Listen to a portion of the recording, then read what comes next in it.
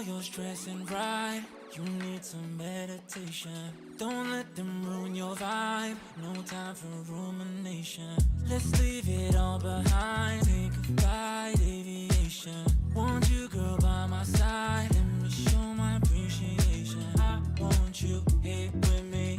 I miss your body, baby. No, I cannot believe that you're still single, lady. Wishing I could retreat. I want you here with me.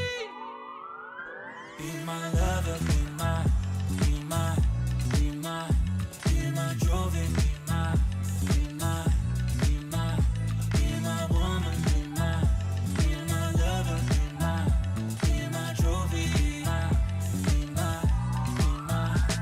my, the only one I want. Be my preliminary. Let me caress the way I think it's necessary. Monday, Tuesday, Wednesday, babe. 7 days, are you ready? I don't need to say you know it. Girl, you're extraordinary. I want you here with me. I miss your body, baby. No, I cannot believe that you're still single, lady. Wishing I could retreat. I want you here with me. Be my lover, be my, be my, be my, be my trophy, be my, be my, be my, be my woman, be my lover, be my trophy, be my, be my, be my.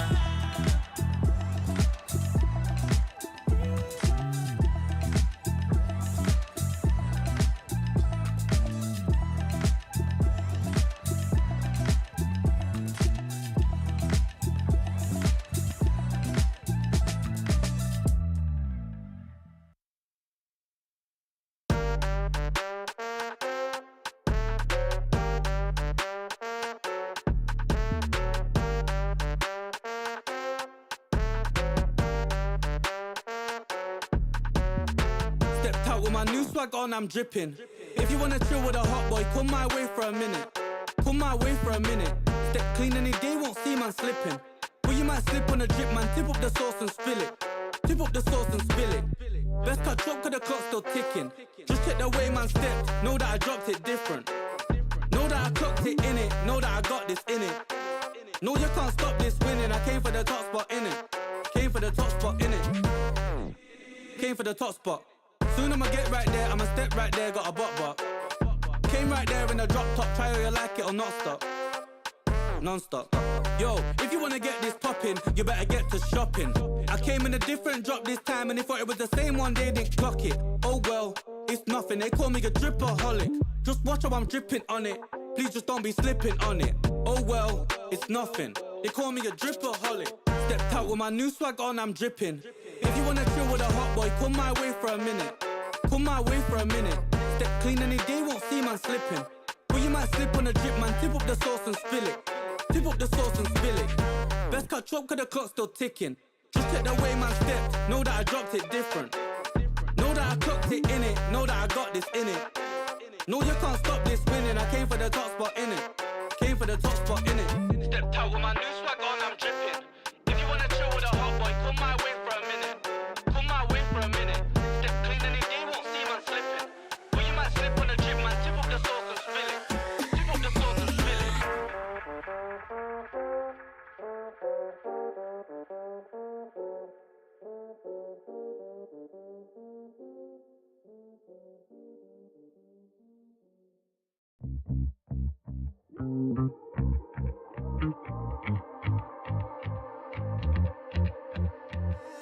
I stay breaking my own limits, and I won't say I'm not gonna win it, cause this crown's made for me. You just wait and see.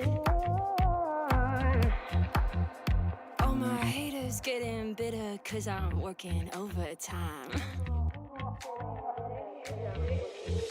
It's my moment, and I own it. Stay in focus, and I show it. You know I'm taking the night, feeling it right, stealing the light. And I stay loving myself, serving me well, as you can tell.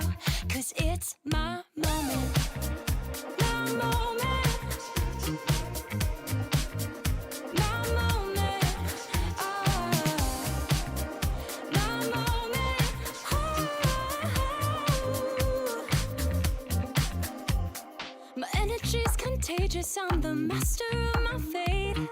Conquering my fears, I'm in control and taking names. I just speak my truth, babe, you should follow suit. It's my moment, and I own it. Stay in focus, and I show it. You know I'm taking the night, feeling it right, stealing the light. And I stay loving myself, serving me well, as you can tell. Cause it's my moment, my moment, my moment, my moment, it's my moment.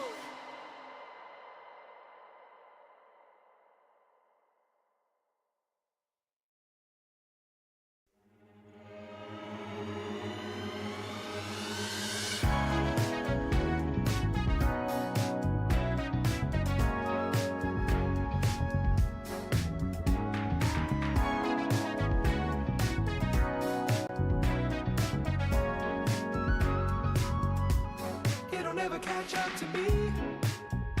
You said it.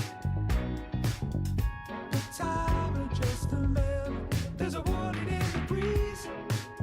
If you got it, then maybe you understand. When the slow tide turns to rush, does it make you any better? Turning noise back down to hush. In the morning and night, from the darkness to light, don't you know there's a promise there to keep? Don't waste your time.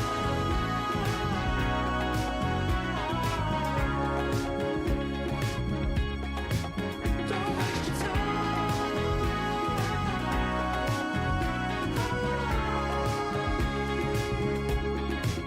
Don't waste your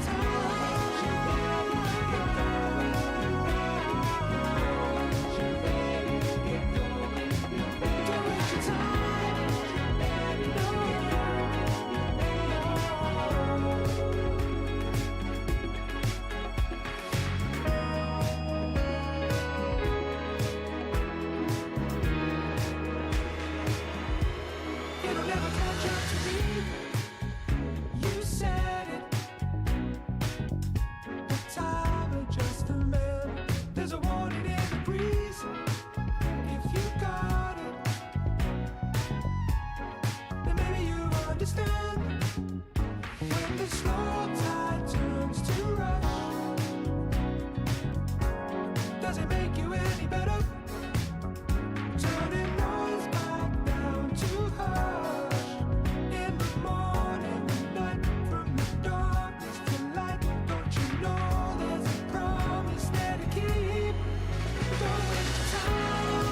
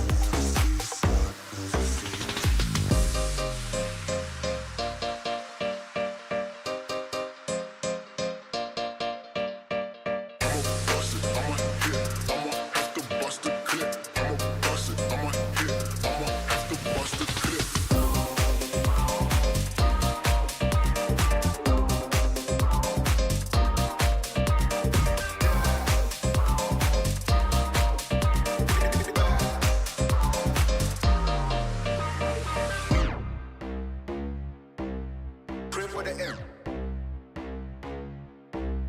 We don't even need them. Never keep it real.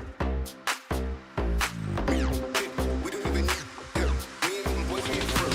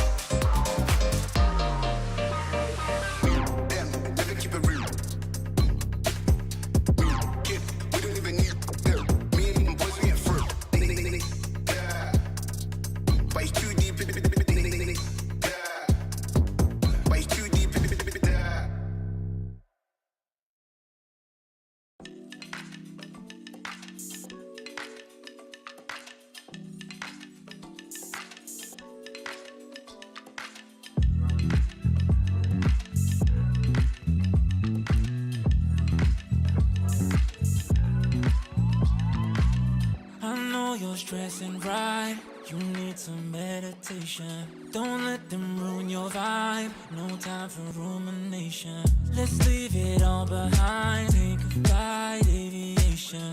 Want you, girl, by my side, let me show my appreciation. I want you here with me, I miss your body, baby. No, I cannot believe that you're still single, lady. Wishing I could retreat. I want you here with me.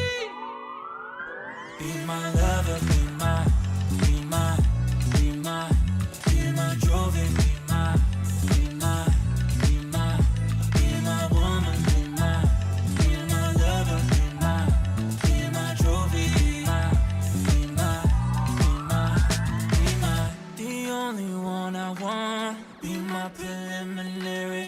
Let me caress the way I think it's necessary. Monday, Tuesday, Wednesday, babe, 7 days, are you ready? I don't need to say you know it, girl, you're extraordinary. I want you here with me, I miss your body, baby. No, I cannot believe that you're still single, lady. Wishing I could retreat. I want you here with me. Be my lover, be my, be my, be my, be my trophy, be my, be my, be my, be my woman, be my lover, be my trophy, be my, be my, be my,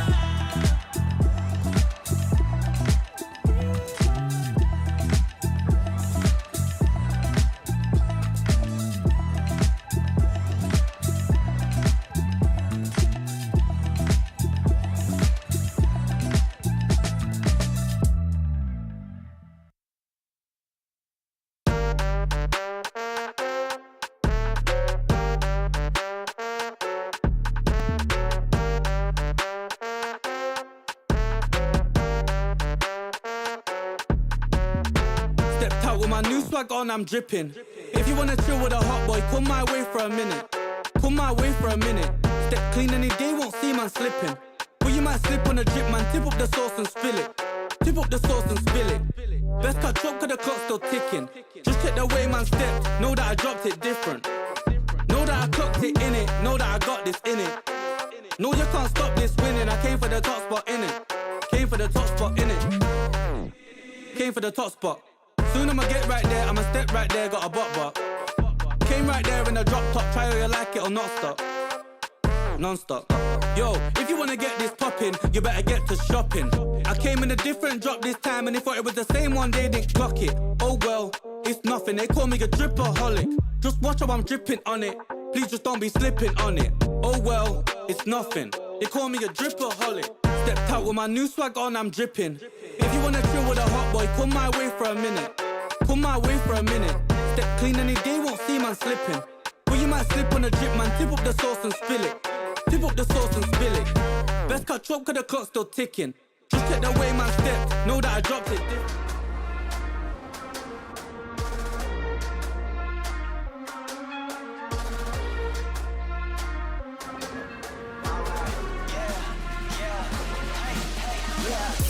Won't stop going till a player on top know it. Rooftop penthouse suite. If you really want it, gotta own it. Fight through it, we was at the lowest. Blood, sweat, tears, the components. Riding all year, now's the moment. We are not friends, we are opponents. Yeah, I'm coming for mine. Yeah, I'm making a play, the game on the line. Yeah, I've been on the grind. Yeah, I jump in the spot, I made it my time. Yeah, look in the sky. Yeah, the stars align, no shade to shine. Can't stop it already. Emotional work and devotion. We put in this time. Look. You won't stop my stride. I'll just break your line. I don't tolerate wasted time. You take us down, keep fighting.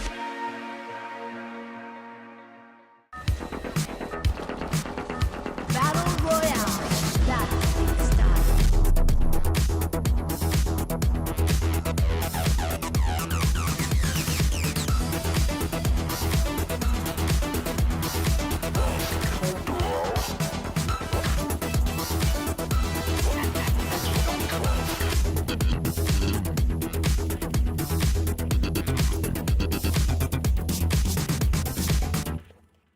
The Snapdragon Pro Series powered by Samsung Galaxy is brought to you by Snapdragon Elite Gaming, Samsung Galaxy S23 Ultra, Monster Energy, and DHL. Good evening, ladies and gentlemen, and welcome to the Snapdragon Pro Series Free Fire Challenge Group Stage. This is Season 3, and we are your commentators for this evening. My name is Husky, alongside Fasha Bunny. It's day number 2 of the Challenge Group Stage. The battle to be the first 6 teams to qualify for Challenge Finals in Bangkok continues. A great, amazing fight was displayed on last night's game where Group A versus B and C. The night for the Group A to be withstanding and collecting as much point as possible was greatly dominated by the one and only C Triple G. They got the massive kill points as well as the placement point for the 4 Booyah they actually contested around that 8 match they fight off. But right now, let's take a look again the recap of the Open Finals that has happened before we started out with our Challenge Group Stage.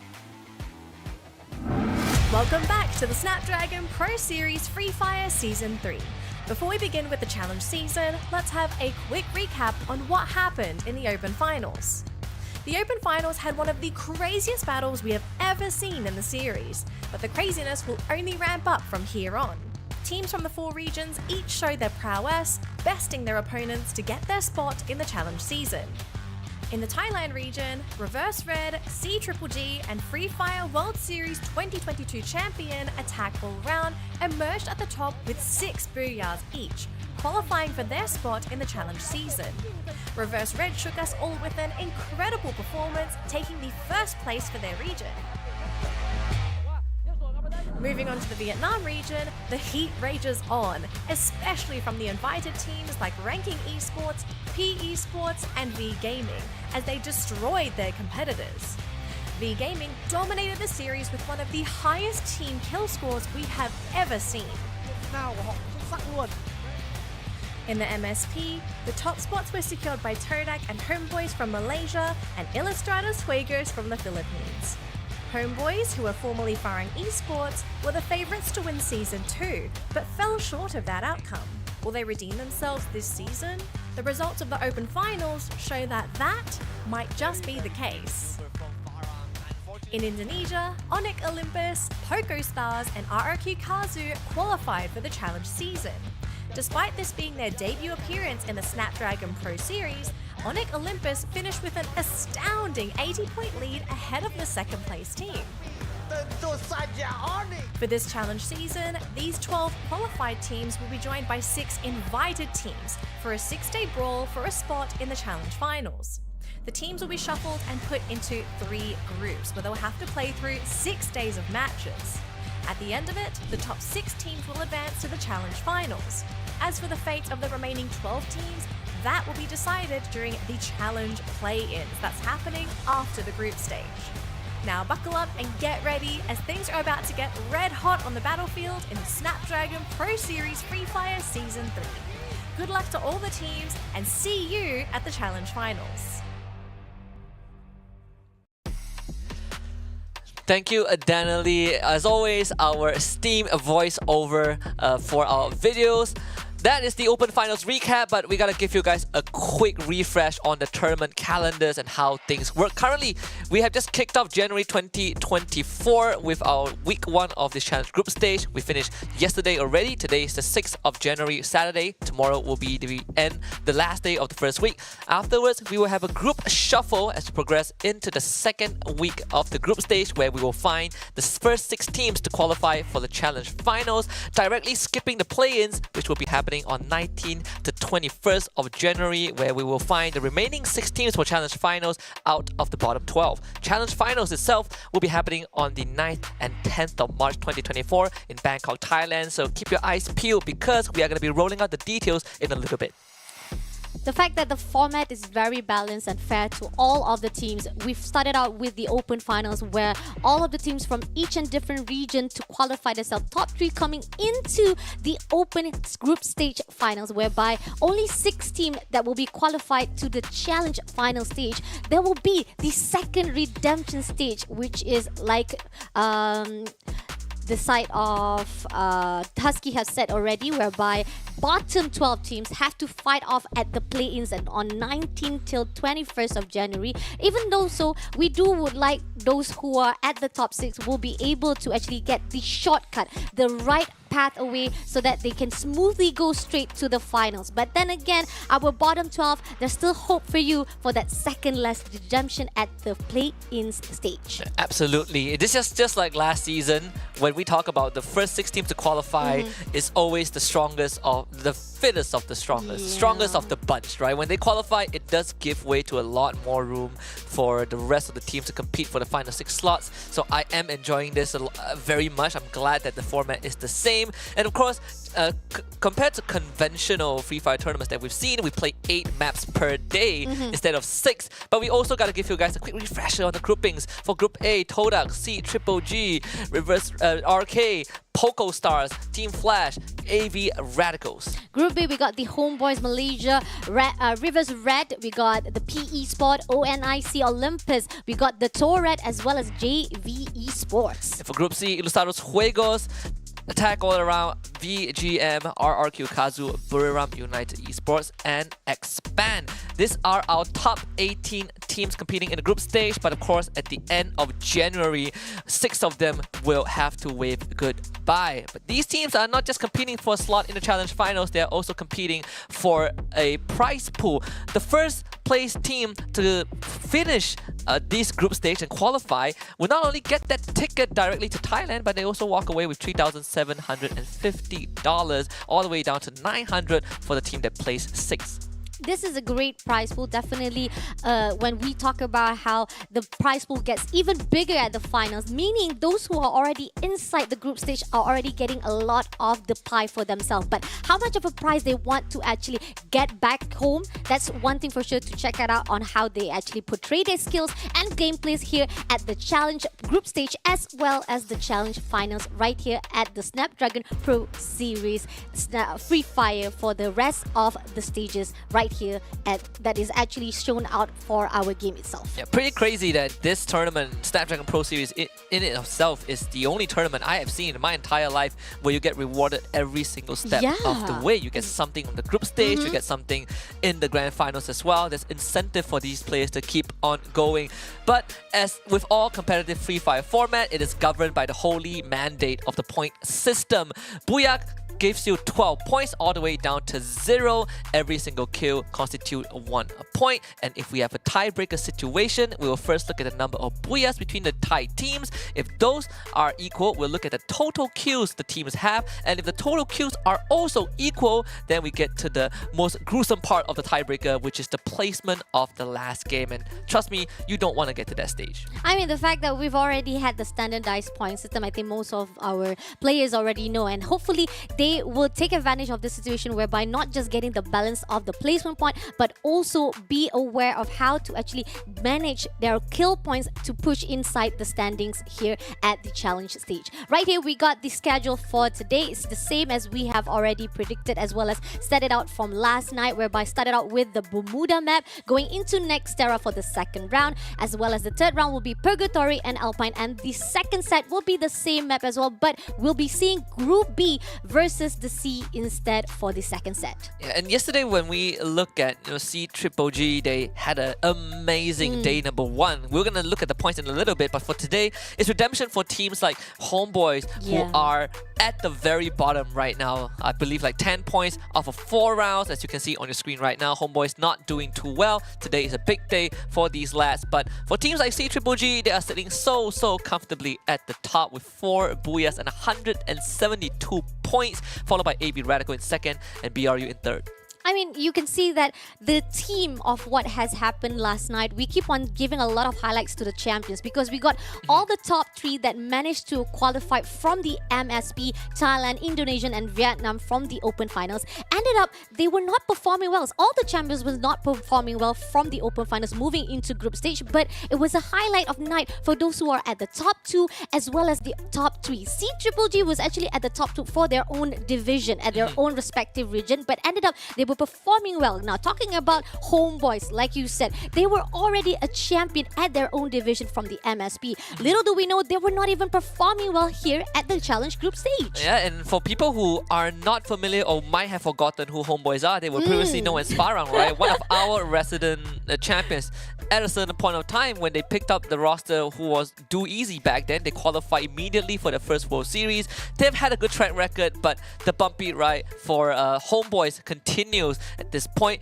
But of course, they are going to be, some rooms for them to work around today. Like we mentioned, it's a big day for them. 8 rounds for Homeboys to make a difference. Another part that we also want to give a little bit of juice a bit about how the challenge group stage is a bit different. Probably most of the viewers are probably wondering why there's no more Kalahari. Probably that's also one of the reasons it actually triggers some of the players' gameplay. We know some of the teams also are very well adept inside that map. So once moving into the newest map, which is the Nextera, it actually even gives more pressure and actually challenges the players to get even more vicious inside our challenge group stage itself. But more of talking about our group stage and the teams that will be fighting off right here. We'll take a short break, but right after that, we'll be moving in for the first round of the night.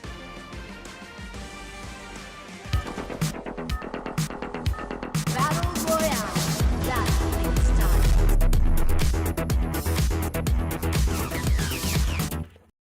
The Snapdragon Pro Series powered by Samsung Galaxy is brought to you by Snapdragon Elite Gaming, Samsung Galaxy S23 Ultra, Monster Energy, and DHL.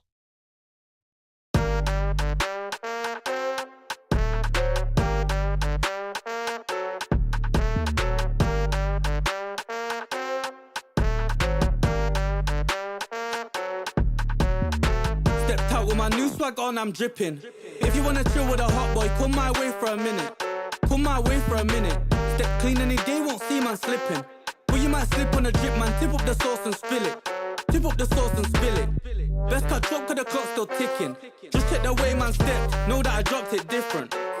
Know that I clocked it in it. Know that I got this in it. No, you can't stop this winning. I came for the top spot in it. Came for the top spot in it. Came for the top spot. Soon I'ma get right there, I'ma step right there, got a bot. Came right there in a drop top, try whether you like it or not stop. Non-stop. Yo, if you wanna get this poppin', you better get to shopping.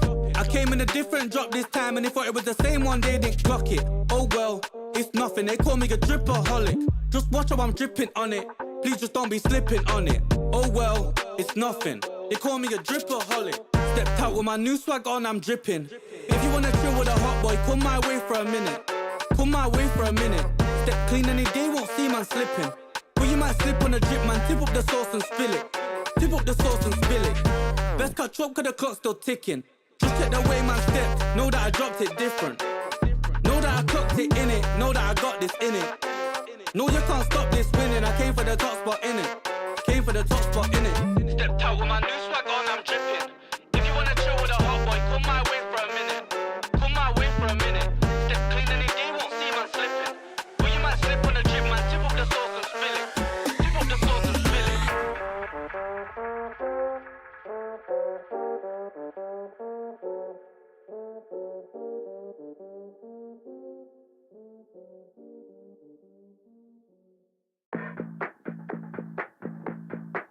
Let's do it. I wonder what makes something so lovely. Come on, baby, let's run it. Do what you gotta do. I wonder what brings around that comfort, that warm and fuzzy feeling. Like, let's do what we do. Cause you're not that different. Good love when I live it. I got my hand on the button and I'm hitting the limit. I'm at the top of the mountain and you can tell me you're different. Now let's do it. 2, 3, let's do it.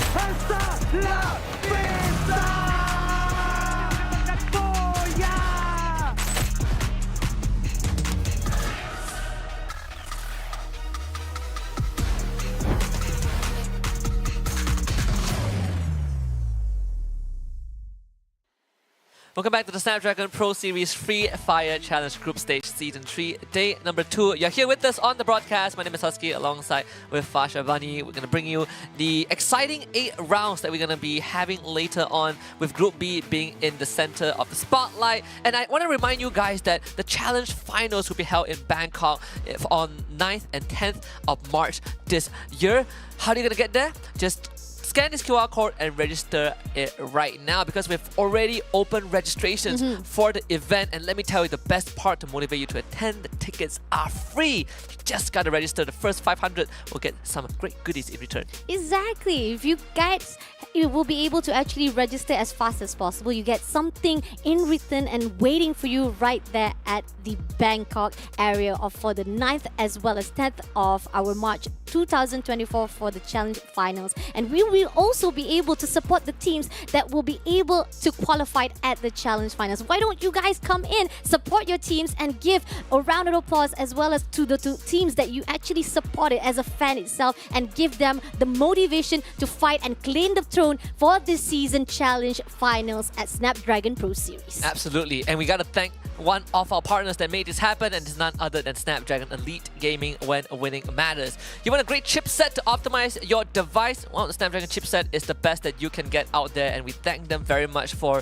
starting this journey with us and being here with us almost 3 years later. They've done so much, not just for Free Fire, but across multiple titles, and they're at the tip of the spear when it comes to allowing these teams to demonstrate what they're made of. I mean, having this amazing chance for the players to show off their skills, not only just to play actually a game for fun, they also be able to claim themselves and get a great bragging rights and win some money while playing games. That's actually a great opportunity just for all of our gamers, lovers, for the Free Fire community itself. Now, talking back about our challenge group stage itself, our season number 3, it has been amazing ride itself from the open finals moving into the challenge group stage. Like we talked about last night, where I was discussing with our Bento about how the teams that managed to actually qualify from the open finals, they were the champions. They managed to actually get a lot of points, but then moving into the group stage, they suddenly had a choke or somehow not able to perform as powerful as they were from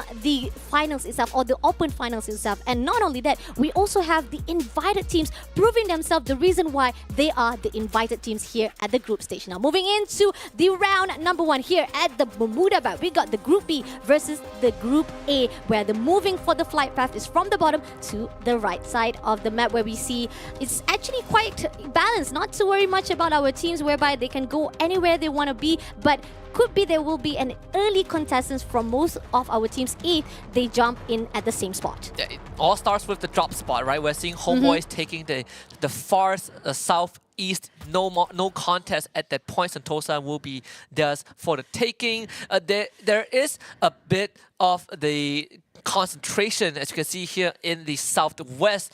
Expand running into P Esports, and it's good to see Xroy back on the roster. He did get a down earlier on, but you have to trade his life in return, unfortunately, for Expand showing up. And VGM on the other side, just watching this happen, having a full squad scouting this whole conflict. Expand coming it hot with 2 kills.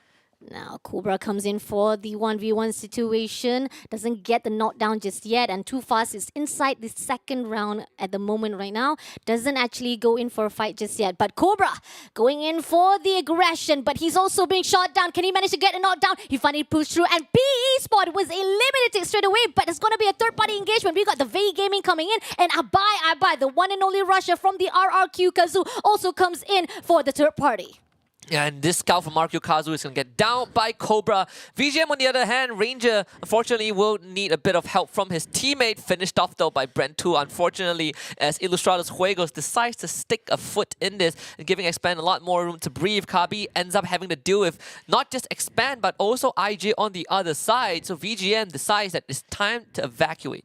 Now, looking at from the Expand side, a great massive win over the PE Sport despite they lost Roy in the process. Now V Gaming is holding their position. Either they want to actually go in for a fight with Expand, or they're actually going to contest it off with the IJ instead. But on the other note, it seems that Brune is actually trying to hold the position, just looking for the scout of the area wise, and it seems that IJ has not been spotted out, really quite close to Brune instead.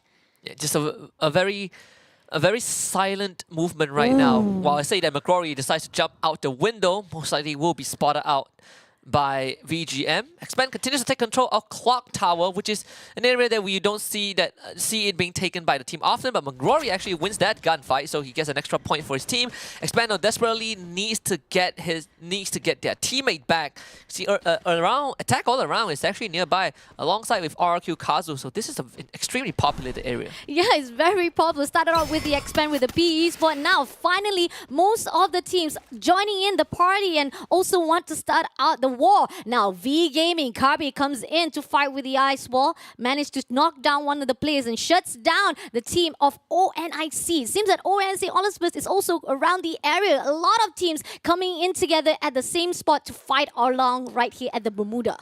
And Attack All Around taking a lot of hits with them. RQ Kazu losing multiple members. We are seeing the revives coming in, though Legolov unfortunately is not going to be on the list. RQ Kazu continues to be put under pressure by Attack All Around. Dude's next one to go as Hoysang lands that headshot. RQ Kazu down to just 2 men. And with very little gunfire to put up a resistance, this could be the end for them. Again, Sonya pops for one of the RQ Kazu members. He's going to go down Razor 16, no longer capable of fighting back. Attack All Around with 4 points. Only one player left for the team of RRQ to be surviving. Thank God, managed to be revived in time, but unfortunately, it's going to be a struggle for the first round. Hopefully, they will be able to come back alive for the full squad. But on the other note, right here, Xpan managed to actually scare away from the location-wise, and Abai, who managed to come back alive, is at the territory, the same place that Xpan. This is going to be a second match round for the team of RRQ, who managed to actually move into Xpan, but ended up fighting off with the team of AAA. I mean, Abai and Xpan had quite a long history when you look at the FFWS Bangkok last year, where they did square up multiple times, but at that time X-Roy wasn't with them, right? We had Crime MKS. So Abai did put up a show, one of the youngest prodigy of RRQ, Kazu, now put in a pickle once more. We'll check back on him in a little bit, because now Thorat are the one that requires a bit of attention, as JV will be there as well. XE Arena taking on the Indonesian Titans. Darko needing assistance immediately. Cluster bombs getting blocked by Potato with the glue wall. Lovely, as Limit will not be able to get the flank off, but Darko will be traded back. In fact, it's Davis and Norm to put up a fight, and JV will not stand a chance. TR with 4. Nicely done. Unfortunately, our XE Arena has already been wiped out. A massive momentum toned out by our Tourette. Definitely is already been portrayed last night, how they massively dominated the whole entire round as well. Now, looking towards the side of the team Tourette, definitely it will be a good move, especially JV Esports being shut down. Going into another team, we got the AAA fighting off with the team of V Gaming. Managed to take down Tant, but V Gaming still surviving. We know for a fact that there's one player who's scouting the area, and AAA managed to shut him down. Yeah, attack all around, back with a vengeance, just like what you saw in the trailer earlier on.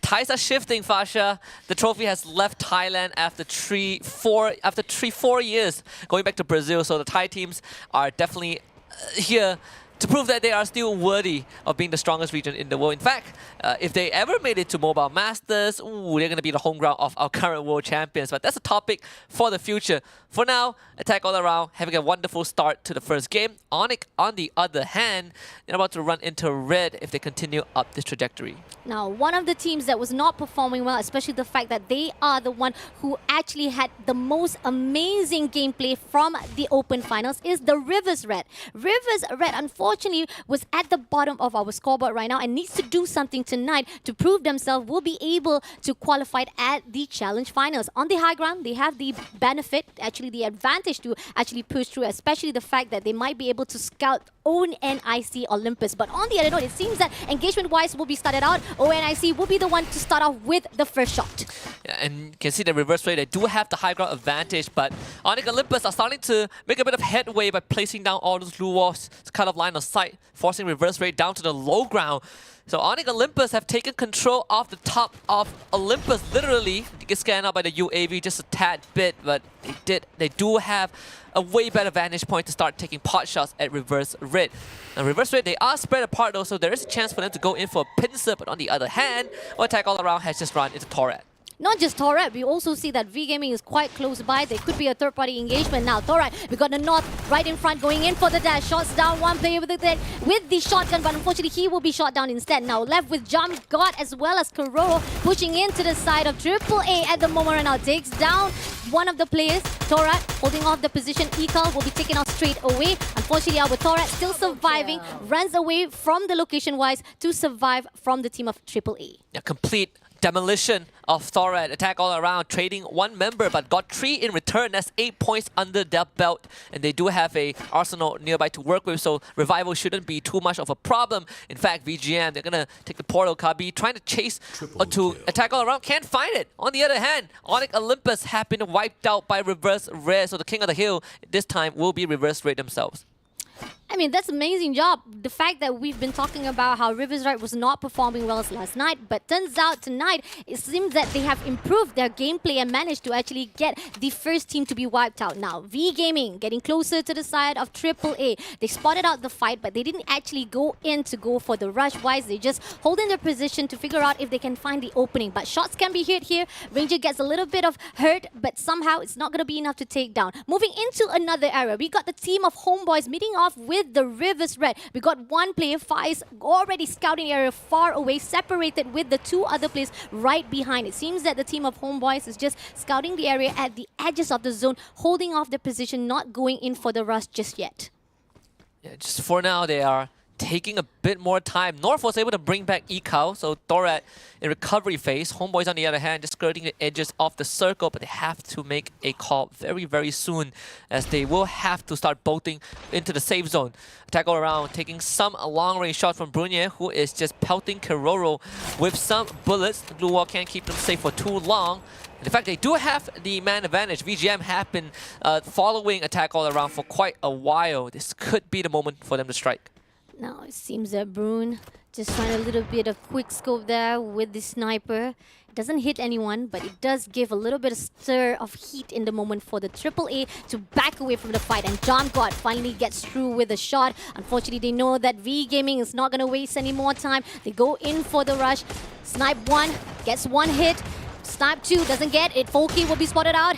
He managed to actually spot out Foki right inside of the building. Want to do a little bit of wallbang, doesn't manage to do so. But we got two players of V Gaming is already slingshotting themselves straight away to the AAA. Yeah, VGM about to take the fight straight to attack all around space. Hoi-san is going to be playing on the outskirts of the building. The perimeter so far secured by a VGM, but attack all around will have to face the pincer maneuver pretty soon. Foki holding a very crucial angle at the window. Kabi leading the charge. The blue wall being closed down already. Foki has to win this fight. Using the Tatsuya to dash around and to create a bit of a distraction. Kabi turns the corner, but here Sonya goes up first, trying to find a reset. Cannot achieve that. Attack all around. Still having two members left standing. Make it 1 is VGM with the man advantage, as Nan does go for the revive, and Brunier hunting down for the last member of attack all around.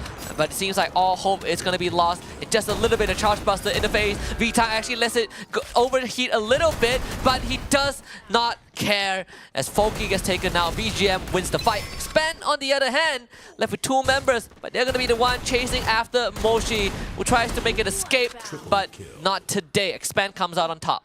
Wow, shaking down the team of Buriram Esports straight away. Now pushing on to another side of the map, we've got the Thorat fighting off at the moment right now, chasing after RRQ Kazoo. They managed to actually chase them out of their own buildings, but now Thorat figuring out the ways of RRQ positioning themselves, and RRQ actually switched their target into the Rivers Red instead, inside the shack. Now shots coming through from the side of RRQ Razor, but doesn't manage to take down anyone, just giving a little bit of damage, and somehow Deuce will be flanking on the right side to give a little bit of dispersion from the team of RRQ Kazoo themselves. There's a member of Reverse Red, Sa Ming, actually taking that portal.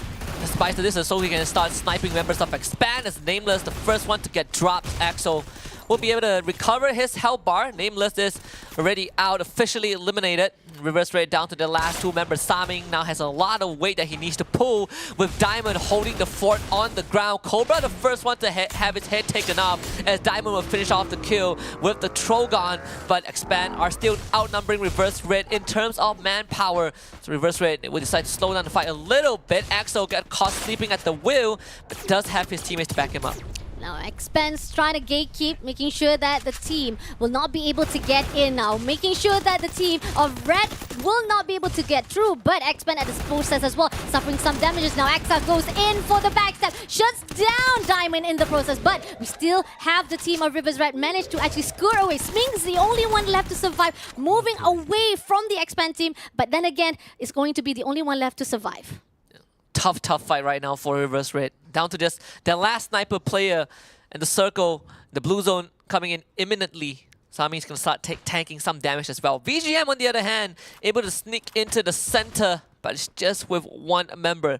And they're surrounded by Ilustrados Juegos, the full squad of this PH team, and also Thorat as well. Darko does lose his head, though, to the Axo. It's a great snipe from afar as Expand continues their journey into the center, and now the next roadblock is going to be Thorat. Three-way fight coming in from the side of Thorat with Expand and RRQ jumping along for the fight as well. But Expand, they gotta be careful. They gotta figure out whether or not they want to go into the area of Thorat, or they're gonna actually make sure the positioning-wise for them will be safe enough to fight. If not, it's gonna be sandwiched in that three-way fight. On the other note, from the inside of the zone. We have Abai as a survivor, just holding their position as a scouter, not to worry much. So RRQ, Kazu, no matter what it is, they will be able to have that one last hope of chance to maintain at the positioning-wise. But Sming goes in with a slingshot. Will be spotted by Homeboys. Spade spotted out Sming, trying to shoot down. And we do have a little bit of disturbance coming in from the RRQ to take down the teams of Homeboys as well, trying to get into the zone. And Dus has already found his first victim. Fire is not able to withstand that shot. RQ Kazu taking the high ground and putting pressure onto Homeboys. In fact, Expand taking the fight outside of the safe zone, but Homeboys are the one on the receiving end of all these gunfire. RQ Kazu does not want to let Spade get away, and there's not much space left for him to wiggle around. Saming, on the other hand, able to find the northern side of the safe zone. Despite not being in it, he is at a safe distance. Ilustrados Juegos will finally take out VGM. We're down to the final 6 teams. Now 6 more teams to go, and we can see that the RRQ on the rooftop has the great opportunity to just snipe people around. Team IJ on their process, they are quite preoccupied to actually catch up and takes down, and it seems that Homeboys will be taken out straight away by the Red Sming himself, the one and only, the one who survived it out and sneakily move away from all of the fighting that was occurring in the between of the safe zone itself. But now, RRQ holding the position on the rooftop, shooting down to IJ, massively giving a lot of the pressure. Legalo goes down into the second floor, try to break the ice wall to get into the second level and manage to spot out the Torrent. Legalo will be taken out first of all. On the Torrent managed to actually get 1v1 situation. Carl takes down another play, and RRQ Kazu wiped out by the Torrent themselves. Yeah, Torrent absolutely sieging the compound, leaving RQ Kazu no room to breathe, but Expand, the leader, the kill leader right now, trying to clean things up and maybe get Malaysia their first MCPS, their first booyah in the tournament. Next try finding Darko as Saming is finally snuffed out. Reverse Red no longer in the equation. It's just 3 more teams with Stora taking the second floor, Expand on ground floor, and Ilustrados Juegos prepping for a siege. Oh no, this is like a deja vu of what happened last night. I remember how exactly IJ was right outside and we got AB Radical, but right here it seems that X-Men goes into Torrent, takes down Torrent straight away. X-Men shuts down the whole entire squad while they try to get into the zone. But in the process, we got the IJ already knows the information. They go into the dash side, throws a little bit of grenade, but unfortunately, Shank will be knocked down. Now 2 more plays to go. A little bit of mistake comes in for their own engagement-wise, but Expand holds his position-wise. Brett takes down another player, but we have one more. Too fast, too furious, won't be eliminated by the one and only Ilustrados Juegos for the first booyah of the night. Yeah, poor runner for the Filipino Titans. They finally made their mark, missing from the world stage and missing from Invitationals last year, but they definitely will not miss out the Snapdragon Pro Series. What a ending for Ilustrados Juegos, a team of veterans that we've seen across multiple tournaments, but we just don't get to feel their wrath on the international stage. This is a good recovery. This is a good re-debut, I'd say, but most importantly, it's a good start to the night. Agreed, definitely. I mean, we saw how they were at the Open Finals, and coming into the Challenge Group stage, we were wondering that will they be able to contest and be among the brothers that has already inside the community of the Challenge Group stage itself. They have their own prestige, they have their own achievements-wise, and we also hear all the memes-wise. They are inside Group C. Unfortunately, the shuffle for the first week, they are the only team that does not have any title to be called out among the rest inside the Group C. But nevertheless, here proving themselves to be a well-worthy opponent inside the Challenge Group stage. Started off with the AAA fighting off with the team of Torrent, but unfortunately managed to actually get only 3 kills in the process. Darko was the only survivor to skirt away from the fight to survive and revive back the whole entire squad. But in the process, they were trying to fight off with the V Gaming. Unfortunately, V Gaming shuts them down. Yeah, and the craziest part of this entire match is that you look at Ilustrados Juegos, right? Rayman wasn't even in the team prior, right? Came from AV Radicals, the only guy from the Philippines who has been to the world stage once, 2 years ago, and really putting that experience to good use. And even in this final sequence, Expand able to wipe out the entirety of Thorat. Absolutely sublime performance. They had a landmine placed to catch Ilustrados Juegos off guard, but the only thing that allowed IJ to win was the fact that they just had enough numbers. But nonetheless, a good showing from Ilustrados Juegos, an amazing showing from Expand.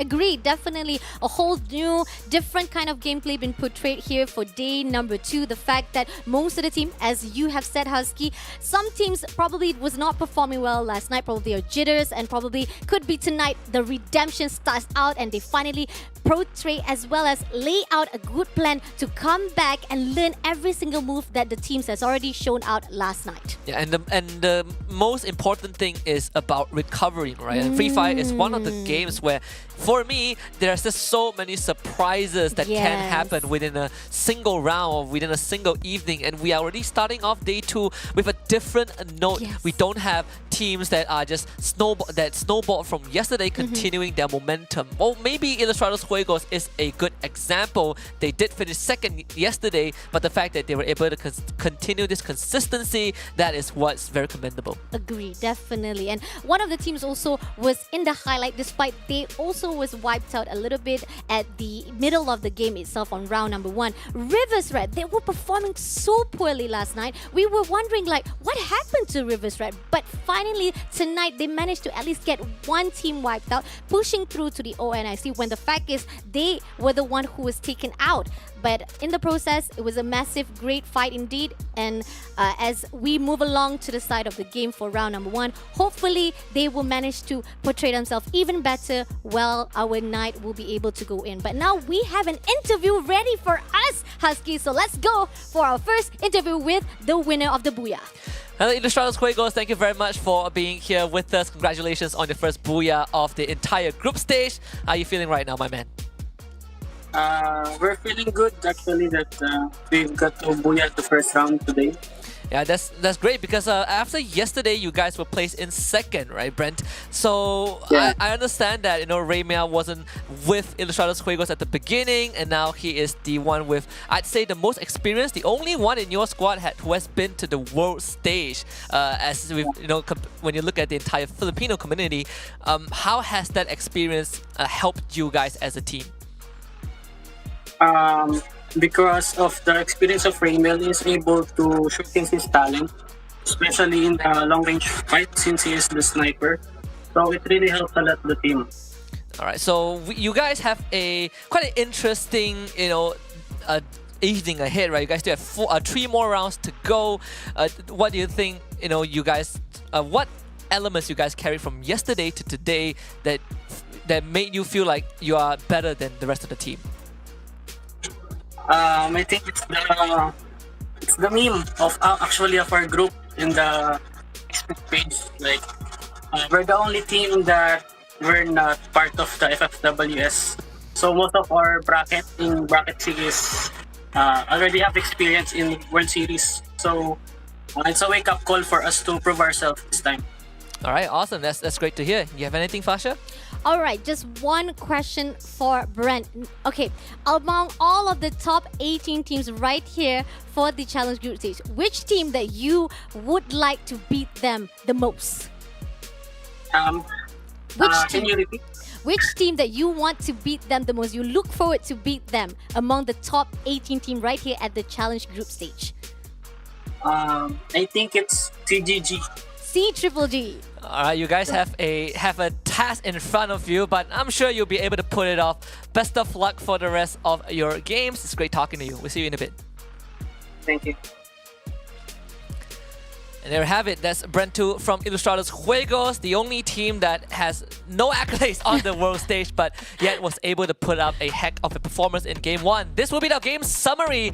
A fairly straightforward standard game of Free Fire. No extraordinary shenanigans. 65 kills in total, 13 total headshots. Highest assist being Xroy from Expand with 5. 4 glue walls broken by Dudes himself, but it's a very mellow start to day number 2. True. I mean, compared to what we have actually witnessed on round number 1 of day number 1 itself, it was massive damage. Everybody was going haywire. Everybody goes for the aggression to a point that the damage was over 11,000. And to a point that we also see that the total kills was 77, but that was the only highest. The most that we could actually get after that was 70 plus, and after that it was decreasing even more, probably because once teams are realizing that there was so so much contest, there was so much aggression being put out. People started to be more tactical and a little bit more safer to realize that they need to be finding the right balance of fighting as well as the placement point. Yeah, and sometimes when you look at different groupings fight, right? There exist different metas as well. So it's good to see this slower dynamic, but we also need to check out the loadout for Ilustrados Juegos in that round 1, the A124, Dimitri and 2 Tatsuyas to finalize their entire lineup. And it's very interesting to hear Brent tell us that Raymel is now playing the sniper because this kid used to be one of the most feared rushers from the Philippines. So bit of a role swap, but nonetheless, he was able to deliver when the team needed it the most. Like, yeah, I'm loving it. The fact that the addition was not just a great new collaboration from our OG players. Not only it gives more benefit for the IJ to give more improvement inside the challenge group stage. Now, going into the top threes, we got the Expand with 10,000 damage for the first game of the night. IJ with 3,834. And Rivers Red, they didn't even manage to actually come in with the top three, but tonight they are at the top three with 5,648. Yeah, and this is just 1 out of 8 rounds for Reverse Red. For Expand and Ilustrados Juegos, they only have 3 more rounds to go. When we look at the Game 1 standings, Expand still walks away with the most points. Abuya, actually not Abuya, second place, plus 17 kills, totaling up to 26 points. Ilustrados Juegos with Abuya and 5 kills, giving them 17. And Reverse Red, like you said, Fasha, coming in third, tying with Thorak.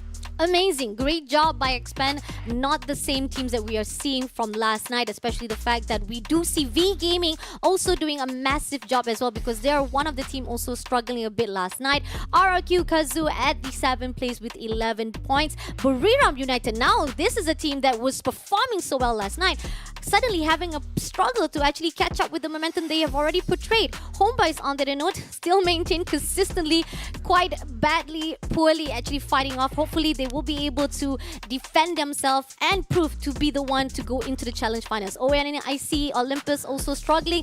JV Esports, the one who managed to get a lot of engagement, suddenly tonight is not performing well. Well, I have some good news for you, Vasha.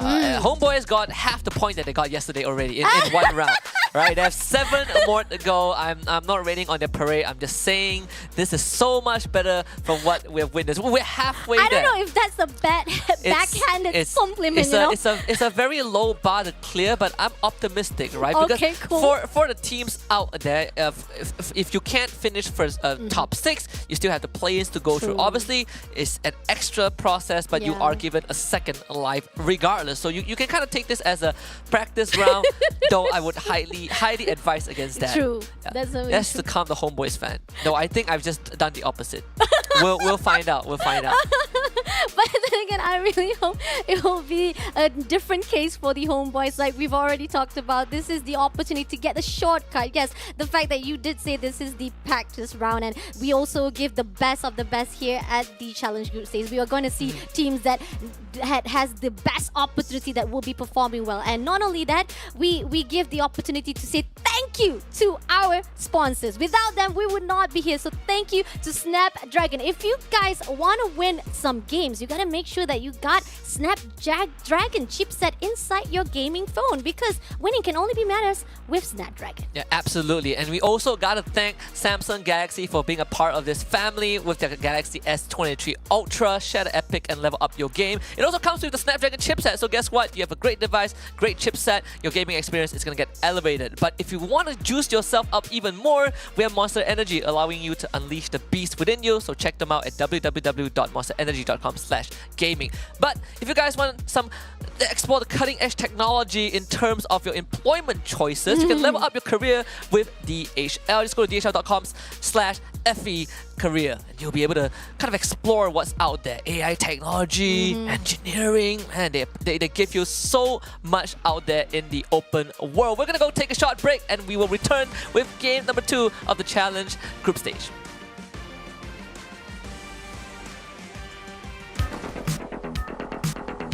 Battle Royale. That's its time.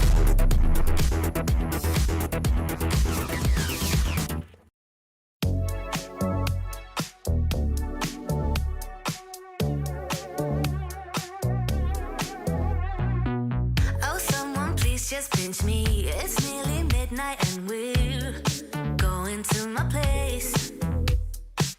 I start confess my feelings. Is it too early for you? It's clear now I know what I wanna do to you. I lose myself right now. Will you come through?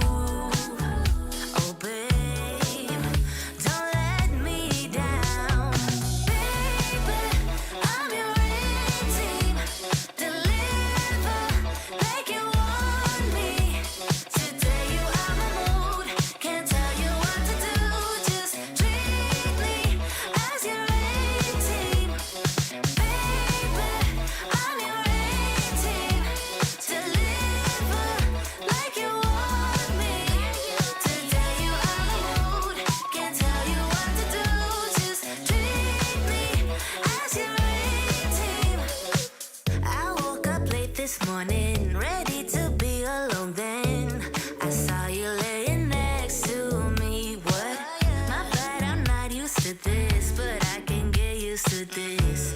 I'm all up in my feels right now, so into you I lose myself right now. Will you come through? Oh please, I lose my mind. You know you're just my type. You really caught my eye. You know you make me high. You make me lose my mind. You know you're just my type. You really caught my eye. You know you make me high. You make me lose my mind. Baby, I'm your A-team. Deliver like you want me. Today you are my mood. Can't tell you what to do. Just treat me as your A-team. Baby, I'm your A-team. Deliver like you want me. Today you are my mood. Can't tell you what to do. Just treat me as your A-team.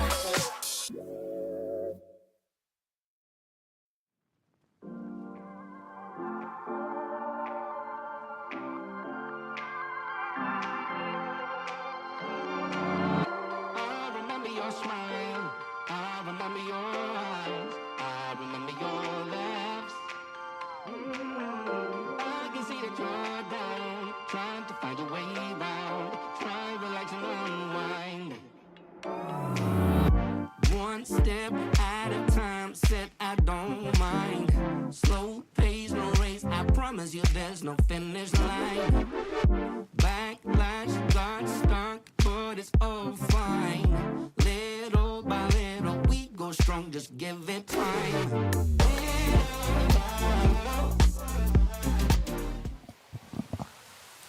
Welcome back to the Snapdragon Pro Series Challenge Group Stage Day 2 for Free Fire. We just wrapped up game number 1 on Bermuda with Ilustrados Fuego scoring their very first booyah in the Challenge Group Stage. We're going to be moving on to Nextera in just a little bit. You are hearing my voice. My name is Husky, and I'm also joined by my partner, Fasha Bunny. It was an amazing fight for the round number 1. Welcome back here at the Challenge Group Stage Snapdragon Pro Series powered by Samsung Galaxy. Day number 2, so far so good. IJ, who was not performing that well last night, despite with a great massive gunfight that was portrayed. Tonight, finally, they were not denied for the booyah on the first round. Coming into the next round, will they be able to actually dominate, as we have already witnessed C, Triple G, as well as Buriram getting the first sets of 2 rounds for themselves? Or will it be another booyah for another team? Now, going into the overalls, we got the C, Triple G still massively contesting and doing a wonderful job at the top. But coming into the teams that was fighting off B versus A, we got the Ilustrados Juegos right at the 11th spot, managed to actually steal away, especially the fact that rising to the top, they just need a little bit more to catch up and go into the left side of the standing board. Yeah, in Ilustrados Juegos, they have put up a very good opener, but of course, the one that's leading the Filipino charts is AB Radicals, who had an amazing opening, right? But Ilustrados Juegos say that, yep, it is a meme amongst all of us that we are the the Pipsqueak team were the one that can be taken down easily, and it is a good wake-up call, and that is exactly what you need. Sometimes a little push can go a long way, and I hope that applies for the rest of the team at the bottom half of the overall leaderboard. But these teams have a chance to redeem themselves. Let's head into game number 2 on Xterra. At the next Terra, our Fly 5 moving into Deka Square towards the side of the museum. We know for a fact that last night, most of the time, people will definitely go in for the side of museum. Some of them also decided to actually go in for the contest for the Intellect Center. So let's see which team will actually try to go in for a fight. Grey Labs is also not a safe spot as well. And it seems that it's going to be the same case right here as we see Expand meeting off with the Ilustrados Juegos right at the same spot.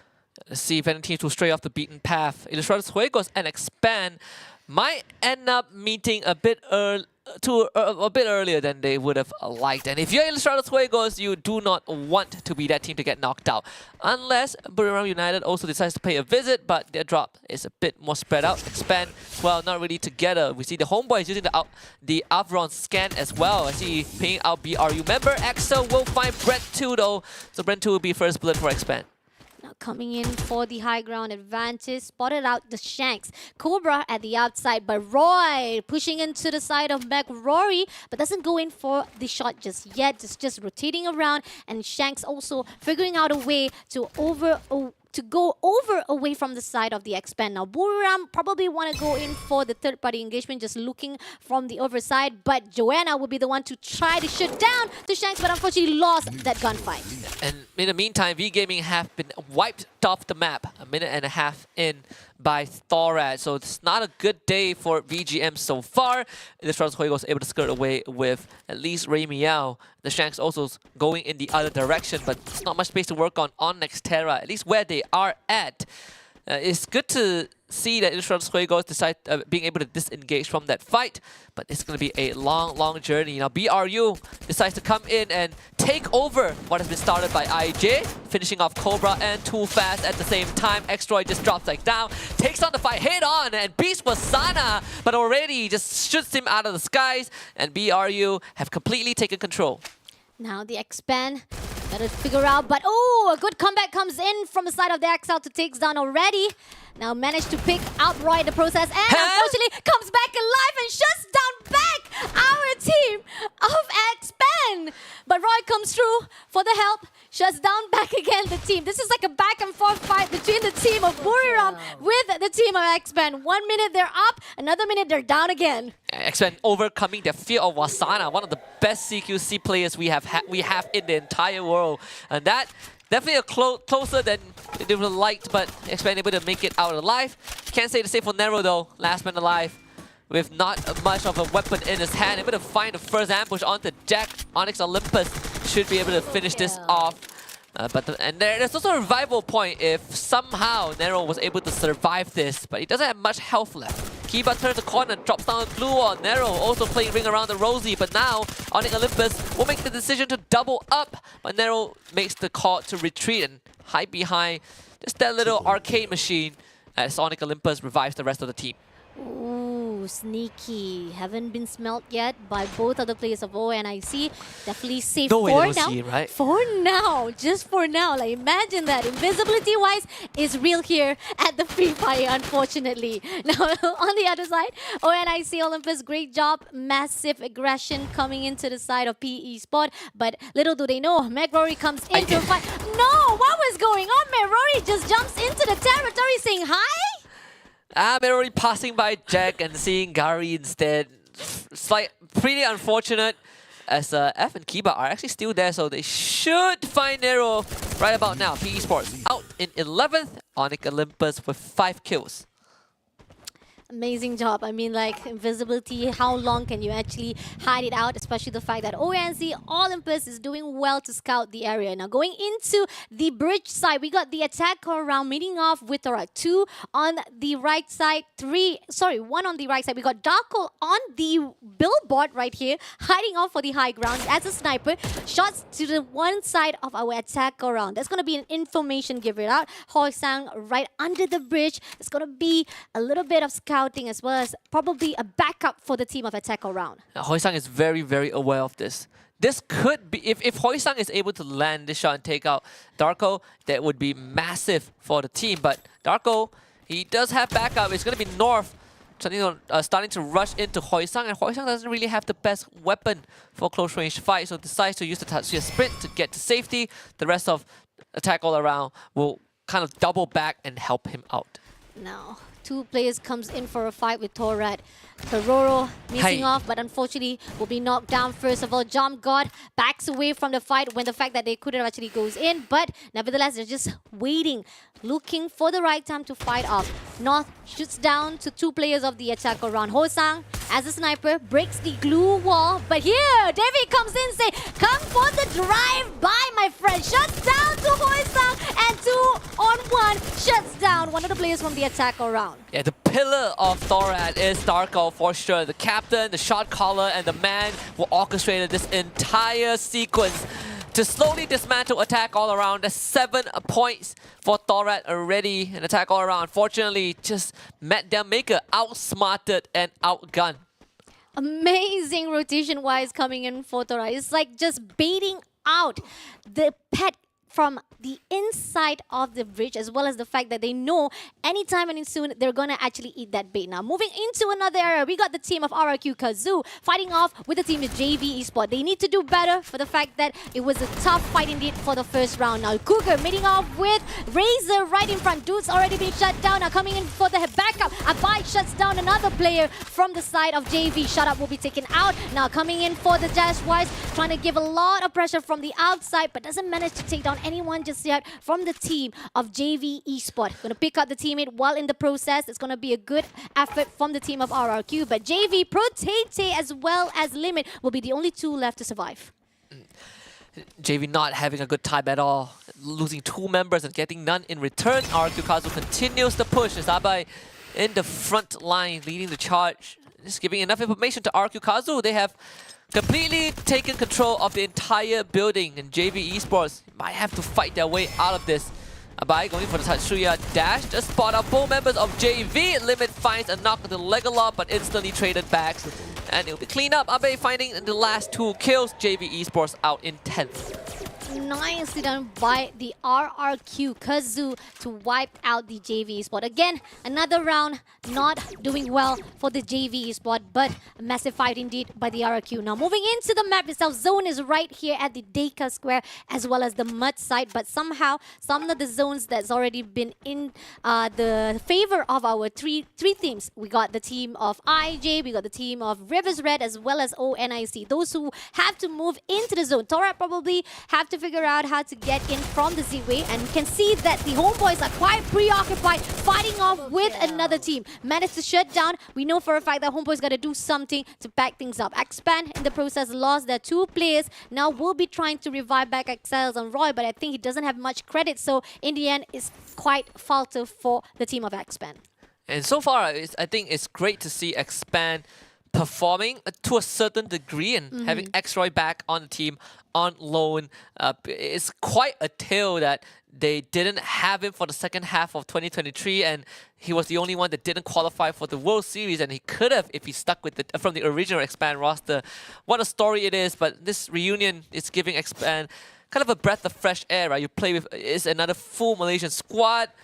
No, contrary to having Crime MKS, who was from Indonesia. But right now, they gotta kind of show us a bit more than that, right? Expand at their prime. IJ, on the other hand, able to get the whole team back and might have to square off against Homeboys. Ooh, somebody spotted out Homeboys on the rooftop. Faiz will be trying to actually reverse the shot to the enemy wise, but doesn't get enough to take him down. Expand on the road, quite preoccupied to be in position with the turret as well as the team of Buriram. Moshi will be knocked down first of all, but here Wasana comes for the backup to pick him up yet again. But Ikal ready to go in for the engagement, but backs off again, waits for the cue for the team of turret to come through. But unfortunately, they realize that the positioning wise is not in their favor, so they back away from the fight just yet, waiting for the right time. On the other note, right here, we do see that the zone is closing in. IJ quite preoccupied right here, going into the edges of the zone, shutting down some of the players from the teams that is hiding out. A few teams have already started making their move into the center of the circle. A couple of Avron scans. Homeboys again down to just Spade.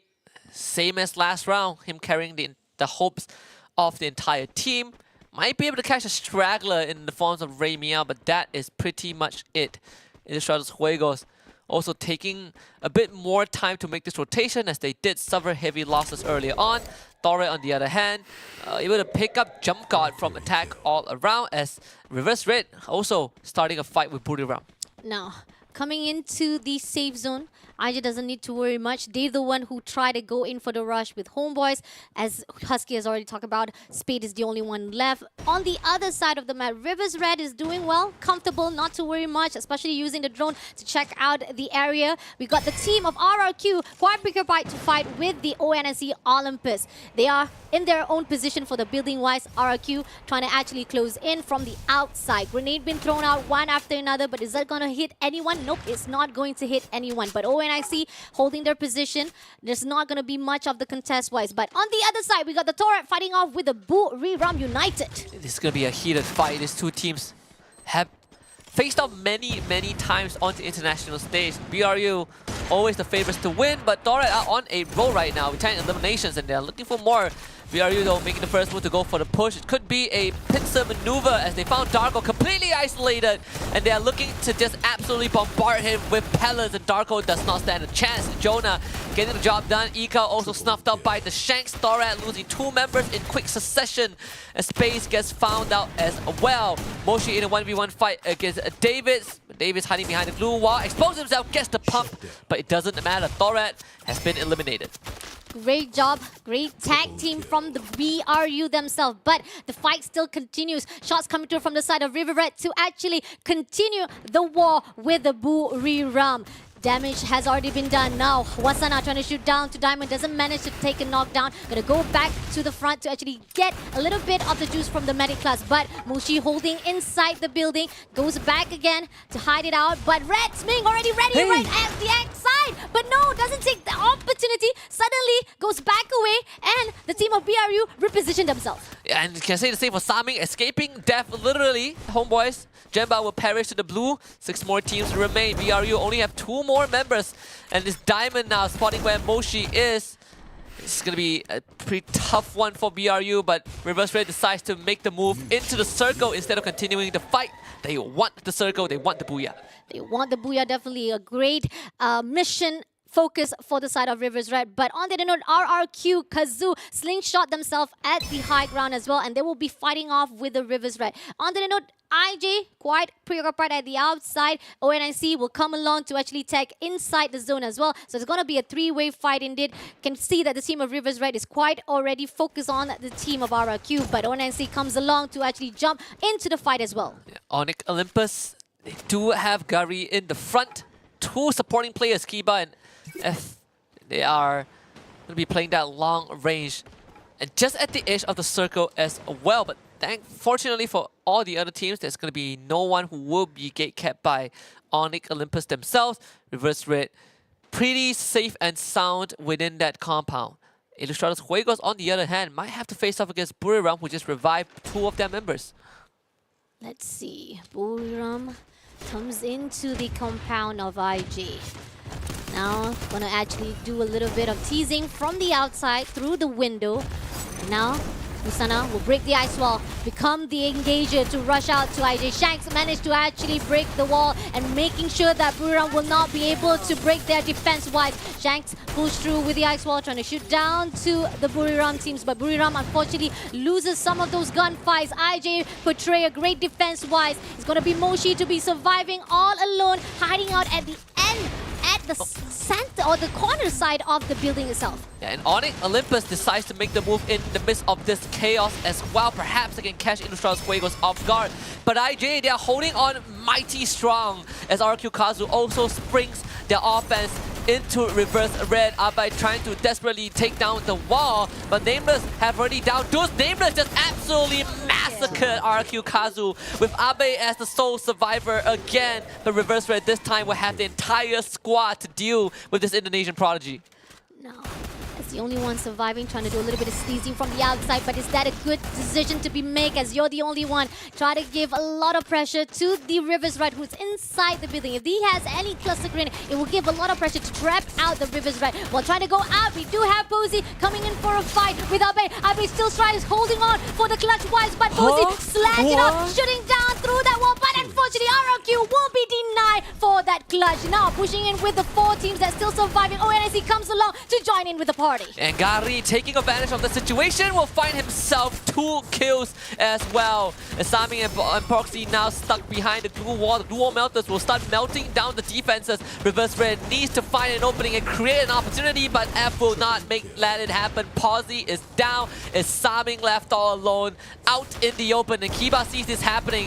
F with the charge buster will finish it off. 3 teams remain. Ilustrados Juegos still in the equation. BRU as well, somehow surviving until the bitter end, but it's IJ with the full squad. IJ with the upper hand with the numbers stacked up for them, and they are at the outside. Now Buriram comes in, the only one player. Shank comes through for the 1v1 situation, but Buriram comes into the area of owning Olympus. Unfortunately, that's not going to be in your favor, my friend. Now comes along for the side of IJ, meeting off with the one team that's still surviving. They will be the one to gatekeep from the outside, pushing through, and it seems like Shanks comes through. Now one more play to go, 2v1 situation. The team of Onyx Olympus will be eliminated, giving the IJ again booyah for round number 2. 2 in a row for Ilustrados Juegos. Doubters be silenced on day 2. And this is the time you can start flexing off those muscles a little bit, boys. What a performance so far. Started the day off at the second half of the leaderboard, but I believe that they will not be there for any longer. Ilustrados Juegos making a name for themselves, and most importantly proving that not only AV Radicals can pull their weight, Ilustrados Juegos can also do the same. Wow. Just when we were asking what happened to Ilustrados Juegos, now the answer out. It was just the first round, the first day jitters. Probably they just quite shocked massively getting into the top 18 teams, especially with the invited teams comes along to join in the party. The teams of Ilustrados managed to redeem themselves as well as recomposure for the day number 2. Now started out with the RRQ. That was a massive fighting lead for the JV sport. Unfortunately, they lost it out. Buriram, great expanding as well as the engagement aggression-wise to the enemies. But unfortunately, they also lost some of the gunfights while they're trying to fight it off. Now, Buriram meeting off with Torat in the process. Torat was taken out easily.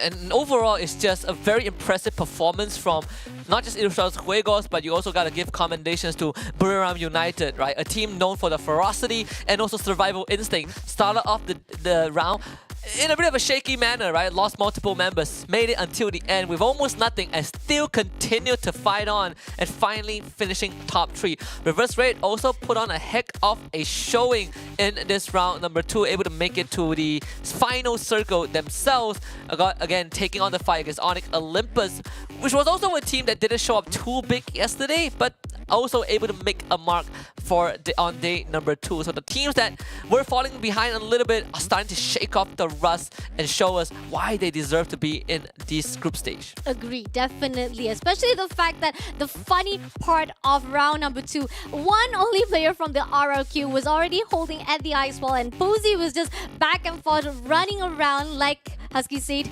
running around the daisy, and the fact that the team couldn't actually go in for the fight as the ice wall was just the only barrier to hide out RRQ Kazoo. But at the end of the day, with 4 players still surviving for Rivers Red, what can you do? But Onyx Olympus, great timing to just come along and join the fight and take down Rivers Red. Yeah, massive performance overall from some of the teams that we wanted to see more of, but at least we know we will be talking to Ilustrados Juegos in a little bit again after like what, less than half an hour. So let's talk about Ilustrados Juegos as a team in general, right? What changed from day 1?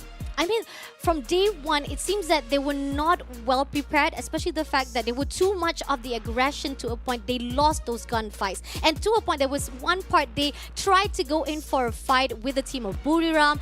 Ended up, it was actually the rotation-wise was wrong, and they were backstabbed by the one and only RRQ Abai. That was actually quite surprise for me for the second set of the night, where the team of IJ was not even realizing what was going on when they want to go in for the rush. So that's when you have to find the balance-wise. So let's ask our one and only Booyah winner for round number 2 again. What's up, Brent?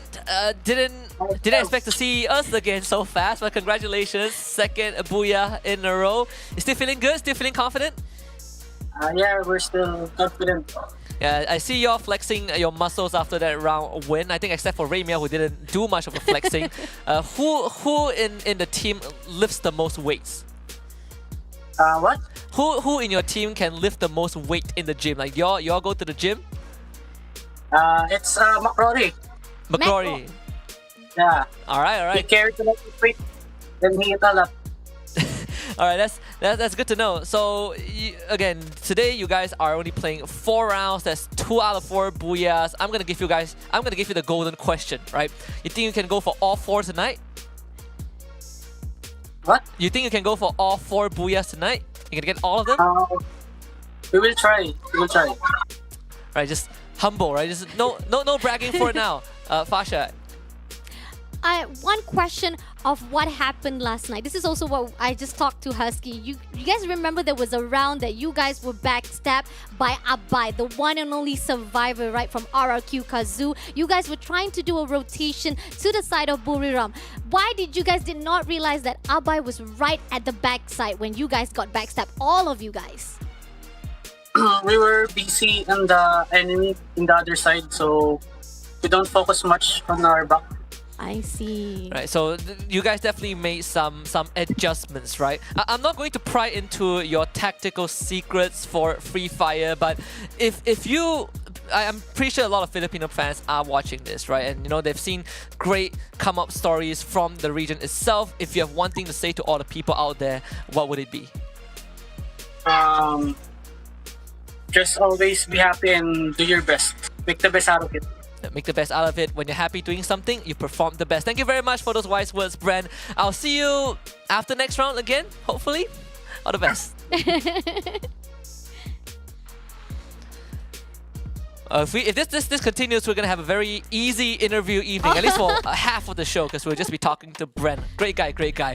Summary for game number 2 on your screens right now. This time a little bit more explosive, more kills, more headshots, more glue walls destroyed, more assists pumped out by these individual players, and most importantly, teams that underperformed yesterday are starting to show their fangs. And a massive great highlight for the Rivers Red, because they are now the top killer for the round number 2. The fact that Rivers Red, as we have talked about, was not performing well last night, now managed to actually be in the highlight of our game summary. And we do even have the highest assist from the same team as well, which is Red, with Posey with 7 assists for this round number 2. Total damage 53,000 compared to the previous one. I gotta say, a little bit upgrade or increase of the damage wise, but yet still not enough to comment to defense wise as well, have we already witnessed from last night. So hopefully it will be even more when we pass along through the night of day number 2. Let's check out the loadout of Ilustrados Juegos one more time. Not much of a difference. The same exact loadout from game number 1. If it ain't broken, don't fix it. And at least we now know that McGrory lifts the most. So if you want to look for some heavy labor, look for this man. This man is rocking some guns in those arms. In and out of the game. Okay, nice one, Husky. Alright, we got the top 3 teams here for the game number 2. IJ with 6,968. We got ONXC with 7,285. Buriram with 6,432. This is one of the teams that gave the massive damage here for day number 2 as well as game number 2. Headshot wise, we only had managed to witness 6 headshots, the highest points that was portrayed for last night. So far, for game number 1 and game number 2, is still a safe gameplay, not really as aggressive, or probably the accuracy wise coming from the players is not even out yet for tonight's game. But hopefully throughout tonight it will improve even more. Now going into the game standing, we got Ilustrados with 20. Yet they were denied for the first round even though they got the booyah, but now they are at the top with 26 points. ONIC Olympus at the second with 80 points. Buriram United maintained at the top 3 with 16 points. Yeah, you know what they say, consistency is key. key, and Ilustrados Juegos has shown that 2 rounds in a row out of the 4 that they will be playing this evening. They're already halfway there to success. Onyx Olympus stepping up their game, 18 points. Incredibly impressive alongside RQ Kazu and Reverse Red. They all needed these injections of points. BRU, no questions at all. They always bounce back. So despite a rocky round 1, they were able to recover in round 2. But some things also remain constant. V Gaming not showing up much at all. JV Esports falling flat. Homeboys, they have just gotten more points than yesterday after this round. So kudos to you guys. Keep it up. Keep it up. I don't know, again, I feel like this is just like a backhand-sided compliment coming in from Husky. But then again, I hope that we will see in a good positive light for the Homeboys, because we're still hoping for Homeboys to make a miracle, as they have been suffering throughout the 2 nights. And this is even the early of the games, we still see that Homeboys not doing as much gameplay of improvement inside our challenge group stage. Now coming along, we did see V Gaming at least did a good improvement on round number 1, but then they're back again to their same old gameplay, suffering a lot of those gunfights and losing to all of the teams. And P Esports, at the start we thought that they were doing well, ended up they are losing more for day number 2. Yeah. And one of the teams I want to quickly talk about is Reverse Ray. In fact, in particular, is one of the players, is Saming, the sniper for the team, because this guy, or some people might know him as Sming. This guy used to play for Magic Esports, not to be confused with Magic Squad. Magic Esports from Thailand. They actually played in the FFSI last year, and he actually was one of the most decorated sniper players of the entire tournament. So it's good to see him in this tournament as the only transfer from his team to Reverse Red. Can't wait to see what these teams have to offer. But before that, we will go for a short break, and we will return for game number 3 out of 8 of the evening. Battle Royale. That's time.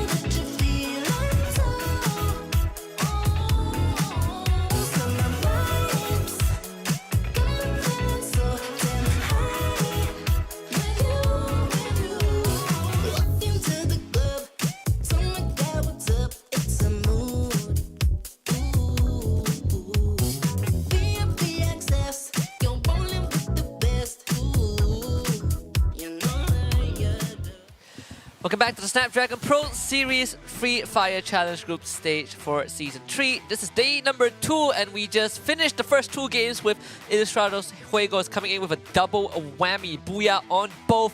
We'll see if they can continue the streak for their upcoming game, which will be heading to Purgatory. You're with us. My name is Husky and I'm joined by Fasha Bani. As you can see, it's the same pattern that we've already seen throughout the day number 1. See Triple G getting the first 2 sets and then coming along to the second set of the night day number 1. We do see that Buriram also managed to repeat the same pattern. Now, here's the thing that I want to ask is that whether or not the team of IJ will be able to break that pattern, getting triple booyah at the first set. But anyway, we also want to say thank you to our main sponsor because, like we said, if it wasn't for them, we would not be here. So thank you to the one and only Samsung Galaxy. If you guys are looking for a new phone to upgrade your gameplay, you better check out the Samsung Galaxy S23 Ultra. It's one of the best gaming phones to check out and upgrade your gaming experience. Yeah. And to answer your question, Fasha, it's very, very simple. Can IJ do it? I believe they can because they also have the Galaxy S23 Ultra, one of the best phones, not just to play games. If you want to take good photos, whether it's nighttime or daytime, high-low aperture, shutter speed and all that, you want some great zoom, the phone has it all. It's the one phone that I can confidently say, if you take a photo and let's say your girlfriend says it's ugly, you know for a fact it's not the phone's fault. It's I'm not going to continue that. You have that argument at home with your partners. We're heading into game 3. It's Purgatory time, and this one is going to be a doozy, the largest map we have in the pool. Let's see how the teams will perform. Seeing how last night we've already saw the same pattern that was portrayed for 2 sets of the rounds, every time moving into the Purgatory, all the teams will start to slow down their pace. Most of the teams, it's either they actually contest on the early rounds, but then as the game moved along, the team started to slow down the pace, not much of the gunfight. So let's see if this is going to be the same case for tonight. So far, we do see that the contest-wise will be coming off from the southern side of the map, where the central, we got the team of V Gaming. They were not doing so well. Will be able to get the first blood, taking down RRQ Abai in the first try. Very, very nice pickup. VGM. That's gonna get pinned a little bit. Razor 16 not having the best of time. Tries to go for 1v2, but it's a bit too much weight for him to pull. So it's 2 for VGM to kick off the day. Actually, off screen, I think Reverse Ray also found a homeboys, and that's gonna give Reverse Ray a point. Ooh, okay, interestingly. Now, all the contests started out already. Now, V Gaming managed to actually get away with a good gunfights with the team of RQ, and it seems that they're not satisfied with what has already been portrayed. They want to actually go in for the rush. RQ dudes, it seems that taking advantage of that bridge to give a lot of the high shot pressure. But Tan spotted out his location, also returns the favor. But dudes holding off from the ice wall, comes back from the backstab. Unfortunately, dudes will be tagged both sides of the angle. Very well done by Kabi. Good swing from the corner as well. I believe Brunye was also providing backup, so RQ Kazu is going to find it pretty hard to win that one. VGM now have the man advantage and they're also on a streak, but RQ Kazu quickly revives the rest of the team, courtesy of their captain Legolas, though he will need to now try and hold the fort against VGM. Now, coming into the rotations, like this is back again, a fight that has not stopped between the V Gaming with the RRQ. Abai goes in for the dash, meeting off with 1v1 situation. Shots down, coming in for the V Gaming. Tan will be taken down straight away, but it seems that Brune has already waiting right here at the revival tower, so there's no problem whatsoever for the V Gaming to actually revive back the rest of the teams that was already knocked down. RRQ comes back alive after the defeat that was talked or steal by the team of V Gaming themselves. And VGM is this fight continues as now Dudes tries to shoot this VGM boy out of the skies. Man, just let him live. Guy just came back. He's gonna be able to drop down by the seaside, but no mercy. No mercy at all. You take any points you can get. I believe RQ Kazu will chase for that. We'll see if that's going to be the case. Seems like Tan will actually survive. Perhaps not for long though. His back is exposed. Dudes gets an easy knock. Another point for RQ Kazu. He was just a baby. He just came back alive. Unfortunately, RRQ says that's what you get when you take us down first of all. So a great redemption coming in, a revenge story for the RRQ Kazu. But Abai seems that he spotted out Brune. He said that you snap from behind, I come back alive, my friend. Right here, goes in for the 1v1. He did gives a lot of the damage wise, but it seems that Brune... They saw him again. They saw Tan again. Man got revived for the second time. Please don't shoot this man off the skies. Okay, he's gonna land for sure. He's definitely gonna land, but not sure about the rest of the team though. Legolov and Abe double teaming up. Okay, is down. Razor finding Kabi as VGM, they are quickly getting torn to shreds. Tan was able to take out Legolov somehow as he grabs a weapon after dropping down. But RQ now will be the team with the man advantage.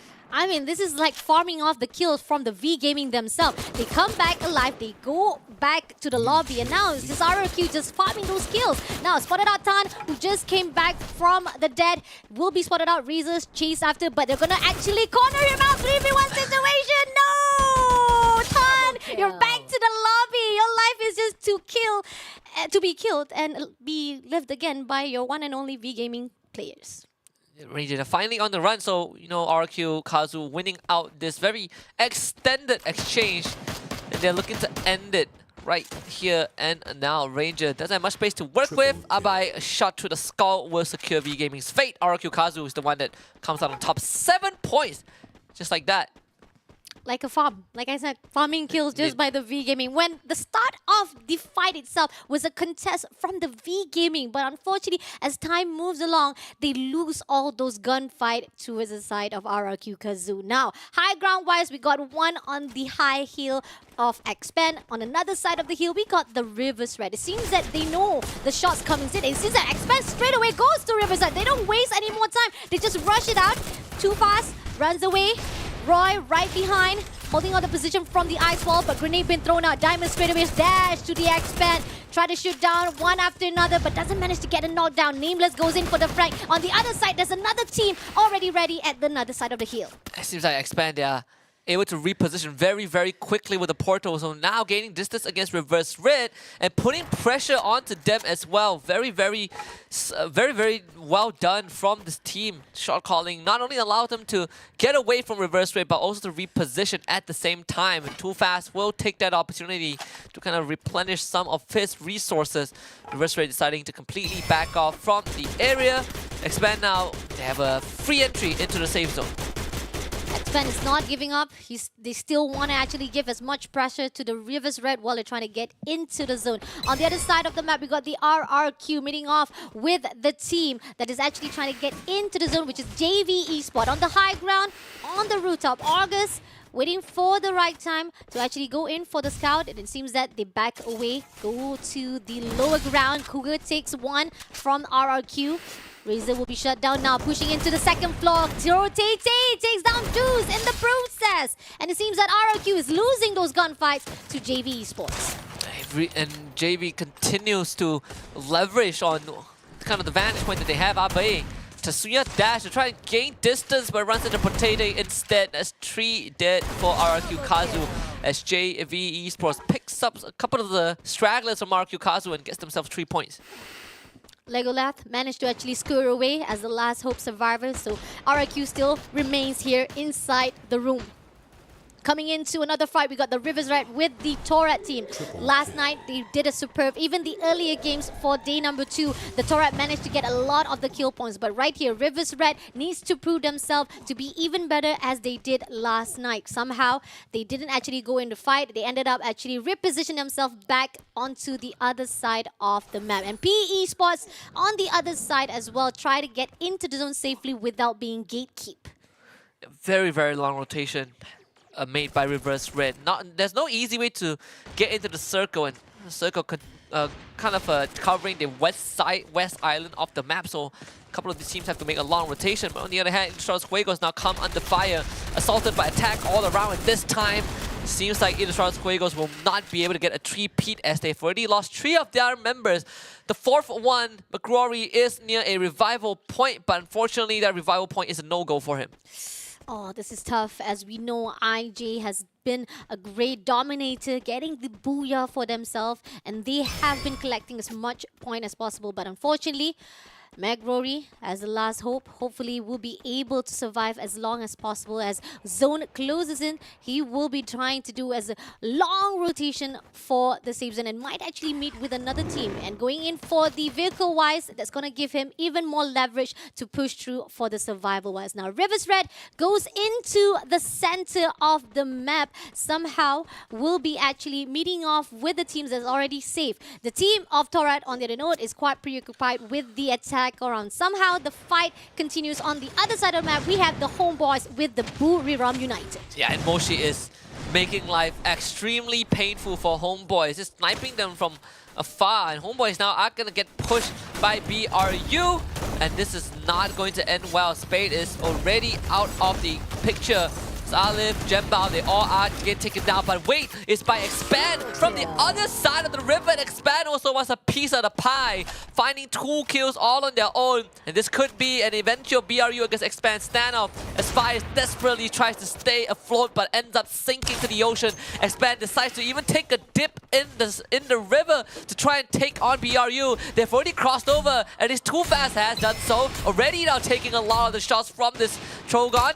Losing a lot of the health. Moshi also under pressure. Ooh, giving a lot of the cluster grenade to the lower ground. Cobra right down below for the 1v1 situation.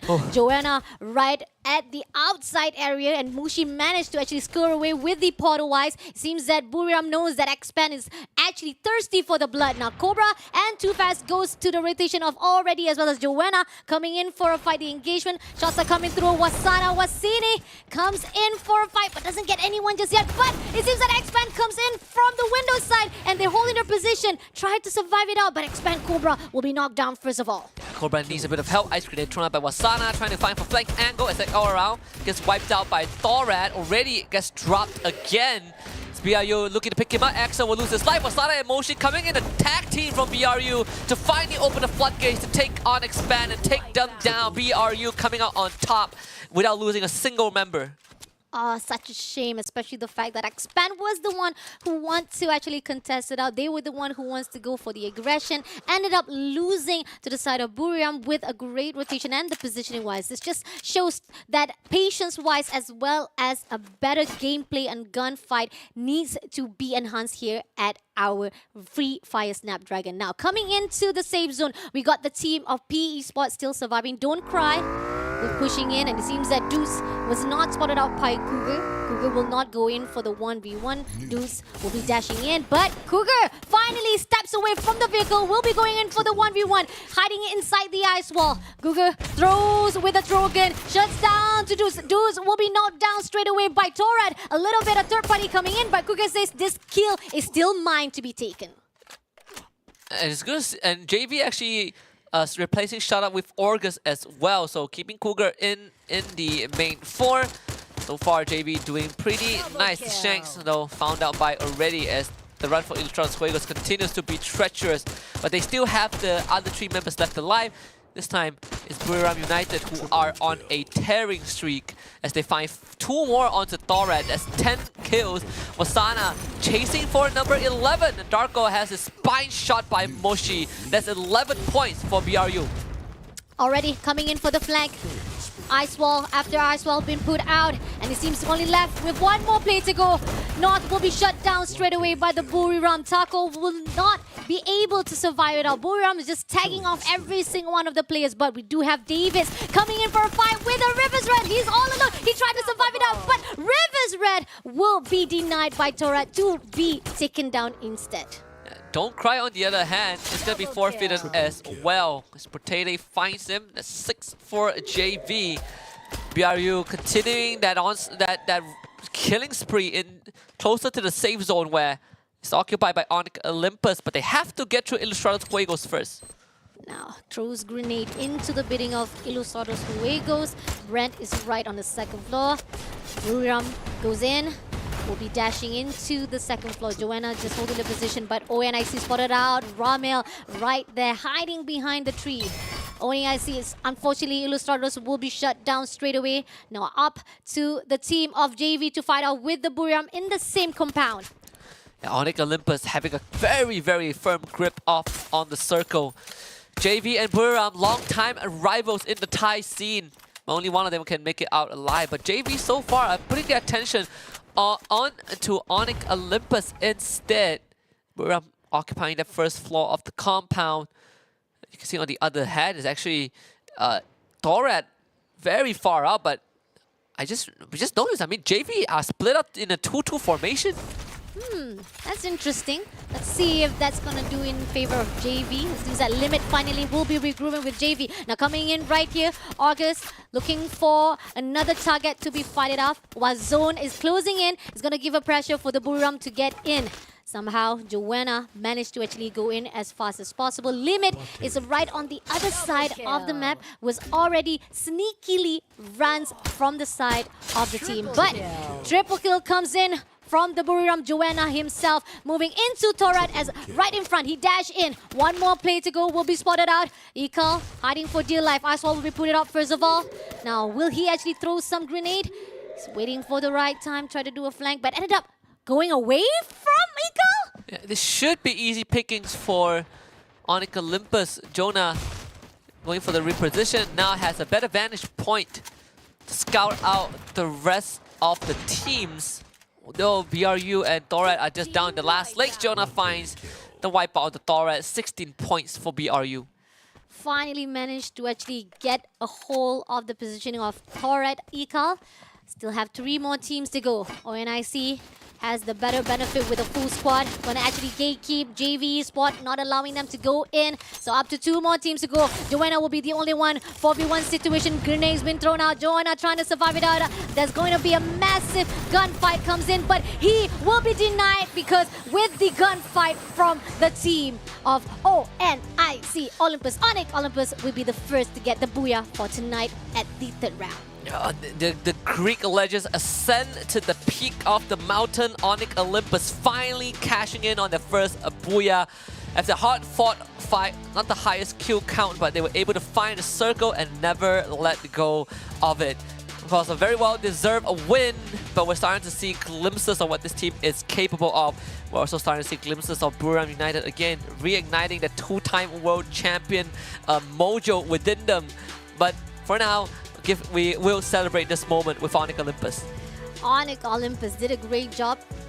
Agree with the fact that some of the gunfights that have been portrayed by the Onyx Olympus was not in their favor. They had to actually pull back just a little bit, but with the booyah coming along for their backup in that scoreboard, it will definitely push them out. Now, coming with the recap of that game, it started out with the RRQ trying to dominate the rounds, but unfortunately, JV Esports comes along to shut them down. And there's a couple of moments in this match as well. The Ilustrados Juegos, for example, having a very, very rough game, pressured from every step of the way. We also had there's Homeboys against BRU. Expand pokes their head in, and in old fashion, this ends up losing to BRU again. But not to blame, right? BRU are just such an experienced team, and this is definitely one of those closer fights that these 2 teams could have had. But overall, BRU went on a tear. I believe they clocked in like 16 kills at the end of the round. But like I mentioned, Onyx Olympus, they found the circle very early on, and they never let go of the circle. They just gate-capped it very well, and all the other teams were busy fighting each other. So by the time they had to face off against Onyx Olympus, there was not much left in the tank. Agreed. Safe zone-wise, definitely in the favor of Onyx Olympus, and the fact that some of the gunfights they actually avoided off, they don't need to worry much, and just give a lot of the pressure for those who tries to get into the zone, and that's what give the first booyah of the team of Onyx Olympus for this day number 2. But Buriram, as we also stated again, they did a massive job, but such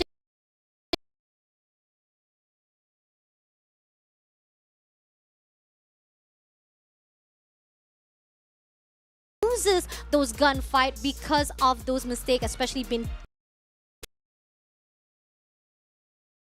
Absolutely, and I think right now we're starting to see a bit of shift in the dynamics of these teams, right? Again, the teams that were not performing well yesterday, they were starting to show up a little bit. So Onyx Olympus, perhaps this is the beginning of a greater evening for them. They do have 5 more games to go, right? Today is their day, but of course for the rest of the squad, certain teams are still trying to find that groove. The Homeboys, VGM, Esports, just to name a few, still struggling at the bottom end of the leaderboard, and they don't really have much more games to go. Well, except for Homeboys and Esports, they have plenty of games to go. But for VGM, so far, it has not been impressive. Agree, definitely. Especially the fact that we talk about how last night it was a day for the team of Group A to massively collect as much as points, especially as the fact that it was a night for them. Now, coming into the Group B, some of the teams that were supposed to actually collect points is struggling to fight with Group C, but they still have another chance. But talking about the Group C instead, they only have 4 nights, but 4 rounds to actually fight off for tonight. But tomorrow, there will be another story to be told, and maybe there will be a chance, because it seems that the team, or the pattern that I'm seeing somehow, teams that was not performing last night is somehow the teams that was not in the focus of the game itself. Like Group A was doing massively fight, especially the fact that they could have actually contested very widely because it was their night. Now Group B, on the other note, now finally managed to actually say, tonight is our night, let's do our best to actually get it off. But one team that is only given a chance to play 4 rounds only is Ilustrados Juegos, who actually gave a lot of boost up after that 2 booyahs, but unfortunately was denied for this round number 3. And they still have one more game to go for this evening, right? Ilustrados Juegos, their big day is actually tomorrow, so we get to see them really go all out. And even then, we're just happy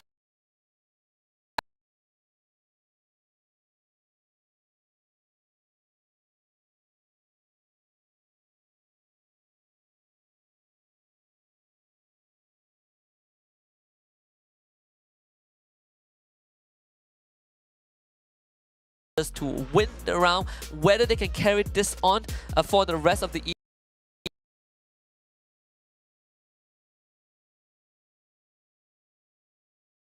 B. Yep, agreed. Definitely. Group B is doing their best, trying to actually get as much point as possible. And the fact that we do see that Rivers Red doing a massive job as well to improve themselves. One thing for sure, one team that I was thinking that will do a good consistency after we saw the great momentum that was portrayed on round number 1. It seems that Xpan has actually decreased massively after that, the win that they've actually portrayed, even though the gunfight that was won ended up losing for round number 3. Yeah, and it is unfortunately kind of a theme with Malaysian teams, I think, in general, where we would have kind of a massive performance, but we can't maintain the consistency, and it has been a pattern for the longest time ever. But the good thing is that we are taking moves to bring in talents from other regions, right? And there have been improvements, but we have a long way to go. Game summary for Game 3 on your screens right now. This time, there's a lot of actions, especially from the start, at the start of the round, where we saw RQ Kazu in a long extended fight. That one was kind of brutal, but RQ Kazu came out on top. 79 total knockdowns in this game. Yep, total knockdown of 79. Total damage decreasing even more after the 53,000 damage that was portrayed on game number 2. But then again, the top killer wise is still the same with 6 kills. The loadout been portrayed for the team of Onyx Olympus. We got Gary. All of them is actually using Tatsuya.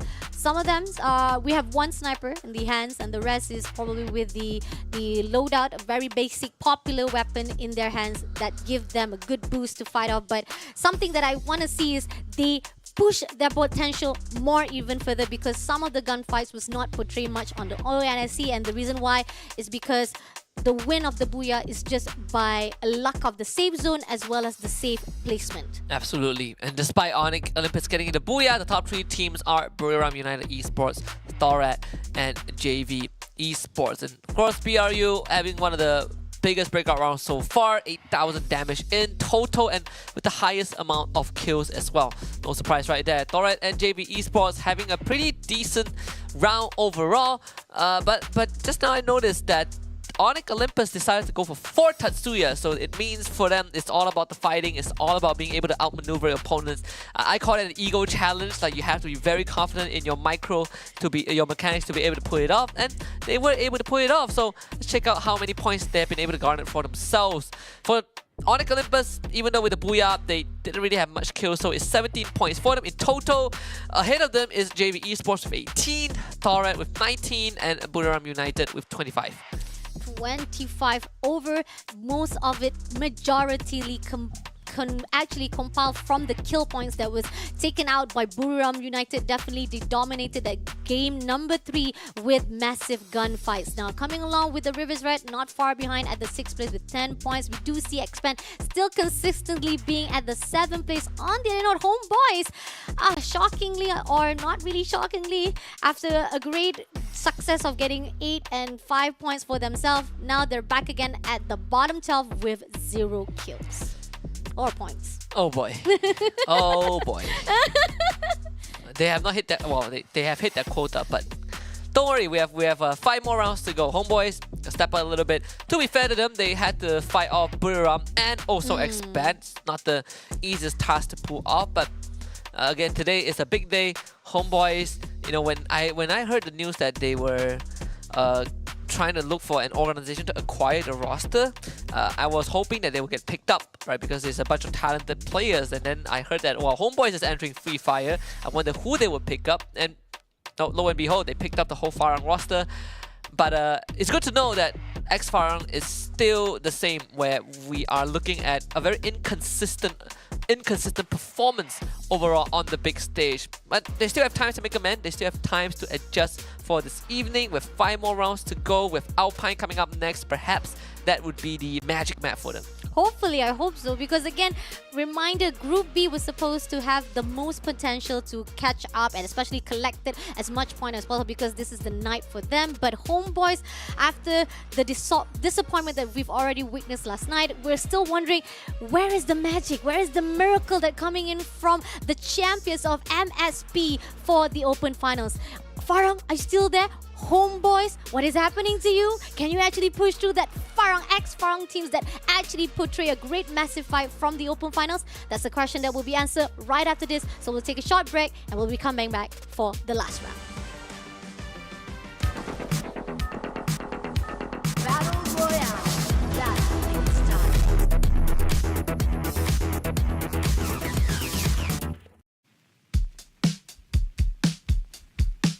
Summer breeze,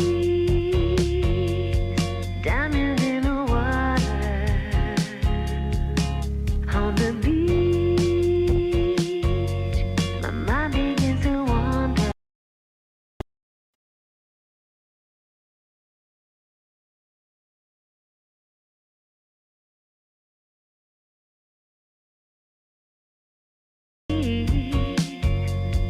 Not a single worry.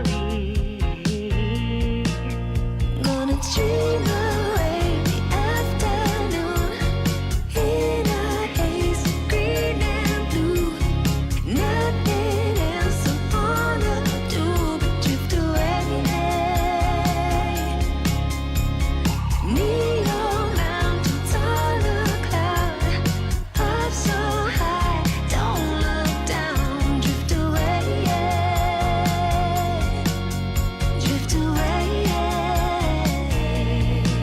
In the grass, everything is alright. So relax, staring at the pink sky, endlessly. I'm not in a hurry, nowhere to flee, not a single worry. Gonna dream away the afternoon in a haze, green and blue. Nothing else I wanna do but drift away.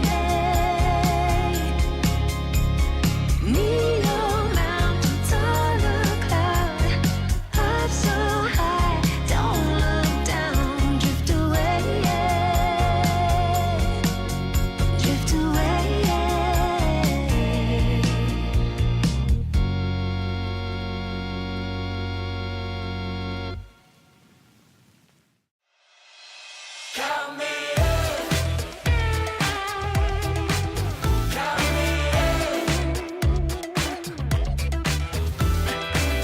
That new sensation welling up in my chest. My transformation is about to begin. long now, but I must confess that life forever is now and never. Ready to leave, ready to fly into the deep, into the sky. 1, 2, 3, everything's going my way. 3, 4, 5, jumping into the good life. 1, 2, 3, everything's going my way. 3, 4, 5, jumping into the good life.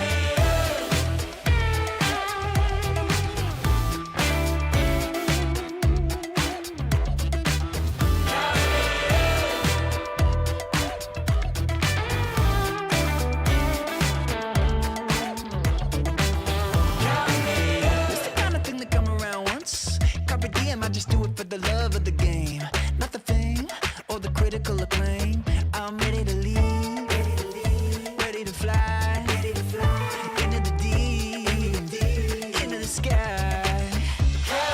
1, 2, 3, everything's going my way. 3, 4, 5, jumping into the good life. 1, 2, 3, everything's going my way. 3, 4, 5, jumping into the good life.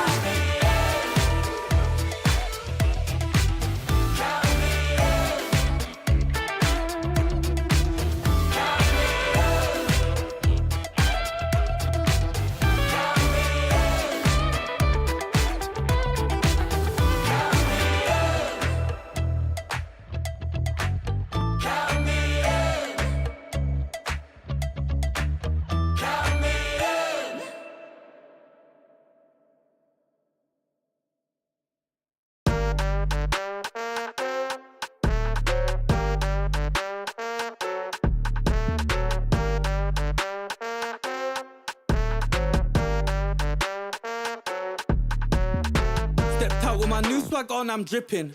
If you wanna chill with a hot boy, come my way for a minute. Come my way for a minute. Step clean any day, won't see man slipping. But you might slip on a drip, man. Tip up the sauce and spill it. Tip up the sauce and spill it. Best cut chop, cause the clock's still ticking. Just check the way man stepped, know that I dropped it different. Know that I clocked it in it, know that I got this in it. No, you can't stop this winning. I came for the top spot in it. Came for the top spot in it. Came for the top spot. Soon I'ma get right there, I'ma step right there, got a bot. Came right there in a drop top, try whether you like it or not stop. Non-stop. Yo, if you wanna get this poppin', you better get to shopping. I came in a different drop this time and they thought it was the same one, they didn't clock it. Oh well, it's nothing, they call me a dripperholic. Just watch how I'm dripping on it, please just don't be slipping on it. Oh well, it's nothing, they call me a dripperholic. Stepped out with my new swag on, I'm dripping. If you wanna chill with a hot boy, come my way for a minute. Come my way for a minute. Step clean any day, won't see man slipping. But you might slip on a drip, man. Tip up the sauce and spill it. Tip up the sauce and spill it. Best cut chop, cause the clock's still ticking. Just check the way man stepped, know that I dropped it different. Know that I clocked it in it, know that I got this in it. No, you can't stop this winning. I came for the top spot in it. Came for the top spot in it. Stepped out with my new swag on, I'm dripping. If you wanna chill with a hot boy, come my way for a minute. Come my way for a minute. Step clean any day, won't see man slipping. But you might slip on the drip, man. Tip up the sauce and spill it. Tip up the sauce and spill it.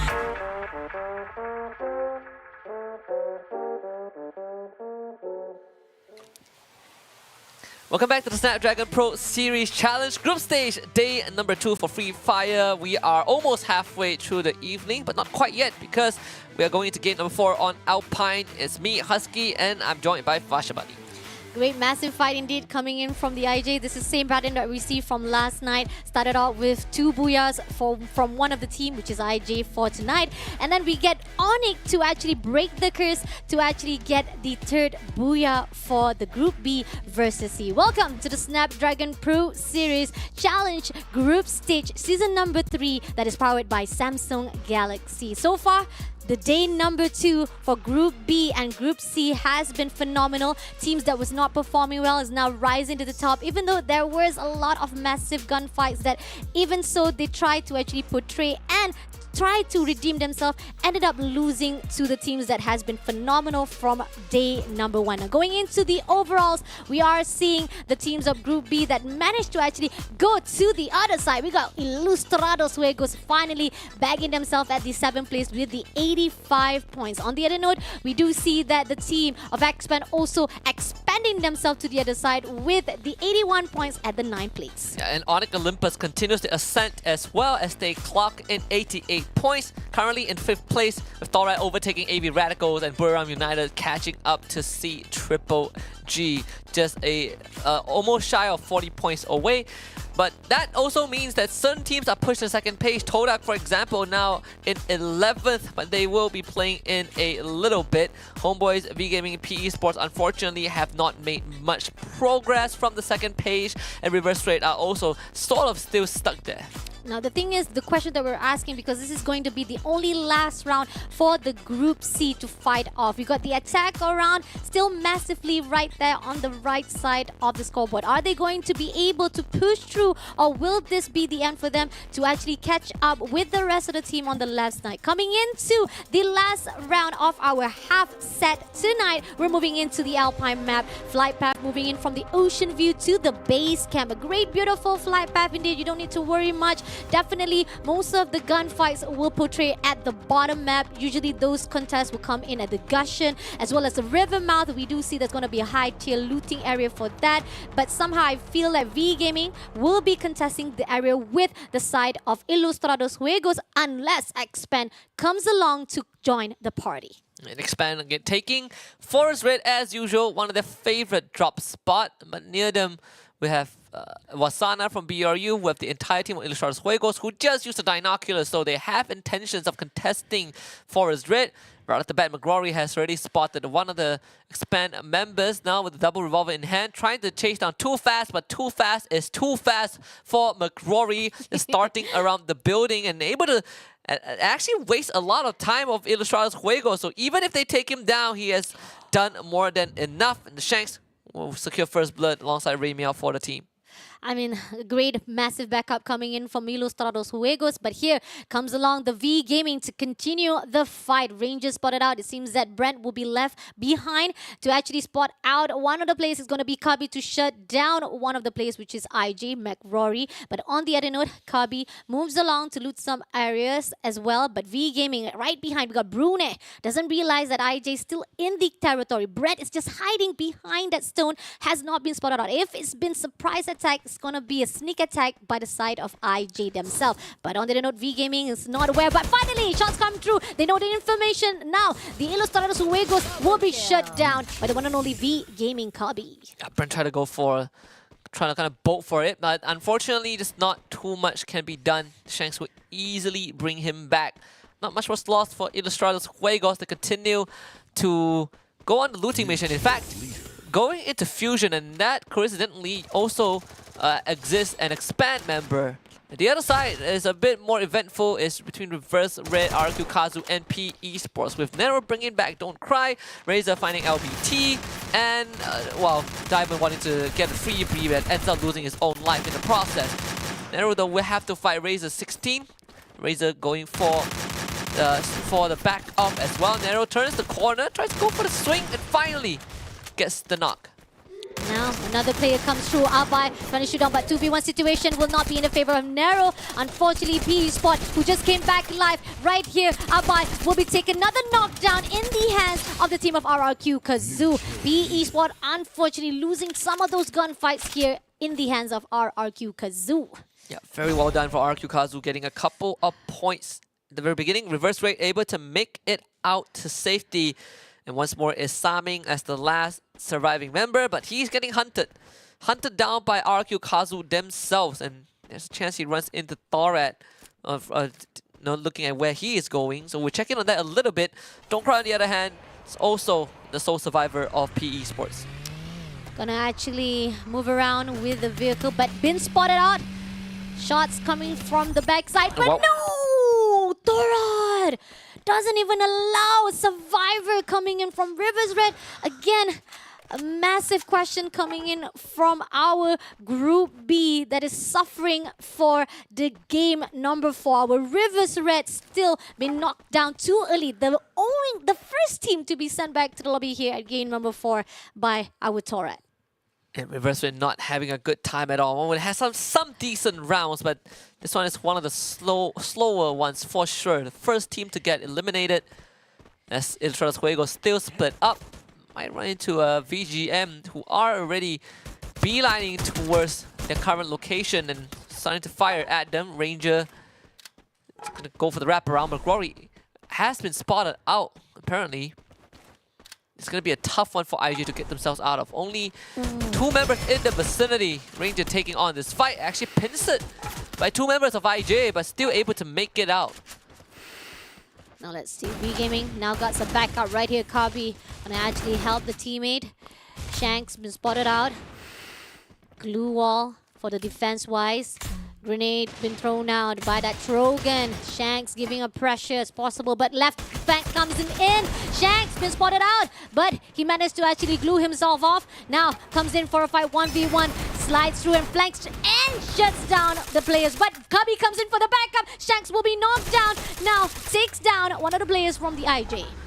Good enough from the Shanks. 1 versus 3, able to take a one out before going down himself.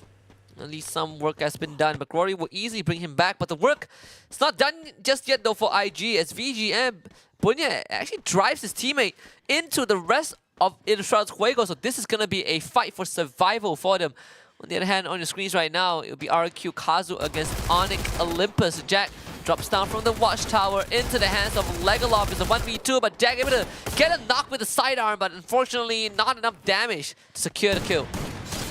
Takes down our one and only Onyx Olympus, who is scouting the area at the tower side. Unfortunately, the team of Onyx Olympus will be carrying on 3 players. Not to worry much, as the zone is in their favor. They will be able to revive it. And on the other side, we got the JV spot meeting off with the V Gaming. Bruin is all alone. Try to break all of the ice wall and try to gatekeep. Grenade been thrown up, but unfortunately, Bruin will be shut down by JV Limit Snipes. On the process of trying to get in, unfortunately the gate game was not successful. Cubby is still surviving here, and IJ will be spotted out. Protete just rush in and shuts down another player. Matt Rory, who just came back alive, comes back into the lobby. And IJ, just like the previous round, not having a good time at all. Continuously getting pressured by multiple teams, and the Shanks, who just got brought back, now has the task of bringing his team back. There is a revival point at Fusion, but it's guarded by the entirety of Expand.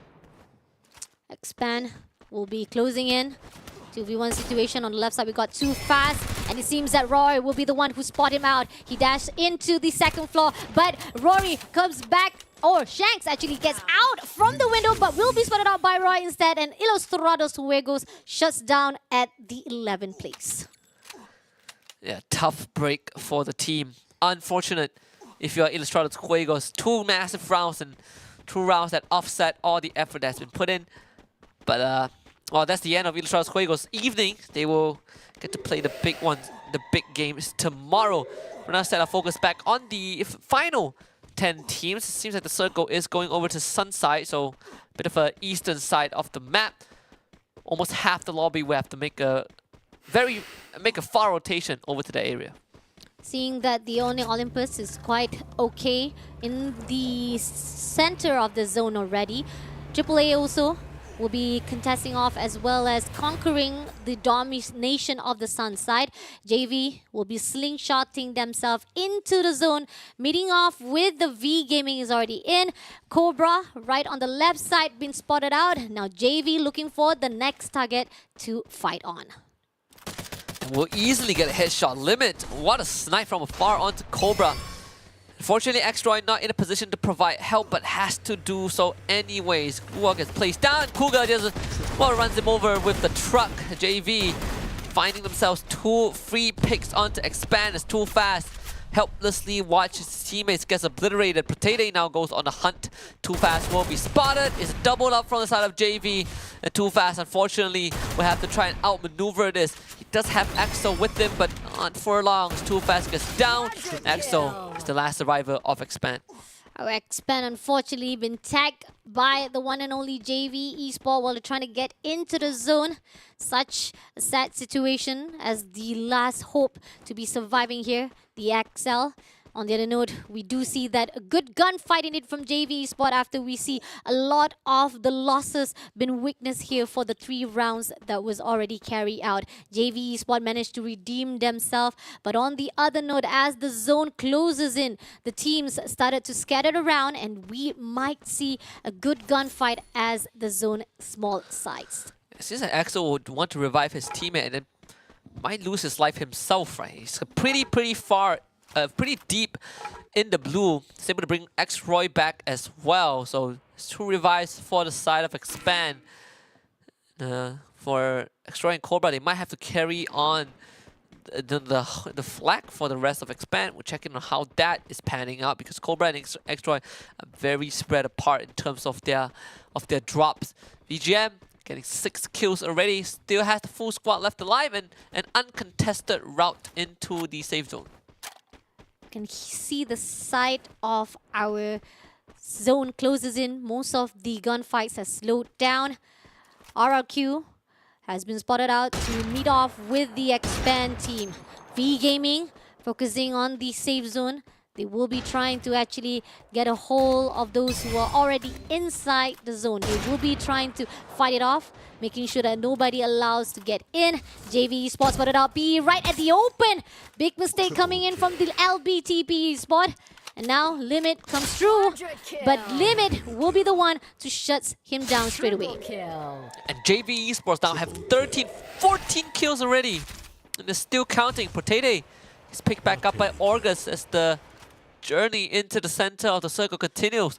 In JV Esports, they still have a couple of teams in front of them, but so far they have been winning every single gunfight that they take. Next obstacle could just be VGM. We see Brunei can do some substantial damage to JV Esports. Let's see. JV Esports gonna actually been spotted out by Bruin. But somehow Bruin also been spotted out from the backside. He will be the one to be knocked down by Protete. And on the other side, we do have the attack round meeting off with the Buri round. One of the teams that has been performing well, but now suffering a bit. Now pushing into the side of attack round. Wasana will be the one to rush it out. We got already on the right side of the flank, looking for an opening wise. Now Wasana backs away first of all to make sure that the positioning wise will be good. Moshi will be the one to corner out attack around on the left side. Could be a pincer maneuver from both angles as well. This is what BRU is very capable of doing, but they decide to just back off a little bit. In fact, deciding to not go for the rush. They'll take a different approach. They try to go onto Thora instead. Dargo stir the Hornet's nest, and now we'll have to face the full wrath of Buram United. Attack all around, might be able to get a couple of snipes from afar. Masana leading the charge again out onto the rooftop. Is North with the charge buster to down Moshi from behind. BRU leading help as fast as possible as V Gaming gets eliminated by JV Esports. That's point number 16. RQ Kazu from behind, Limit under siege, able to top out his health just in time, but not enough as Hoisang finds the snipe from long range. JV Esports now finally starting to lose some members as Limit picks himself back up. Attack all around has jump got on his feet, but goes down again immediately. Attack all around not having a good time as well because RQ Kazu decides to come in and pick up the rest of the Thai teams. JV Esports and BRU both out of the game. P Esports following them as well. Now, the team of RRQ comes in for a fight with a AAA and limiting them in that process to just sweep off all of the messes that's been put out here. And Torat comes in for a fight with the RRQ. Torat, Ikal, 2 players right inside the building. Right at the outside, we got North. Going to go in for the 1v1 situation, but this is not going to be good as the rest of the RRQ will be tagging along as well for the fight. And they will be stacking up right at the outside. This is going to be the opener. Legolas going in for the backstab first of all. Abai comes through, but unfortunately Abai will be taking down one of the players for the side of Torrent. Managing to hold off that position, but David also been shut down by Razor as well. Now 2v1 situation. Unfortunately, Torrent will be eliminated straight away by the RRQ Kazoo. Yeah, absolutely bulldozed by Abai. 15 kills for RRQ Kazu as all these teams are racking up numbers. Onyx Olympus just reached the middle, but might be a fatal mistake. Homeboy is making it top 3 into a round.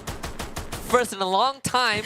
And now gotta face off against RQ Kazu and Onyx Olympus. But guess what? The Indonesians are fighting amongst themselves. This is the best time for our Malaysian teams to take a backseat and try to capitalize on this. The Ice Grenade already got a knock onto one of the members of Onyx Olympus as RQ Kazu continues to put on the pressure. But Homeboys decides that they also want a piece of the action as Abai will be the first point of contact from RQ Kazu. Onyx Olympus decides to back off from the fight, but the circle favors Homeboys. Favors Homeboys. The flanking wise coming in from Homeboys to try to sandwich the team of RRQ instead. But Onyx Olympus, who backs away from the fight, try to move away from the side of RRQ. Ended up, Homeboys will be the one to be sandwiched out. This three-way fight is not going to be so good. So Homeboys back away to be targeted out to the Onyx Olympus. This is going to be a mistake. They thought they were actually going to sandwich someone. They ended up being a sandwich in the meal. Yeah, and Jack is putting so much pressure as well. Was able to find a flank angle. So now Onyx Olympus are making life extremely tough. The Indonesians are like, wait, there's a Malaysian team. He's not one of us.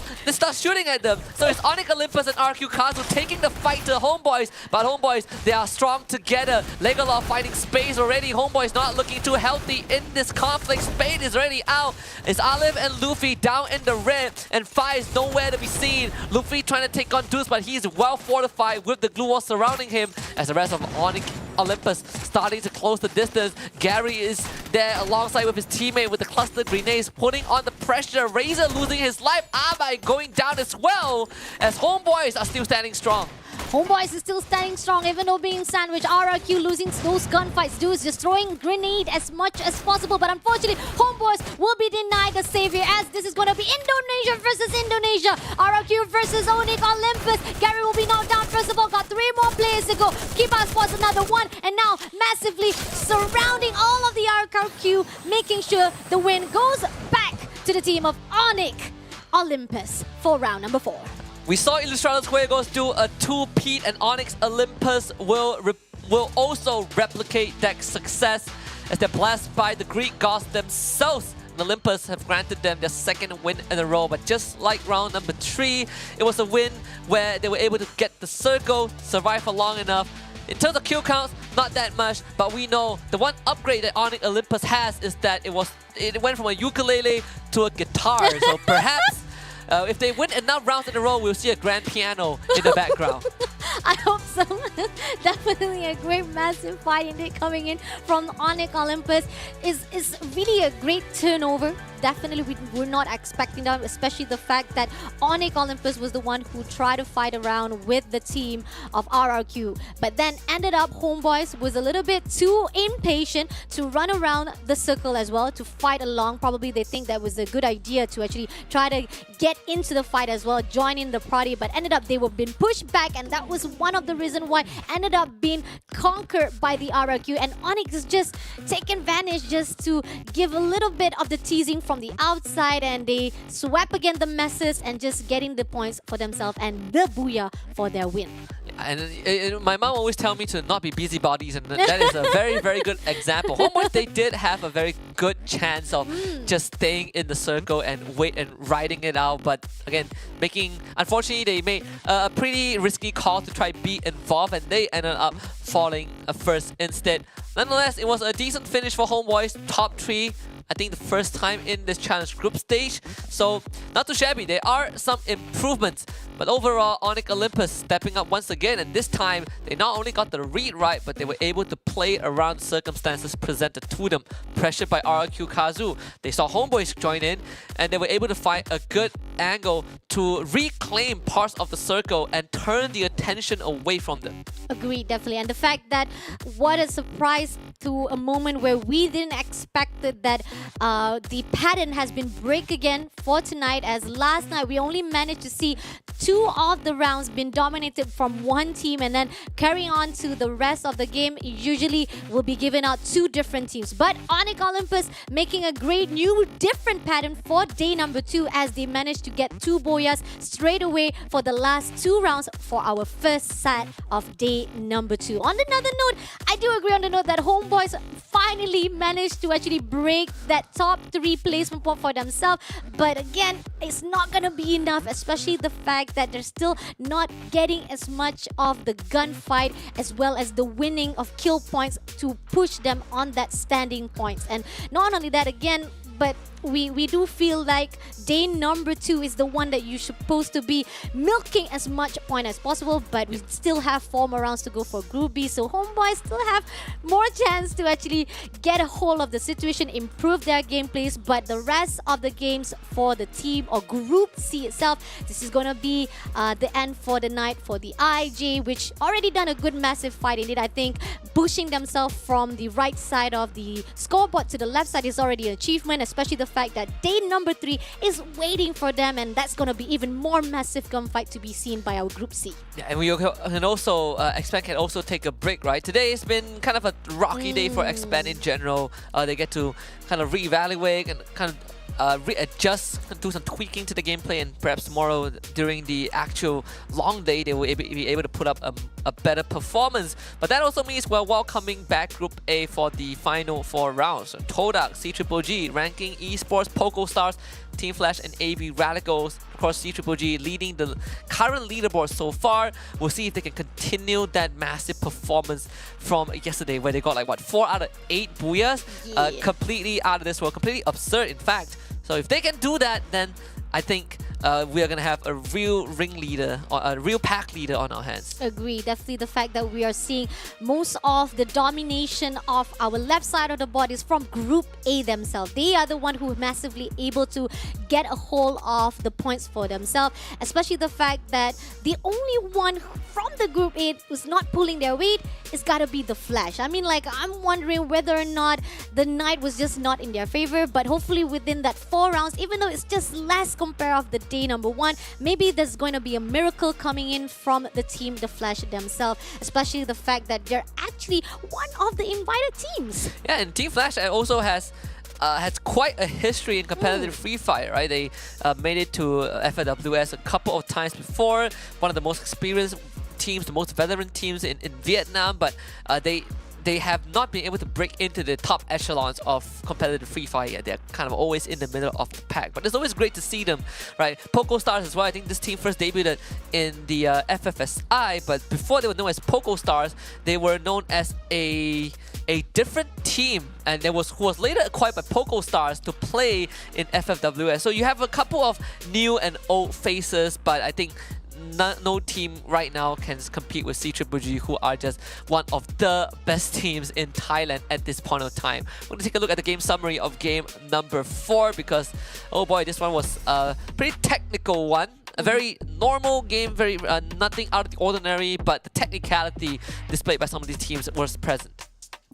Damage-wise, 46,517. Highest kill, 6 kills. Definitely the most average kill points that we have seen so far throughout day 2 games or day 2 days of our challenge group stage themselves. 69 total kills, headshots 13, blue destroyed is 65. So again, like Husky said, it's quite average, not really in particular saying that it's a wow moment for our game 4, but then again, great job coming in from the RRQ as the highest kills is from Razor 16 and highest assists by JV Esports Argus. Absolutely.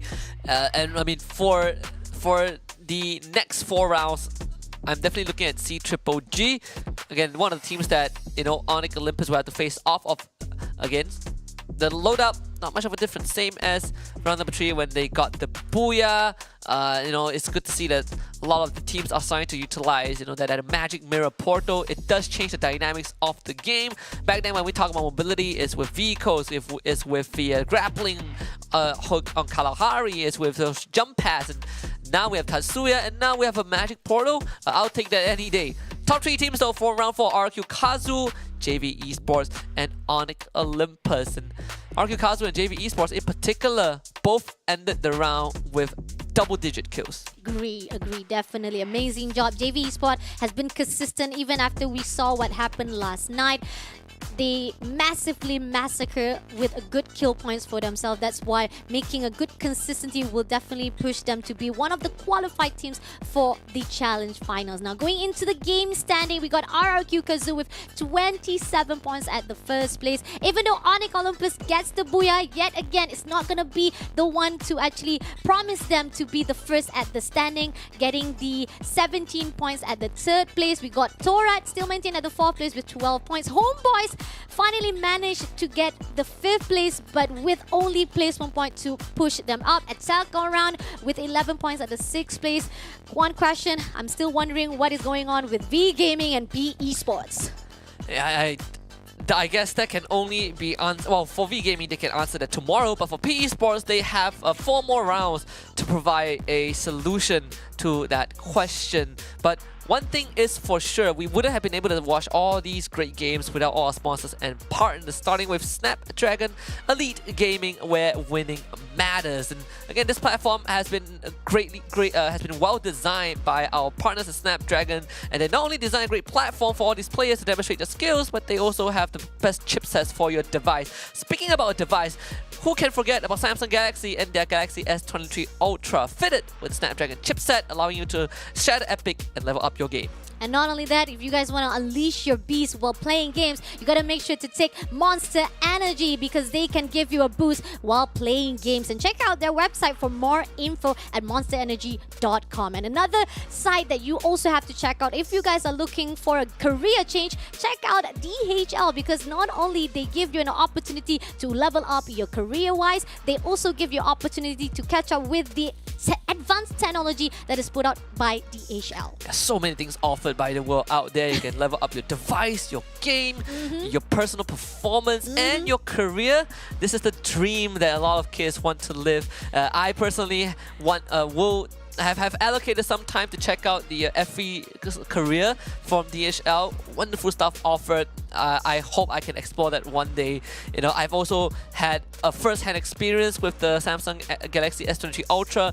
That was great as well. I believe these players are also enjoying that device, and that allows them to play at the optimal stage. But for now, we will go for a short break as we let go of Group C and welcome back Group A into the fray. We'll be back in a bit for game number 5 of this Day 2 Challenge Group stage.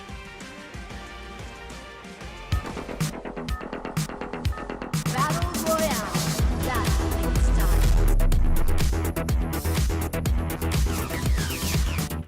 Perkenalkan, nama saya Richard William Manurung. Saya dari tim RRQ Kazu. Harapan saya di musim ketiga dari SPS Free Fire adalah Indonesia juara lagi, karena di season sebelumnya kita juga tim Indonesia udah pernah juara. Alasan kami mendapatkan peringkat yang baik dan bisa konsisten mungkin karena kami udah mengerti cara bermain tim kami sendiri dan mengeksekusinya dengan baik di turnamen-turnamen yang kami jalani. RRQ are sitting on 16 eliminations. I'm not sure what the heck they've been doing on the other side of the map, but they've apparently been doing a lot of work. One more grenade should be able to do him in, but he gets A1 to Ward. Legalov still finds the connection with the grenade launcher. Caramel down on the ground, and RRQ picking up 18th elimination in this game, and it looks like it's going to be 20 by the end of it. RRQ, each and every single hot drop paying off all the way up to this point. Bob's down on the ground. They circle around that. Yago out as well. Yang tim yang kami waspadain mungkin Buriram, karena mereka juga juara 2 di FPPS kemarin, sama tim-tim yang belum kami lihat di FPPS kemarin, misalnya kayak Arena kan nggak ada juga di FPPS, jadi kami belum tahu gameplay dia bagaimana. Menurut saya tim terbaik itu berada di negara Thailand. Thailand jadi rank 1-nya karena tim-tim Thailand itu semuanya konsisten. Baru rank 2 itu ada di negara Indonesia. Terus ketiga itu mungkin Brazil. Tim RRQ Kazu mungkin Abai, karena dia bisa adaptasi ke semua meta yang diberikan. Juga dia menguasai semua senjata yang ada, misalnya AWM, dari marksman rifle, shotgun, SMG, semuanya dia kuasai. Buat semua lawan yang kami akan lawan di season 3 SPS ini, hati-hati aja soalnya kami bakal nabrak kalian semua. Buat semua fans kami yang ada menonton, terus dukung kami dan jangan ragu kepada semua strategi yang kami sedang jalankan, karena semua yang kami lakukan itu ada rencananya masing-masing.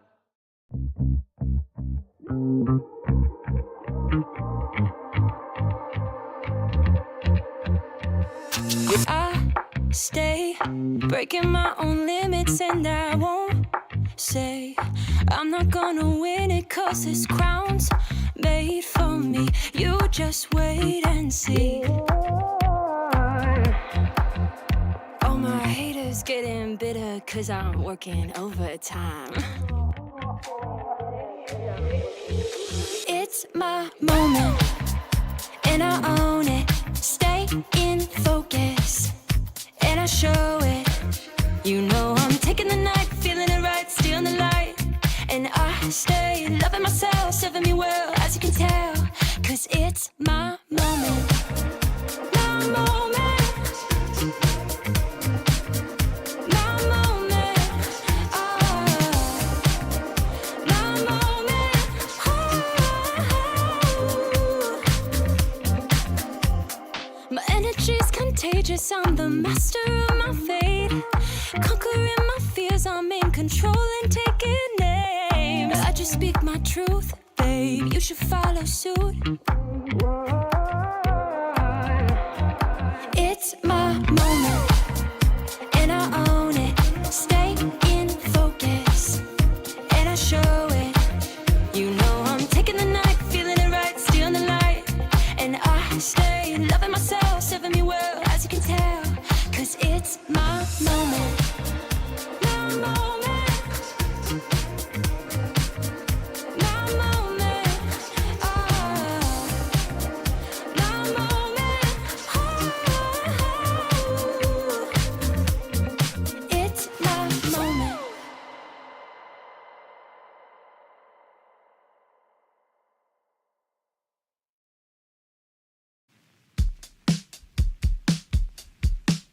Summer breeze,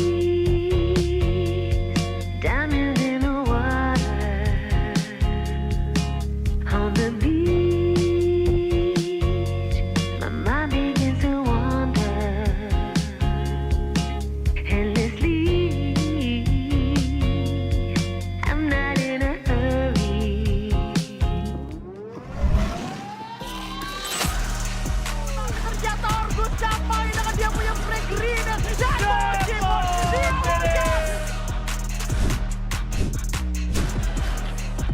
hasta la vista. Boya.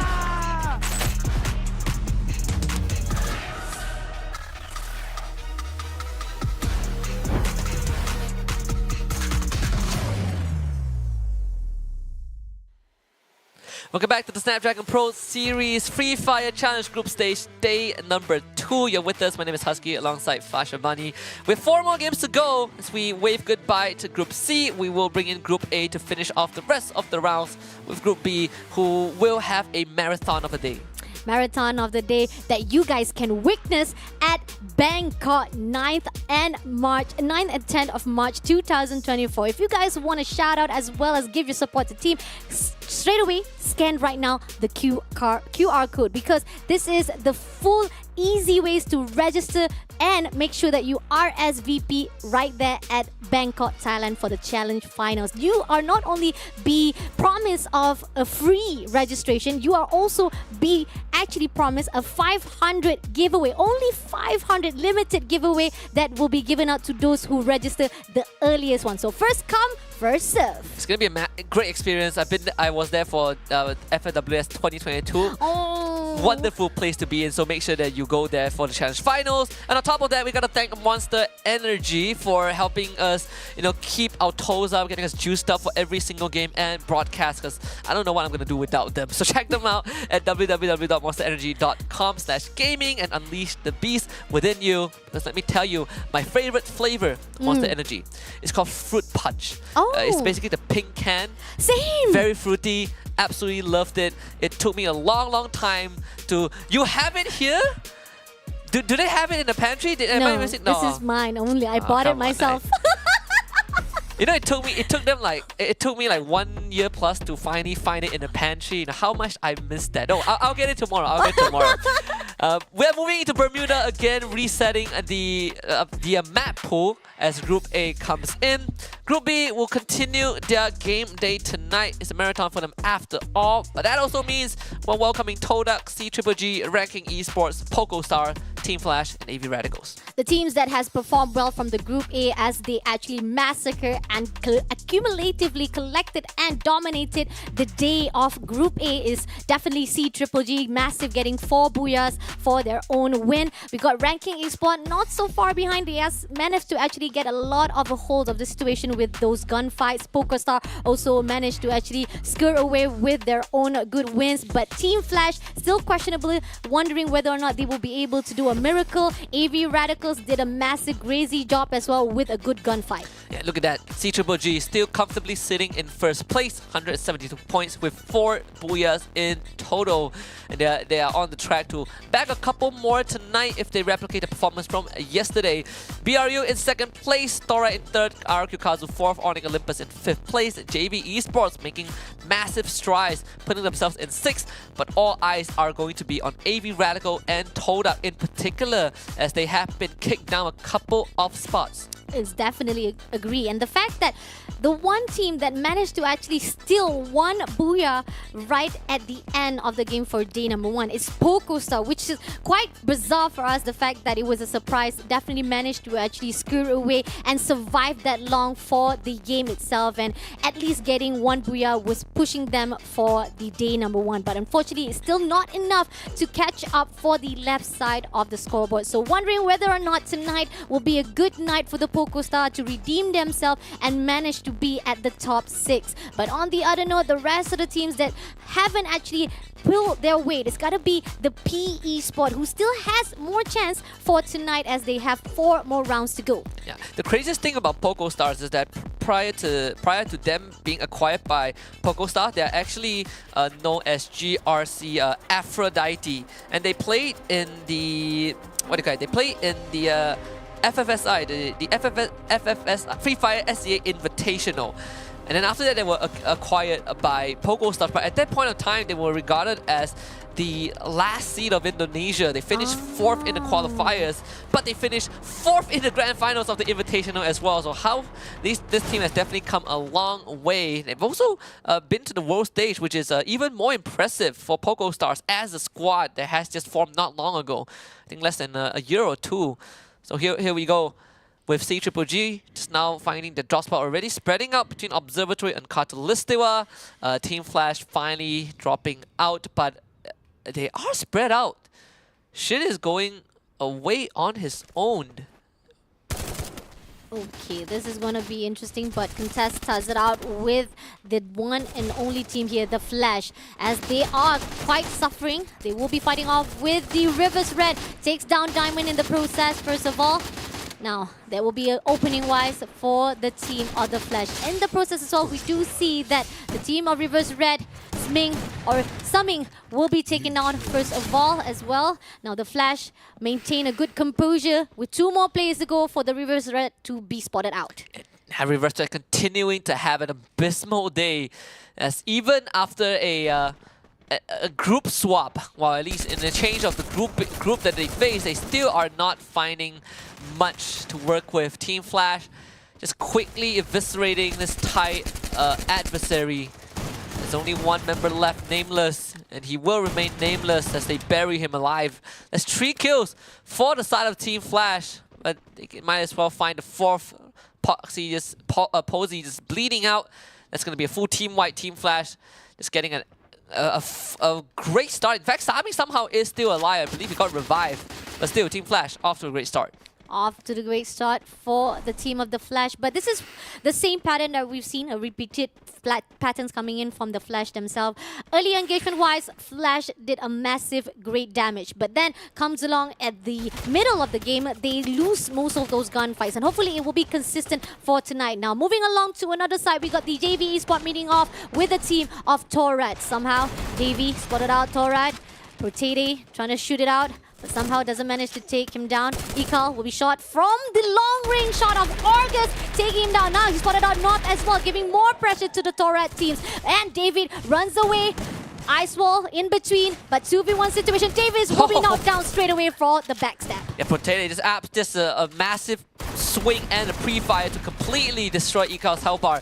North also losing the fight, and Orgus finding the finisher. JV Esports seemingly coming alive, but Ikal is back on his feet, fights Doggo, brings Davis back up. JV Esports now in the red. Orgus will not win that one.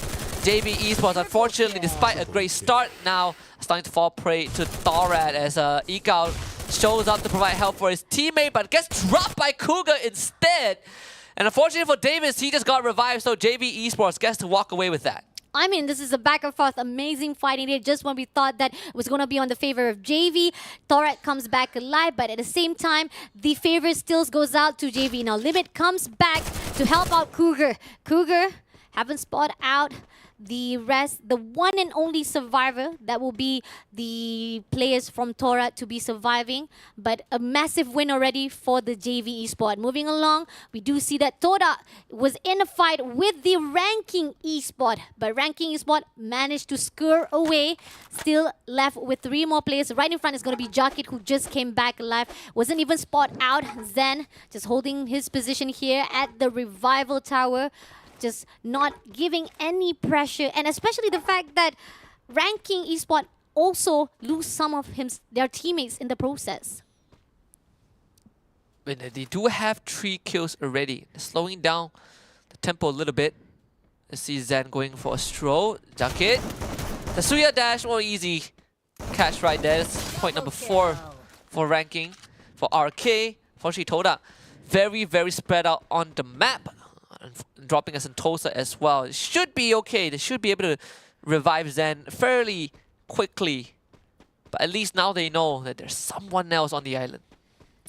Toda, as we saw what was witnessed on the day number 1, they actually always depend on survival. It's always survival-wise, especially Fikri has a new nickname from last night, which is Sneaky Fikri, because he always nicks away all alone and survive all for the self of Toda survival. Now, it seems that Ranking Neo comes in for the 1v1, shoots down to Fikri, but wins to the side of Fikri instead, but the backup comes through. Unfortunately, Ranking losing Neo and Jackie in the process, but Fikri will be spotted out by Huang to come back to help the teammates left. So Toda will be left with the rest of the teams that survive, which is Noki and Traps.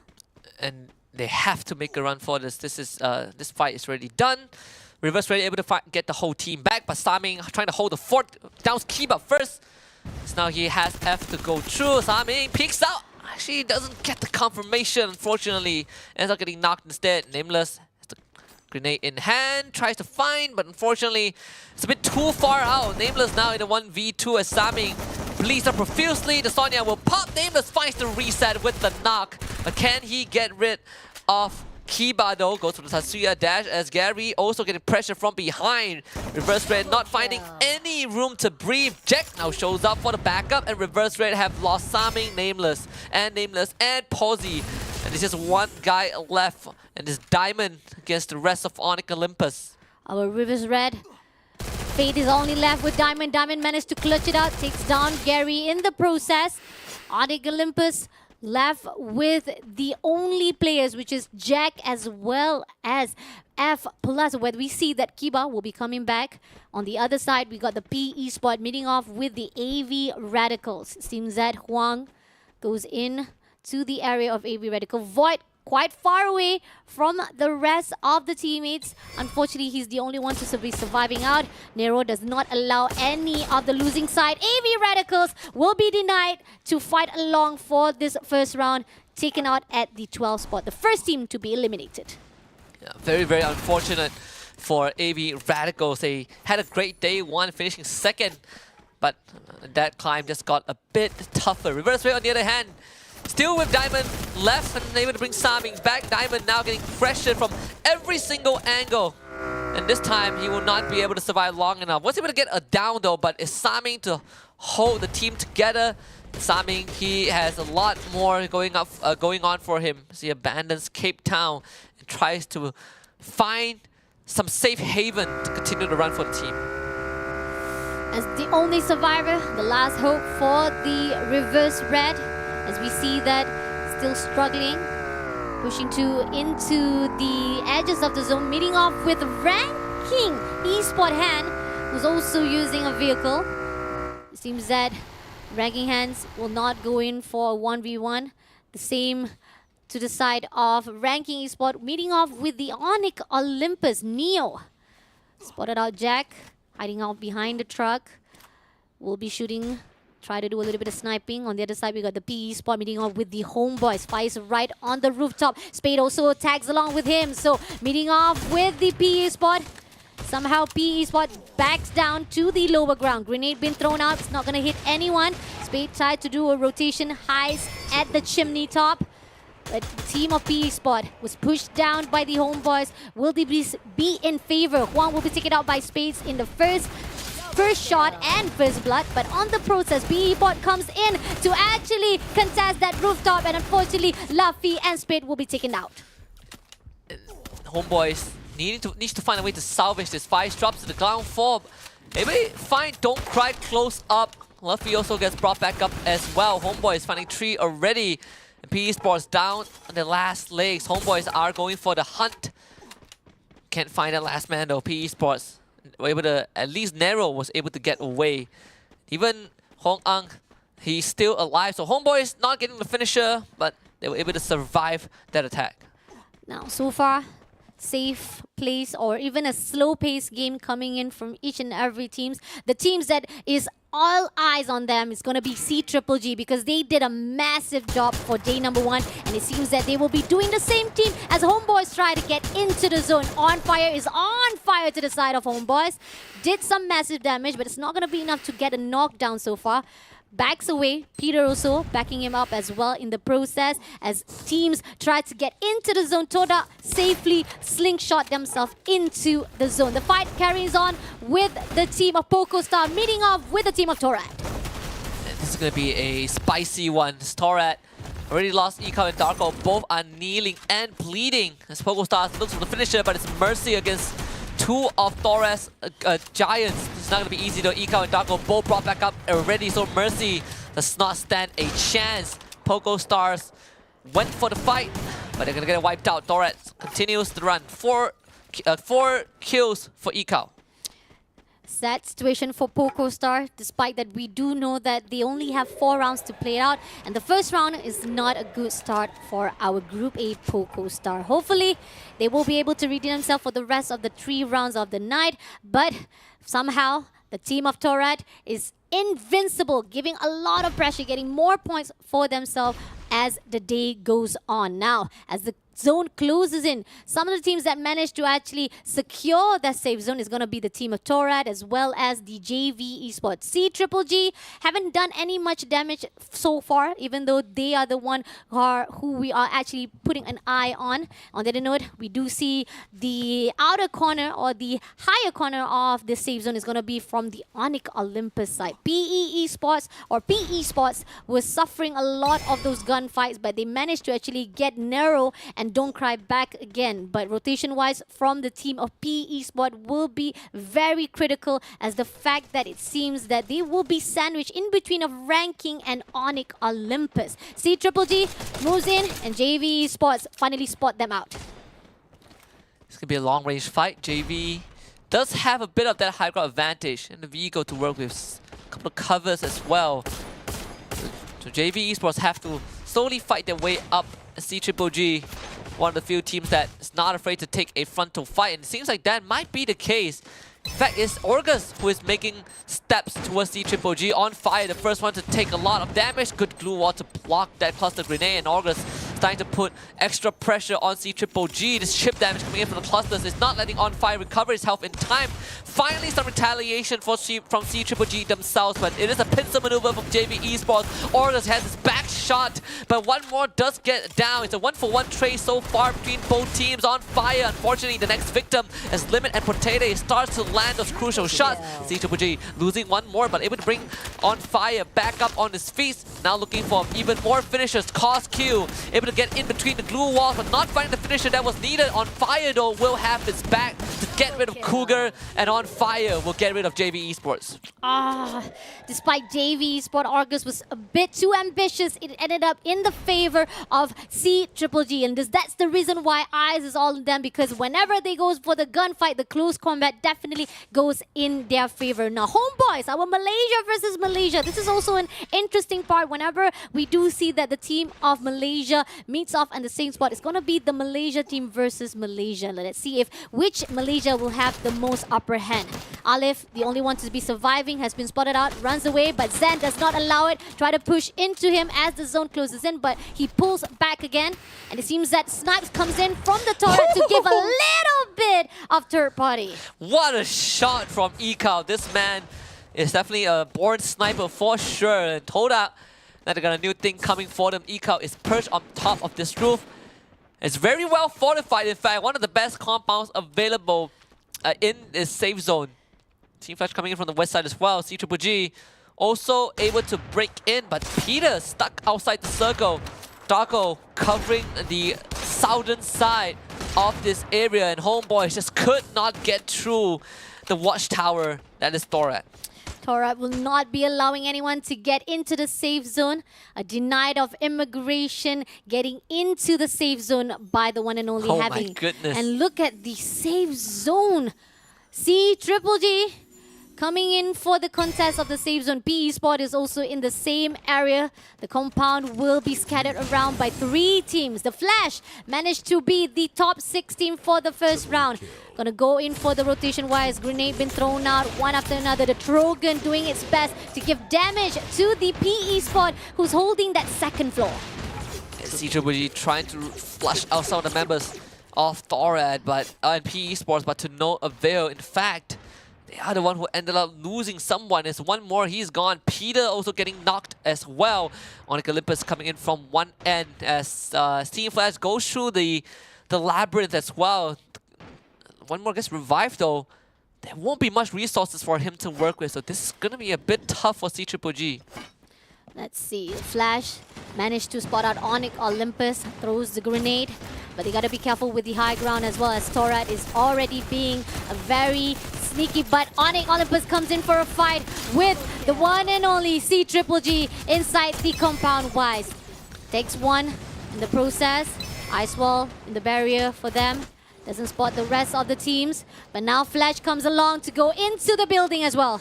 And Bayo, he's a bit far from the rest of his team. C-Triple-G, they're gonna perish. Bayo getting knocked though. That glue wall is gonna be a bit of a problem, so Team Flash will break it down instantly. Charge Buster in hand. Onyx Olympus from the left as Reverse Risk comes straight to the front door with PE Sports still on the second floor and Thorat on top of the roof. It seems like this fight is imminent, and the center point is actually going to be in the building itself. So Thorat, you might have to go for the Assassin's Creed leap right now as you hear the sirens blare for one last time. Thorat, what are you gonna do? Now ranking A-Spot right inside the building. Doesn't need to worry much, but as the zone closes in, it might actually push them out. Thorat is already at the outside, throws grenade to the Flash. Gives some damages, good enough for Aikal to know that information.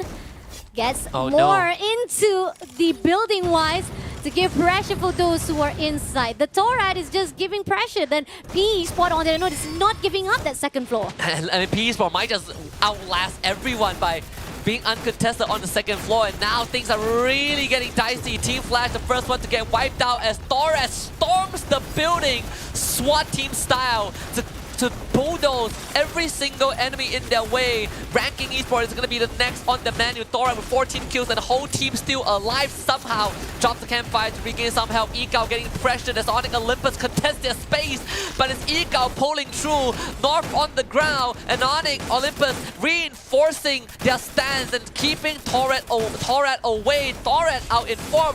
Onyx Olympus having one massive round. 17 kills already, but they're not done just yet as they go onto the second floor to start taking up PE Esports members.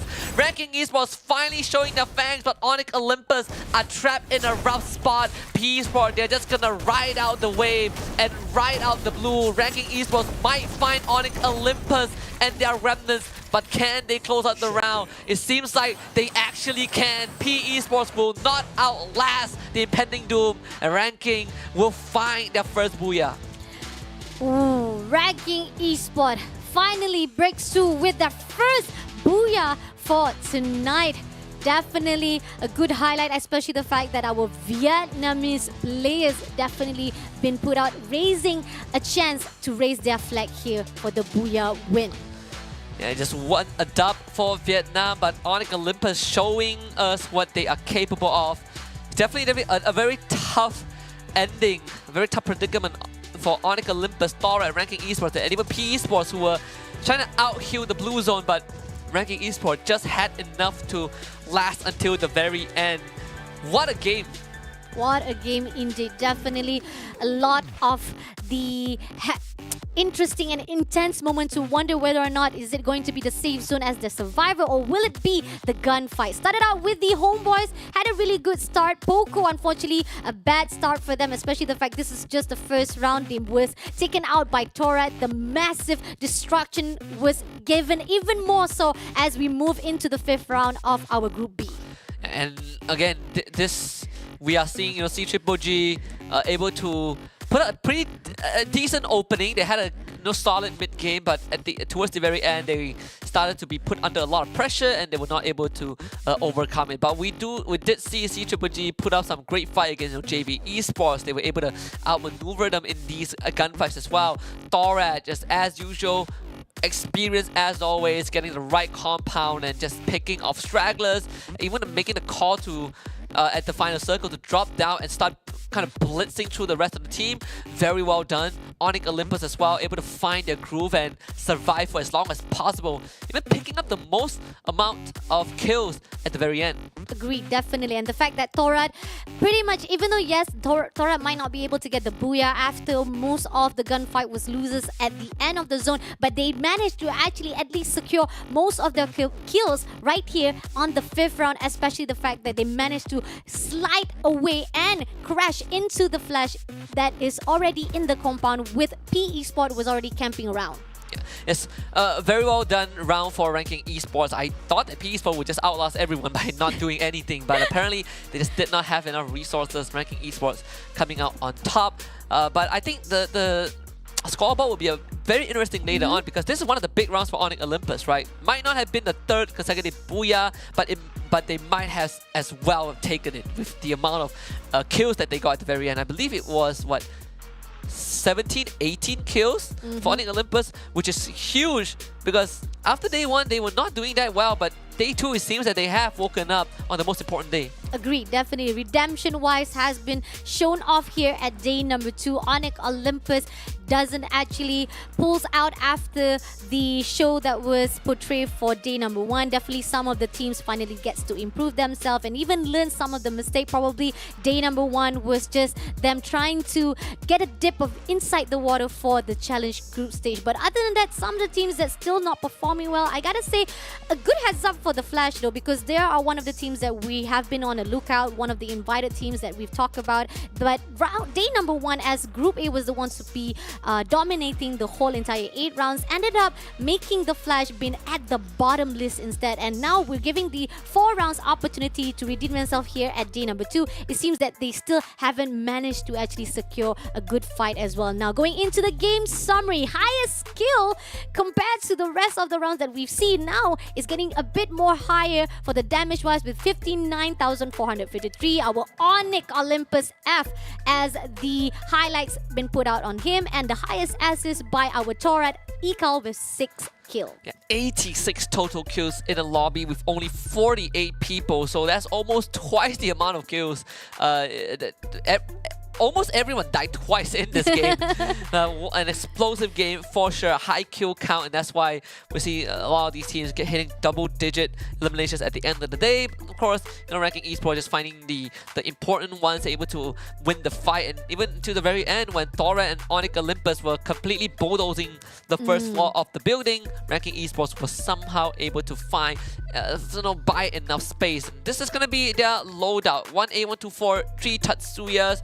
Very, very offensive team as well, but unlike Onyx Olympus, they have a way to disable passives. Interesting. Definitely something that we are seeing a different pattern coming in from ranking eSport. Despite a lot of time they were denied for the Booyah for 2 nights, but tonight finally they managed to actually secure for themselves, and ranking eSport will be able to get a hold of more points for themselves and secure, probably even increasing their positioning at the leaderboard. But somehow I do feel that ranking eSport needs to do even more better performance wise, because we do feel that some of the times that ranking eSport was just holding their position very long, to a point that maybe the gunfight was just a bit too slow. But then again, we're still hoping for more gunfights. So far, the damage wise is definitely to the favor of Onyx Olympus with 8,946, 7,000 from RK, but Torat as the undisputable teams that always go in for the gunfight with amazing positioning, 9,866 for the game number 5. Now look at Onyx Olympus, 8 headshots this game. There's a pinpoint accuracy. Of course, ranking esports also raking in almost 7,800 total damage. We look at the game 5 standings. Onyx Olympus with sheer number of kills, able to snatch away number 1 with 26 total points, with ranking esports coming in second alongside the Booyah, giving them 24 points. Thorat also able to cash in 21. P Esports having a great round, 17 points for them. P Esport finally pushing themselves for this game number 5, despite that they have been struggling for the 4 rounds. Flash also managed to actually secure some of the good kills as well for their first game of the night here at day number 2. C-Triple-G probably maybe haven't had the fiery motion that we saw from last night. They probably needs to give more nitro boost, and we might be able to see more of the gunfight, because so far, yes, maybe placement point was not good for them, but kill point wise, still good wise from the team of C-Triple-G. Now, Homeboys, still questionable for them, but at least they get 7 points for that round though. Yeah, I mean, today's performance for Homeboys is definitely way better than yesterday, for sure. Right? So they are making some progress. 3 more rounds to go. Some teams still, we're still desiring them, like AV Radicals, right? Didn't have a good round 1, but they have time to make amends. We're gonna head for a short break, and when we come back, it's gonna be game number 6 for the Challenge Group Stage Day 2.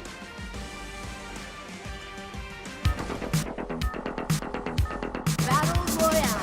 That's it's time.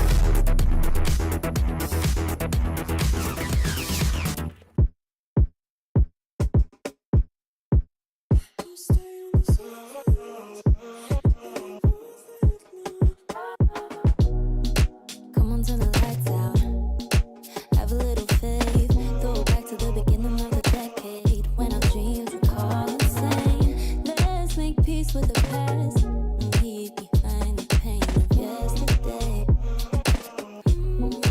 Now we make the rules. Wherever we go, there's so much we can do if we just play our role. And when everything is new, baby, you should know that you are not alone, You don't need to react, it's a matter of fact. We should stay on track. The world ain't ours, yes, so we should take a step back. Oh yeah, you know me, singing all my thoughts in the song for free. You know me. Don't stay on the surface, it ain't worth it now. Not trying to be perfect. You are going to break, and it ain't worth it.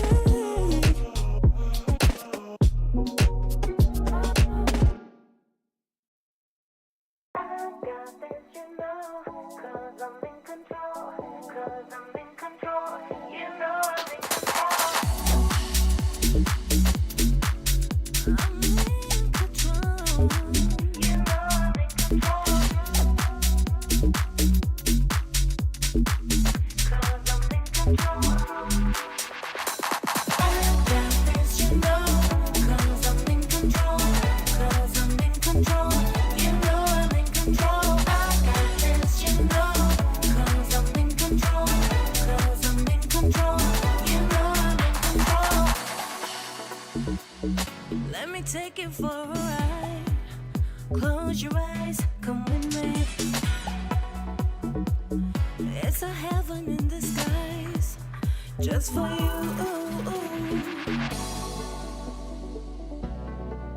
Just for you.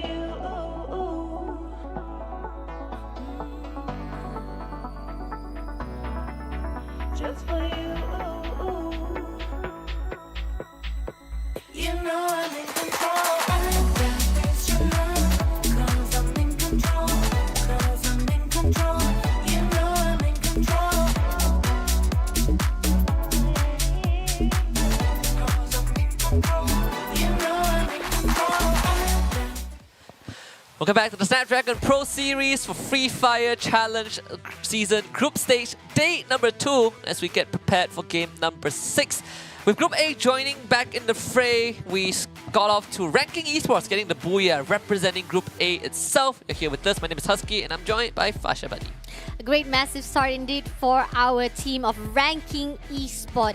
They've definitely put out a good portrayal of how Group A will definitely massacre our last 4 rounds of the night. But somehow, one question though, where we saw how day number 1 was a great job and success coming into the side of CGG, they have been questionable whether or not is day number 2 is not in their favor, or maybe the machine or even their own engine hasn't been actually rough yet for our last 3 rounds. So far, we're hoping for a good fight for them, but on the other note, we're looking for the side of our overall stats so far. Here, CGG still comfortable at the top spot. Not to worry much, especially the fact that day number 1 was a good success for them. The rest of the team needs to catch up. But on the other note, we do see that the team of Ranking Esports managing to go into the left side of the scoreboard. I mean, take a look at Onyx Olympus right there in 4th place already with 131 points. And you compare the performance to yesterday, this is a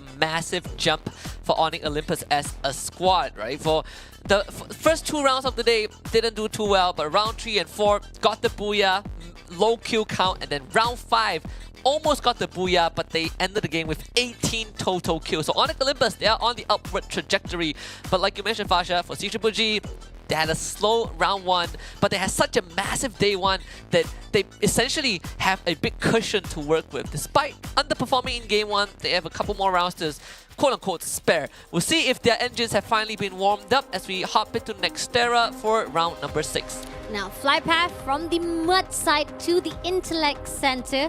So far, most of the time, we do see that the contest was coming in from the Grieve Labs as well as Museum and the intellect center. Daycare, Decathlon Square, also one of the hotspot for our teams. Now, we do see that Onyx Olympus will be pushing in on the day square, and we do see that the Flash as well as AB Radical not far behind at the same spot. We do see that the team of PE Sport right behind of Onyx Olympus. So let's see if there's going to be a contest-wise or a fight. But most of the teams massively chosen to go onto the left side of the flight path to fight for the loadout. Welcome to the blue zone. High tier loot zone started off. Homeboys and Ranking Esports. It's going to be a doozy for sure, as Alif already made contact 1v2. It's not an easy fight though in this early stage. Ranking Esports, this Horn just outmaneuvering Alif. This man dodging bullets like he's in the Matrix, and Alif, he's just going to stand still and take it in the gut. As Swang survives with 10 HP and finds a point for his team. Okay, that's interesting. Probably a connection error. There's a reason why things happen, and I'm sure there's a reason for that. But Homeboys losing Olive in that process. Now, they did manage to actually give a little bit of return favor. Huang will be taken out by Luffy.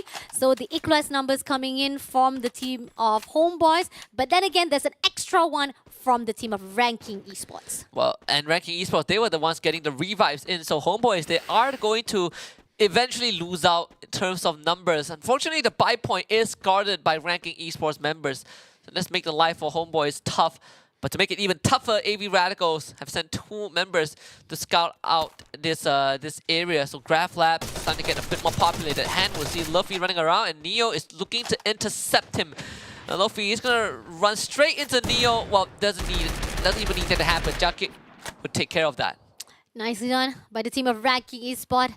still massively massacre every single players inside our game number 2. But AV Radicals, 2 players comes along for the scouting. Are they going to actually tease it off as well as take a time to actually steal some kills from the ranking? Oh, shots coming through from the side of Hoa, but doesn't know whether or not it will be continue off. Return and Ruse tagging along 2 players to 4 of the players from the team of ranking. Written on the right side, spotted out our ranking Esports. There's going to be information instead. They dash away, but our ranking Esports saying hello to the AV Radical, giving a good warm welcome, shutting both of them down. One Neo somehow was able to outlive that as his teammates come to back him up. So AV Radicals ends up losing 2-0. That means ranking Esports ends up getting 4 points, 2 from Homeboys, 2 from AV Radicals, but for AVR, they were able to at least get a revive. Spade makes it out into the open, safe for now, when Onyx Olympus near where AV Radical is and starting to really put the pressure on. Onyx Olympus spotted out AV Radical. God Carl will be knocked down first of all by Jack. In the process, we do see that the AV Radical moves away. We got Void on the rooftop, hiding off for the last hope. Return managed to be returned again, but doesn't snipe to Jack. Doesn't want to expose the location-wise, but he will be flanking. He want to actually rendezvous Onyx Jack right in the middle. Let's see if Void will be able to spot him out. And in the process, we gotta make sure that the Void knows that there will be actually a backstab if he does not watch his 6. And that's it. There you go. 3 players coming in from the back. A mistake comes in from our AVR Radical. Void will be tagged by all of the players from Onyx Olympus. Yeah, would have been pretty cool if they made a 360 and got a knock, but it's a bit too much to ask for. So Onyx Olympus gets again 3 points. Spade staying still. You don't want to reveal your location. But I think Jack might be checking this. Uh-oh. We'll check back in a bit. He's getting dangerously close for sure. Team Flash on the other hand, under a lot of pressure. This time from PocoStar. Mercy downing Shin already, but Liam, Raz, and 18 Deer not looking too well. 18 Deer gets down, so it's Mercy against the entirety of Team Flash. What are you going to go for though? The Glue Wall does drop, but the Glue Wall Mountain not making it any easier. Mercy down in the red and no longer around. Team Flash wiping out the entirety of PocoStars. Again, been wiped out too early on. This is not a good start for our PocoStar after losing again the gunfights here on our second half set for our day number 2. Now the Flash, they have another company coming along and it's going to be the Rivers Red. They are going to continue the war as Diamond pushing into Shin. Ooh, lovely shots come through. Diamond shuts down Shin through that ice wall with a great snipe. Now pushing along with the team of Flash who's actually trying to reposition themselves. Summing will not allow it, trying to shoot down to Artemis. Some shots and managed to actually break that ice wall with a good snipe. And they will finish off straight away our Flash Artemis. Yeah, this is why you can't mess with that gun. Goes right through the glue wall, and Sam Ming finally showing his chops. The Team Flash stood no chance. Bayo on the run as well. Reverse Red, they are willing to go on this wild goose chase. See if they can make contact. In fact, they do see Bayo. He's in the vehicle. And Sam Ming lands the shot somehow on a moving target. And that's Team Flash out of the game. Wow, that was amazing accuracy coming in from Rivers Red. Again, we haven't actually had a great pleasure of actually witnessing a good gunfight from Rivers Red from day number 1, but this is a good start of our day number 2. Now, pushing along with the Toda teams right now, managed to actually take down some of the players from the ranking Huang. Now, Han will be left all alone, hiding out inside that compound. Now, Toda probably not sure whether or not there's still left one survivor, and probably the team of Toda will be focusing more on trying to get into the zone. Han, on the other note, is just not sure whether or not he will be surviving, but he will be being quite silent just to be surviving for the team of Ranking Esports. It's going to be a tough one for Han. Judging by where he is as well, if this circle moves over to mainland, he will have a couple of teams passing through him. Toda might be considering going through Turbine, so that is good news. C2G going for the Dinocular scan as well. In fact, they brought double Avron. So a lot more information is going to be given over to C2G. Sonic Olympus, on the other hand, still hanging around Graph Labs, but slowly making their move. It seems that PE spots in the same area with the Onyx Olympus. Ban as the scouter. Seems that Onyx Olympus also will be in the favor of the rooftop. There's a 3 players of PE spot right on the ground side. Onyx Olympus, on the other hand, doesn't actually spot them out. And Rivers Red is quite... Oh, but shots coming through from the backside. Onyx Olympus finally been tagged off from that one scouter, which is from the PE spot. There's going to be information. Instead, Onyx Olympus will be pushing down instead. Oh, spotted out. F plus in the spot, and PE spot giving that information. They know there's going to be an opening. They finally push through. Grenade been thrown out. Gary will not be damage-wise, only be able to move away and reposition himself. It's very, very good information by Bant. And this is going to make life a bit tough for Onyx Olympus. They don't have a way to get rid of that scout. Now they're starting to get pressured. You can see that Onyx Olympus evacuating the area. Going to take the magic portal out of there. It was probably the best possible move. Gary tanking the blue already, and UAV sent out. Uh-oh, ranking Esports. That someone who just got revived. Jacket flies over Graph Lab, and he will decide to continue that journey down south. But for Gary, he's going to get chased down under the scanner of that UAV. Nero will not allow him to pass through. He will not let any survivor of Onyx Olympus. Gary is still trying to rotate around. Our Nero is very, very resilient as well as merciless to actually fight off with the only one Onyx right at the outside zone. Gary holding the position-wise. Doesn't realize he's been chased after. He doesn't have much to worry though, because Onyx Olympus, we do see that some of the teams managed to actually go into the zone, but they will be meeting off with the homeboys. Coming along to the side of JV Esports, they're meeting off with the AV Radical. Written hiding off right behind the vehicles, and it seems that Limit will be doing a little bit of the sniping, and it seems that Argus comes along for the 1v1 situation. Ritten's the fight and takes him down instead. A great clutch from Return. They needed that. Goes on the monster truck now, trying to go for getaway, and realizes that it is not possible, and submits to his fate. But a good attempt from Return. AV Radicals left with just Void and Godkai. Meanwhile, while Thorat up against Homeboys, and Homeboys able to get a decent trade, in fact. And they also have to deal with JV Esports, though. Thorat ends up getting dropped as North finished off by Nameless. Aleph, unfortunately, also gets picked off. It's just going to be a bloodbath, three-way fight between JV Esports, Thorat, and Homeboys. JV down to just 2. JV down with 2. Homeboys also down with 2. But still, surviving-wise, we got 9 more teams to go. The zone will be closing in. C-Triple-G right at the top. Not to worry much. They're just trying to get into the zone, but they will be meeting off with the PE spot, waiting for them inside the zone. They're going to snipe out for a while. Spotted out JV spot that was in a massive fight, giving some pressure, but doesn't spot out clearly the location-wise. So definitely they know that there's somebody coming in from the outside zone. Try to explode the vehicle, but Toda quite preoccupied, meeting off with another Malaysian team. It's going to be the Homeboys. And Homeboys are under massive pressure. Toda's not letting them find... And look at where Spade is. I mean, Spade is not even close to the circle. He has to go for this long rotation. Only one medkit left. This man just got revived, so this could be the demise of Homeboys once more. As we turn our attention back to the center zone, Onyx Olympus again in slap dead in the middle of the safe zone, but this time only 2 of their members. C-Triple-G takes over the compound.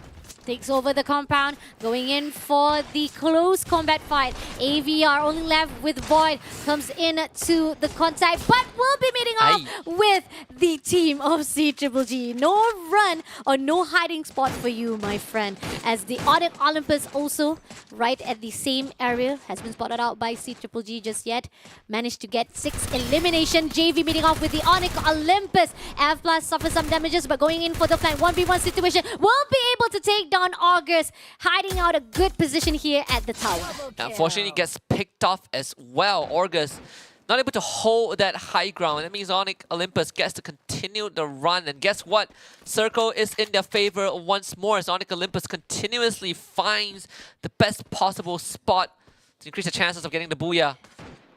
Look at that Dinoculus used, actually able to scan out one of the members on the northwestern side, and that's going to be Spade, but reverse red They have finally made it into the circle with Saming once more playing long range as a sniper, but he's getting shot at by C-Triple-G. Ooh.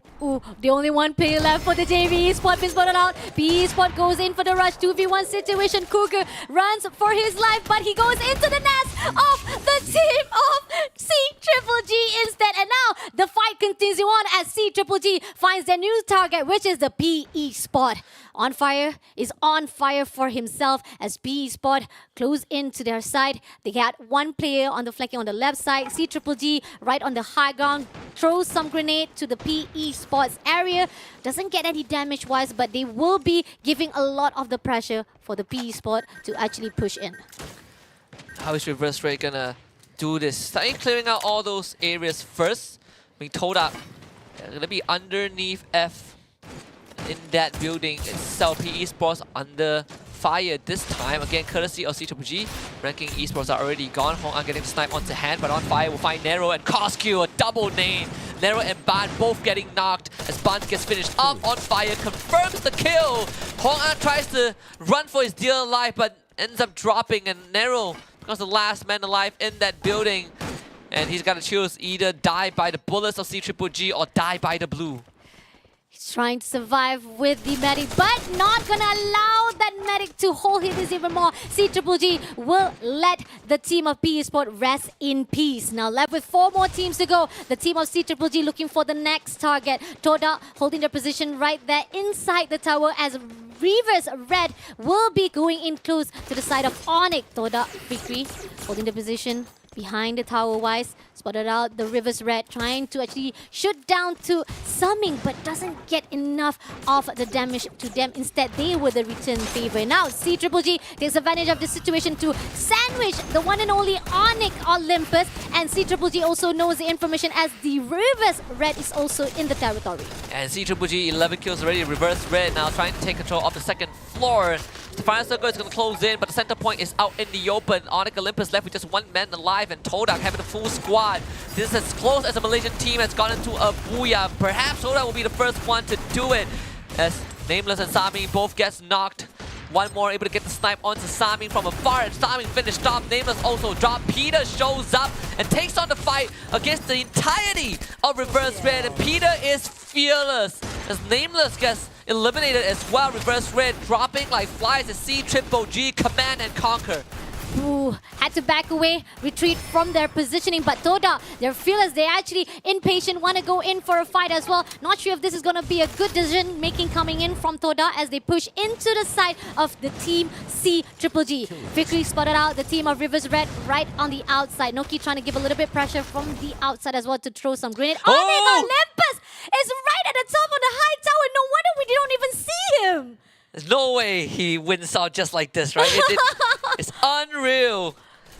We'll see if that's going to be the case, if he has enough resources to outlast everyone, because the center of this final, of this zone is definitely not in his favor. As on fire, the Cosco will drop. The ready Toda comes in. The final push onto C-Triple-G, blitzing through every single member of the Thai squad. C-Triple-G stands no chance, but Reverse Red still in the equation. Noki getting dropped from behind. Ambushed by Posey. Is Todak down to just 2? Traps needs help right now. And Victory delivers a final blow to Reverse Red. And they know where the last guy is. Onyx, and he's stacking up the glue walls to find the center point. What? Are you kidding me? What? He has 2 more glue walls to go. Todak deciding to break the glue walls, force him out from this pedestal, and he will be finished off by his end. Todak clocking in the first ever booyah. The first ever booyah been given out to our Malaysia team. Oh my lord, what a great, interesting fight in it. I gotta give a salute to Onyx though. That was IQ 300,000 to actually use their ice wall to actually survive on the high ground. I have not seen that in my life. Yeah. I've done what? 3 years plus of Free Fire. I've done 2 World Series and no one has shown that to me before. Wow, Free Fire is now officially a building game. And well, with a bit of building, but yes, creativity points 1,000 for Onyx Olympus. But Todak, they just had enough firepower, they had enough guts to pull through until the very end and secure that first booyah. Amazing job indeed by the one and only Malaysian team to actually get the first booyah on day number 2. I mean, like, after 2 nights, we are able to see Malaysia flag being raised. Now back again for the recap wise. Started out with ranking Esports, had a good start. They managed to actually shoo away the team of homeboys at the same compound. And then once AV Radical wants to actually join in the fight, they end up losing, like you said, nothing. 2 players was given a good warm welcome by the team of AV Radicals. Yeah, and we had some pretty insane individual moments as well. Sami with the shot onto Bayo while he was driving away in a truck. You know, we had Toda getting the booyah. We had, you know, C-Triple-G as well, being able to kind of get these crazy long-range shot, and of course, Onyx Olympus F. And by the way, this man at one point was getting pushed by Orgus, survives, and throughout the entire process, he was actually getting shot at by C-Triple-G, by Todak, by Esports, survived through it all, and died on his own terms. Yep, he definitely had to be censored off. So no matter what, survival was did come in from the team of JV Esports. But as the zone closes in, we were not even ever expecting that Toda was massively going into the fight with C-Triple-G, knowing for a fact some of the gunfights was not in their favor throughout these 2 nights. But tonight, Toda is in a new light and a new colors, managed to actually move away with a good win in their hands. Finally opening up well, and look at this final moment. Zen even catching F as he was trying to kind of jump in and out. I think Todak also giving him praise for such creativity.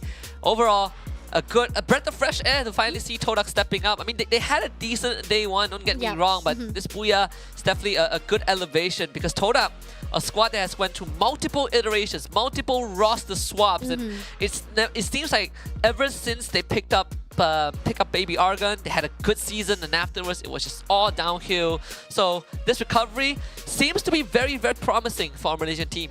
Agreed, definitely. Even we talked about it last night with Bento saying about how it was consistent with Toda. It was like, not to say it was bad, but it was also not so good. But at least it actually maintained themselves in their own positioning. But when it comes to day number 2, this is just a whole new gameplay and an improvement in a whole vast level from the team of Toda themselves. On the other note, C-Triple-G massively massacre a lot of teams as well. Good gunfights. Booyah may not be on their side again, but kill point wise, still massively been dominated by them. Yeah, and this has been a rising trend where certain teams, they might not be getting the booyah, but they're so good at killing people that they just get more points than the team who got the booyah, right? As long as they don't get into a tiebreaker situation. And we're seeing teams like, you know, Onyx Olympus, Thorred put up multiple rounds of that. BRU also did the same, and then now you have C-Triple-G in the equation.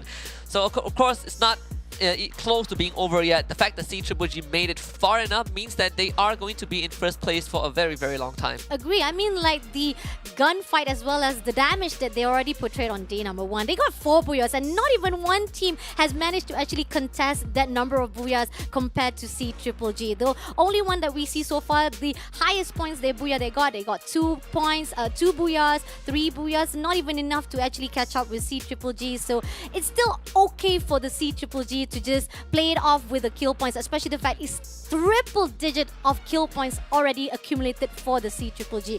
On the other note, the teams that is suffering for tonight as well, I mean, like the Flash, again and again, I keep on seeing them, they try to go for the engagement wise, they try to go for the aggression wise, but it keeps on not going in their favor. Yeah, the fact that they got like 107 kills out of 8 rounds on day 1, that itself is already a very, very big achievement, you know, for the team, right? They're getting at least more than 10 kills per game for C-Triple-G. And this does bring back some memories back last year during the invitations, the SDA invitations for Free Fire. We had E-Arena, now known as JV Esports. They played in the 3-day finals, and just off of day 1's performance, they won the whole finals. That's how dominant they were. And C-Triple-G's day 1 performance is bringing back some of those flashbacks, catching up to them. Realistically, it's not going to be easy unless they don't show up for a whole day.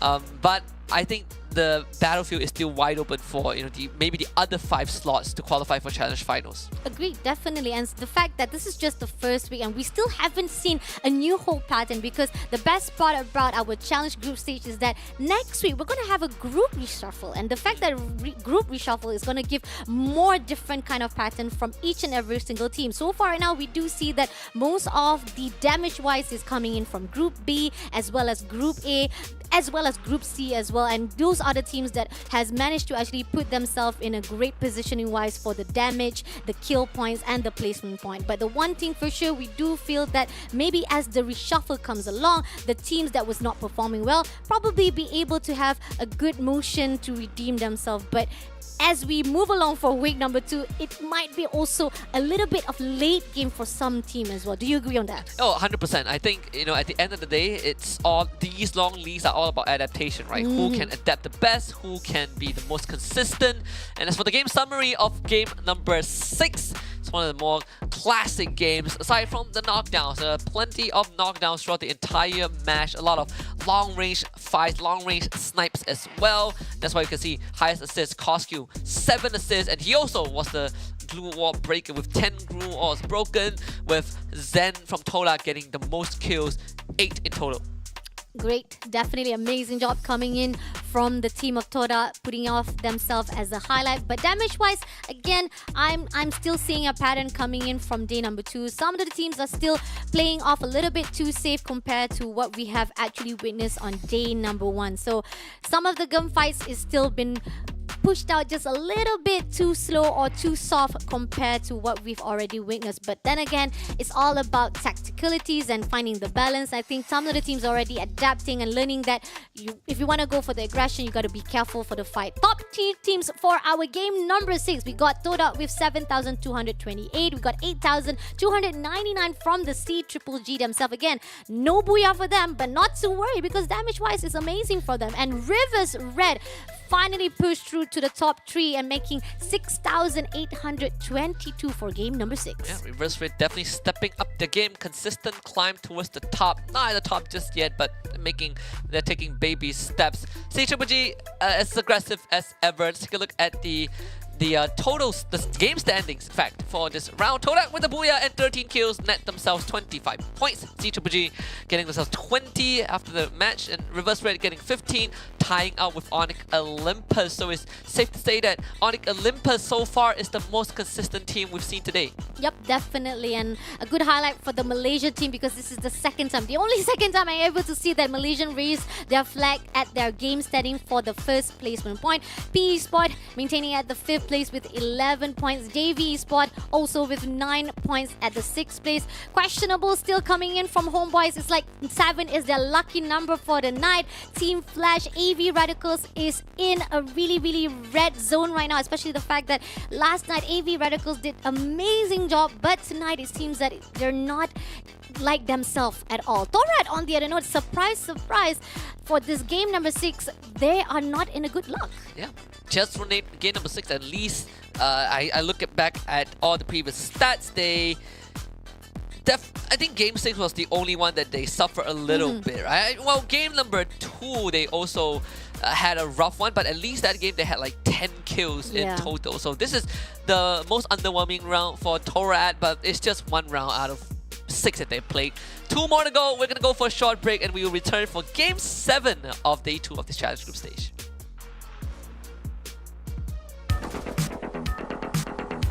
Battle Royale. That's it's time.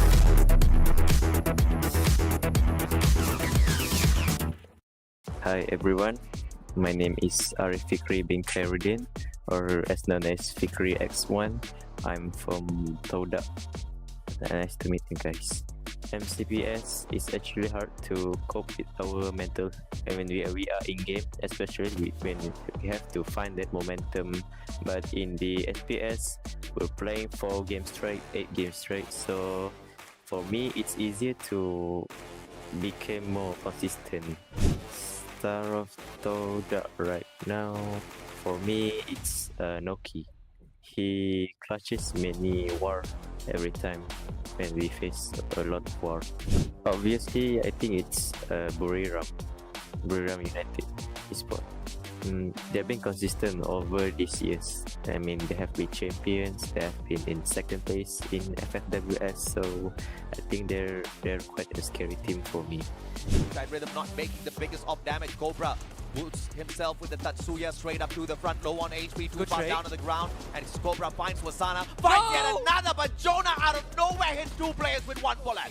Man, the captain needed to step up, and indeed he did. BRU surviving imminent death. I think the strongest for me is Thailand.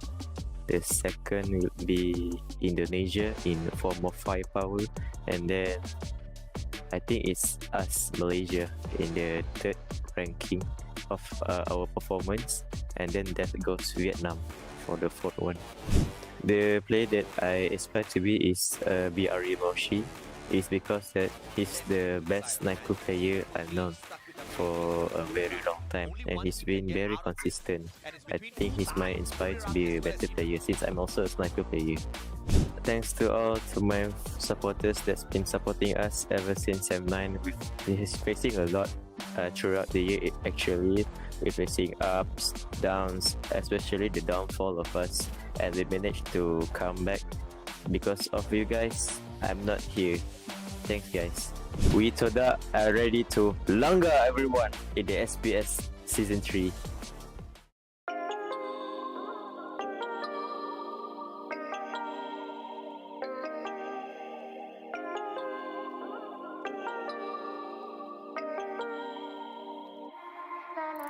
I'm in another world, out of body, no one around, but I'm not lonely.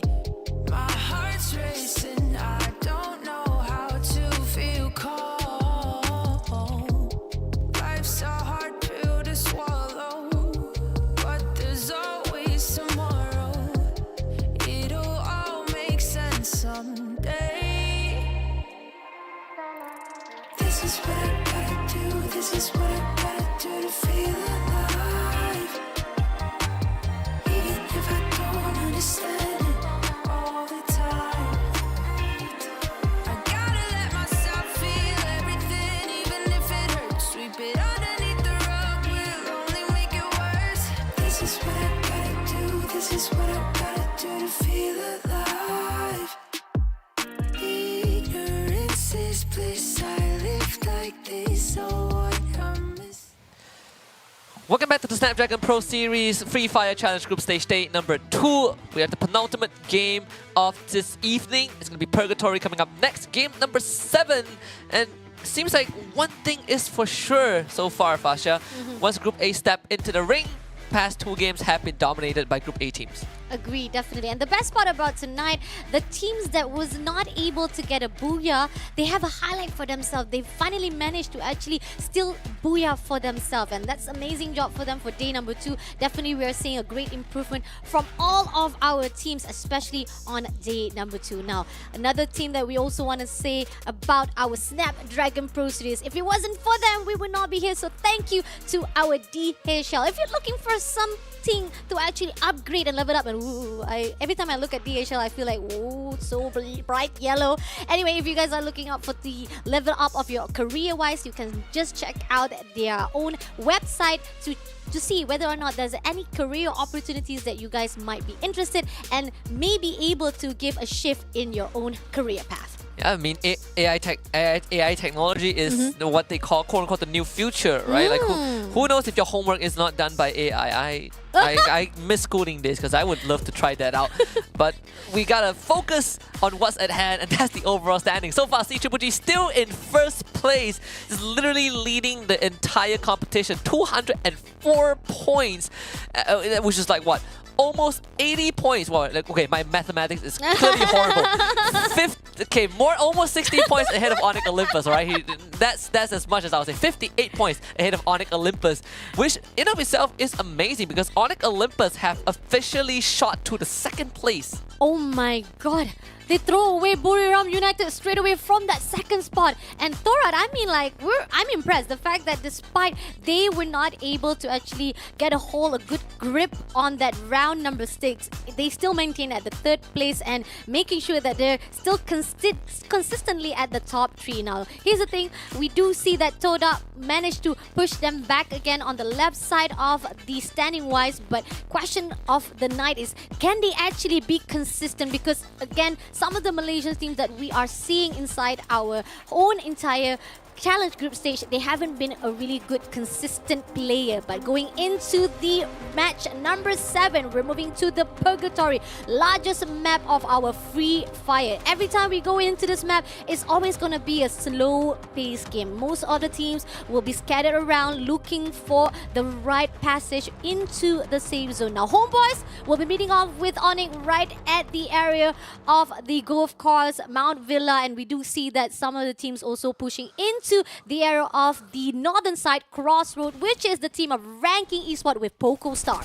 And that's going to be a very tough fight as Jacket finding Mercy to kick things off. 18 deer gets dropped. It's Poco Stars suffering losses already. This is not the start that they want. Ras also down, and it's just Liam with one last roar trying to create distance between him and Ranking Esports. But unfortunately, at the trailer park at Crossroads, there's really not much space you can work with. This could be an early exit for Poco Stars. Jacket looking for Poco Lim. Huh? Oh, doesn't even spot him out. Okay. Let's see if Han or Neo will be able. Nobody even spotted out. It seems that Ranking Esports. Okay, UAV? UAV. No, it doesn't. Nobody actually positioning-wise to realize that Poco Lim is in the area. But finally spotted out Lim and makes our Poco Star be eliminated at the 12th spot yet again. Not a good night for Poco Star. I mean, like, this is like down the road for the Poco Star on day number 2. Moving along with Thorat, meeting off with the PE spot. They take down Hoang. Now left with 3 more players to go. Yeah, BEs were able to revive their fallen teammate. Thora still pressuring them. The ski lodge fight is one of the few areas that is very congested. Darko just dashes in with the Tatsuya. North still healing up though, so they're gonna run low on members. They go for the trade. Davis with the double revolver, finding Ban. It's BE Sports, a whip, Don't Cry coming in from behind. This is North getting knocked down as well. Davis finishes off the kill, but it's Nero now chasing after Davis, who doesn't really have much health. This guy with double revolver in hand. This is the Wild Wild West, but gets cut down and sliced in half by Nero. Such a sad situation for Tarat, but we still have Vikal as the last survivor, managed to actually scurry away from the war site. So hopefully he will be able to reposition himself and revive back the rest of the team. And we do see that on the other side of the map, we got the team of the Flash meeting off with the JV Esports, one of the teams that has been massively massacred a lot of the players. It seems that Flash will be meeting off with a really good contender. Cougar shoots down from the lower ground, throws a grenade to Yambin. Doesn't get much of the damage-wise, but now they will be going in for the second floor. They push some of the players from the Flash, but Cougar waiting off for a surprise attack, but Artemis will be the one to take him down. Yeah, just very, very quick movement from Team Flash. Lovely, lovely stuff. JV Esports did not stand a chance. Team Flash winning it in an almost flawless fashion. Surprise, surprise. I mean, like, JV Esports has been doing well to win those gunfight, but the Flash pushed them off straight away for that top 11, bottom 11 to be precise. And now going into Rivers Red, meeting off with the Toda. Our Malaysia team is in the target. Once you get a booyah, definitely a target is in your eyes. And here on out, Rivers Red, we got one player on the top. Toda gonna go in for the fight on the other side. Ice Wall, give a little bit of the teasing wise. Noki going in for the rotation. Somehow doesn't spot out Nameless, sticking together with the teammate, but Posey comes along for the dash. Ice Wall for the defense-wise, but at the same time, Toda comes in for the backup 2v1 situation. Oh, no. Diamond and Nameless sticking together, takes down Sand as well as Traps. Now Toda left with 2 more players. It seems that the gunfight is losing on the side of Toda. I mean, such a well-played skirmish by Reverse Red. They place the portal on the low ground and the high ground. They're just teleporting in and out. And there's nothing Toda could do. Toda was like, wait, I saw one guy, and then now this guy, 3 guys appear behind me. Will they turn around to deal with it? And those 3 guys disappear and come in behind Toda again. So very, very good macro decision from the side of Reverse Red to win that fight. Toda just got outmaneuvered. Definitely reversing the situation just like the name it is. And coming into the PE spot, managed to get 6 elimination. Gonna go in for the long rotation. They're just playing off at the edges of the zone and getting the high ground advantage. They're actually safe. They don't need to worry much as the zone is actually having no contest whatsoever or even any competition on the area side. Coming into C Triple G, damage-wise from them has been massive. They haven't managed to actually secure any booyah compared to what they did on day number 1. But as we talk about C Triple G again and again, they don't need to worry much because kill point wise as well as placement point wise that have already been put out from day number 1 has already secured them comfortably at that top 1 overall standing. Now going back to the ranking esport who managed to shut down the Poco Star, they will be meeting off with the AV Radicals. Let's see how AV Radicals deal with this. Do see 2 members of ranking esports already. It's Huang and Jakit. And AV Radicals, they don't have much of cover to work with, but they do have the guns to fight the long-range fight. Where the rest of... the rest of ranking esports, they are quite a distance away. It's starting to join up with the front lines. Behind them, it is going to be Reverse Red. And Saming, he has the high ground. And you know what that means. Snipe angle. Started out with the ranking esport, managed to actually take down AB Radical on the previous rounds, and it seems that AB Radical meeting off with a close combat. Huang takes down Void in the first spot, now trying to shoot down with the return to be knocked down as well. 2 players taken out, now AB are left with 2 more players to go. Ranking esport making a deja vu as what we've seen on the previous round, but Rivers Red comes along to join the party. Snipe comes in from Saming. Doesn't get anyone just yet, but in the process, ranking esport knows that they're being scouted out. They will be playing a little bit safe for now. How much value can I get out of this, Saming? It is an opportunity and they will not be contested, and that's the best part right now. If you are Reverse Red, you get to take free pot shots and not face retaliations. But easier said than done. There is a compound for ranking esports to work with. The rest of Reverse Red starting to show up. Sabi finally getting the snipe on the Jakit. Finished him off as well. Reverse Red slowly but systematically working on ranking esports. And if they can get rid of ranking esports, they will get into the circle safely. Definitely agreed. Massive high ground advantage and utilization from the Rivers Red. And now Neo runs for his dear life. Posy will be spotting him out. 1 shot, 2 shot, takes him down a little bit, but not going to be enough as the ice wall will be the defense-wise. But on the other side of the map, we got the Onyx Olympus quite preoccupied with the flash. Shin suffers some damages. Yambin comes in for the backup. Jack comes along to actually go in for the backup, but moves around into the second floor for the high ground advantage. F try to actually pull through. Yambin suffers some damage. It goes into the window, takes down one of the players from the ONIC. Onyx Olympus losing their players. Now, left with Jack. Right on the second floor, it seems that he moves away with the transportation, the teleportation. Now left with 2 more players. Gary, quite far away. They're not actually sticking together. Let's hope for the best for our Onyx Olympus to actually survive it out. So far, they're losing the gunfights to the Flash.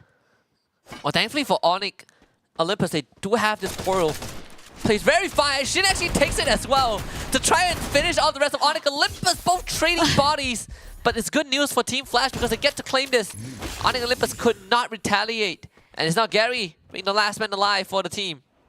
I mean, they put out that teleportation as a welcoming door for the team of the Flash. Surprise, surprise.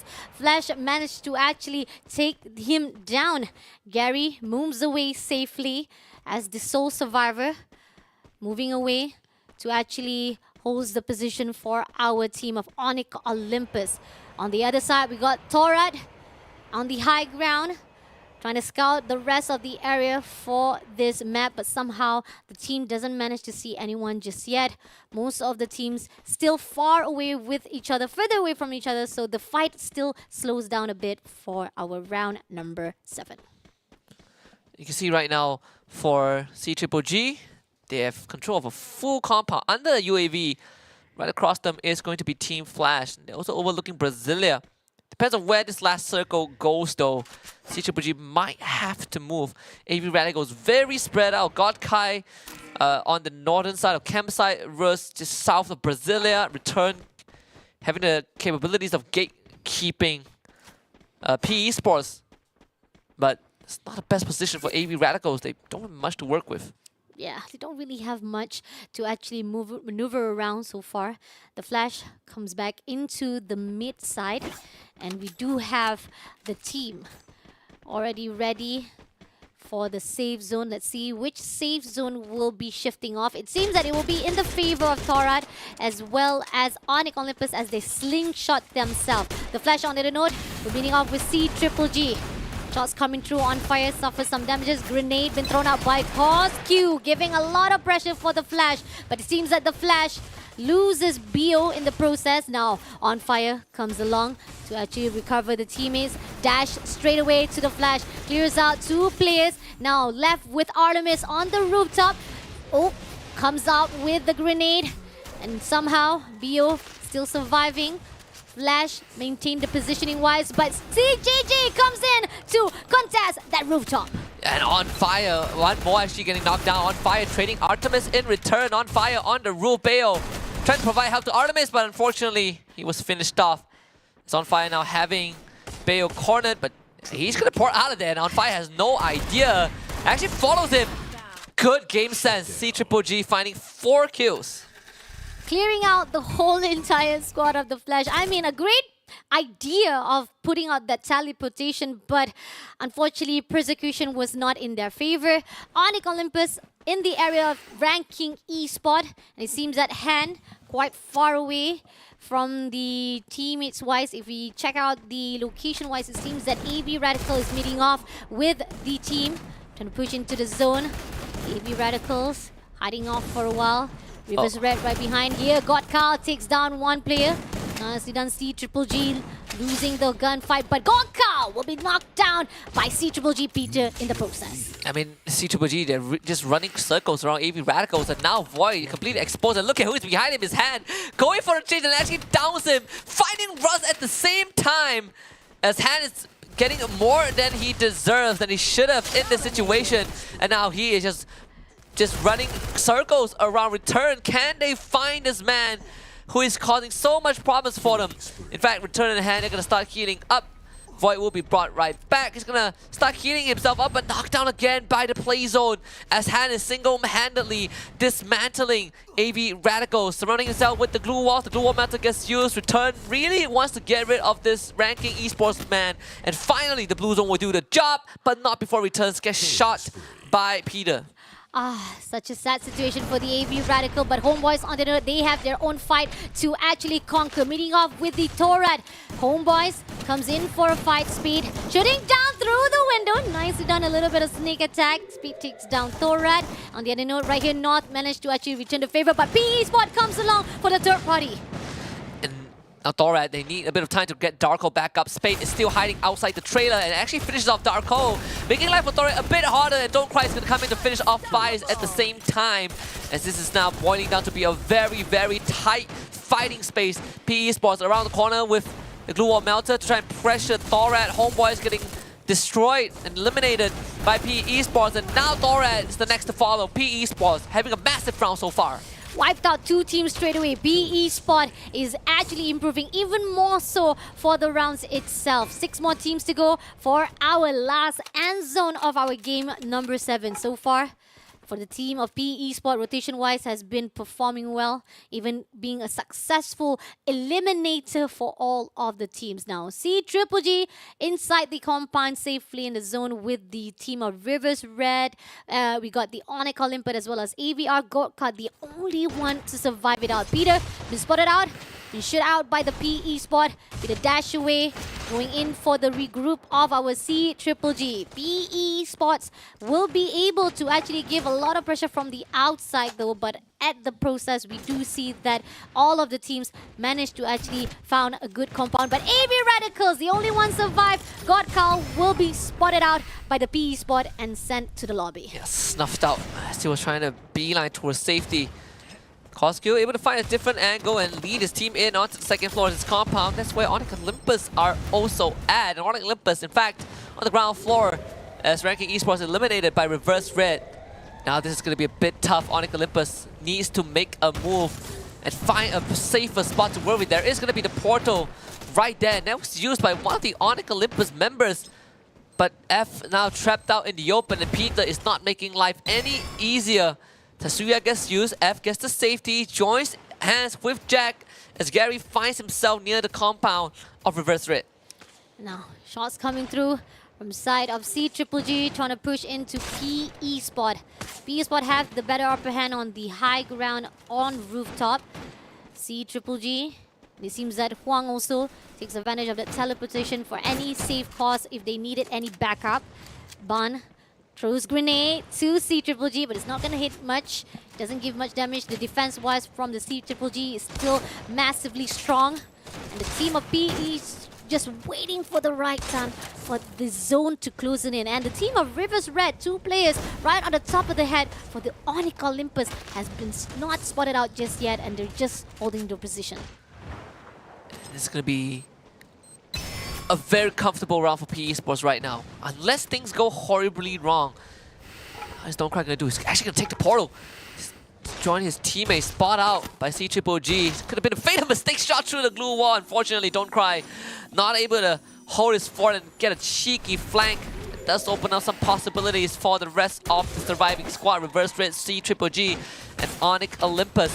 One more getting pressured as well. Don't Cry out in the open is going to receive help right now from his teammate. But how can PE Sports navigate this? They're out in the open. One more again through the glue wall to find Don't Cry. His Sonya will pop though, and it will take him down. Huang Ah doing just enough, but C Triple G, they do have teammates there. Peter now going into to provide some assistance to his teammate, but PE Sports starting to push in. PE started to push in, going into the first floor of the ground itself, and PE knows that this is going to be a good gatekeeping. Onyx Olympus on the other side of the building-wise. Rivers Red still holding their position with that ice wall at the moment right now. C Triple G, they are holding their position. So far, most of the teams are just not going to go in fight, but finally, PE might be actually going for a fight. Nero takes down for the elimination of our C Triple G. Onyx Olympus goes in for the long ring shot. And Onyx Olympus, 0 kills so far, but it's survived until the very end. Huang Ang trades his life with Koskyu, and Ban now is the last man standing. He will take care of C Triple G, but unfortunately that glue wall might end up killing him instead, as he is forced to tank the blue. Onyx Olympus left with 2 members, Diamond and Nameless as well, representing Reverse Red. This is going to be a 3-way fight, a tough one as well. Ban, Tatsuya Dash still has Gruel left in his inventory, but now puts himself right in front of Reverse Red. Who's going to think of dealing with him first? At the circle will force Onyx Olympus to eventually evacuate the building, but it's going to be Jack that finishes off Ban. That's the first kill for Onyx Olympus, and now they dash out into the open. Is Diamond getting flanked by Jack? Nameless facing pressure as well, but Jack goes down first. It's Gary against Reverse Red, but Gary will not stand, and Reverse Red finally clocks in the very first booyah. Ooh, great slow pace. Definitely all about patience for the last zone. But massive fight indeed from Rivers Red. And again, a highlight for them because the fact is last night was not a good fight for them. But tonight, our Rivers Red finally bagging the first booyah for themselves. Amazing job indeed. Rivers Red making a good improvement for the night. Well, it seems like the theme of the night is you play the guitar when you get a booyah. You know, we saw that from Onyx Olympus, we saw ukulele, we saw guitar, and now Reverse Red doing the exact same thing. Congratulations to Thai representative. It's been a long time coming. They had a pretty decent day number 2 performance so far, but the booyah has been eluding them. They finally got it after 7 games.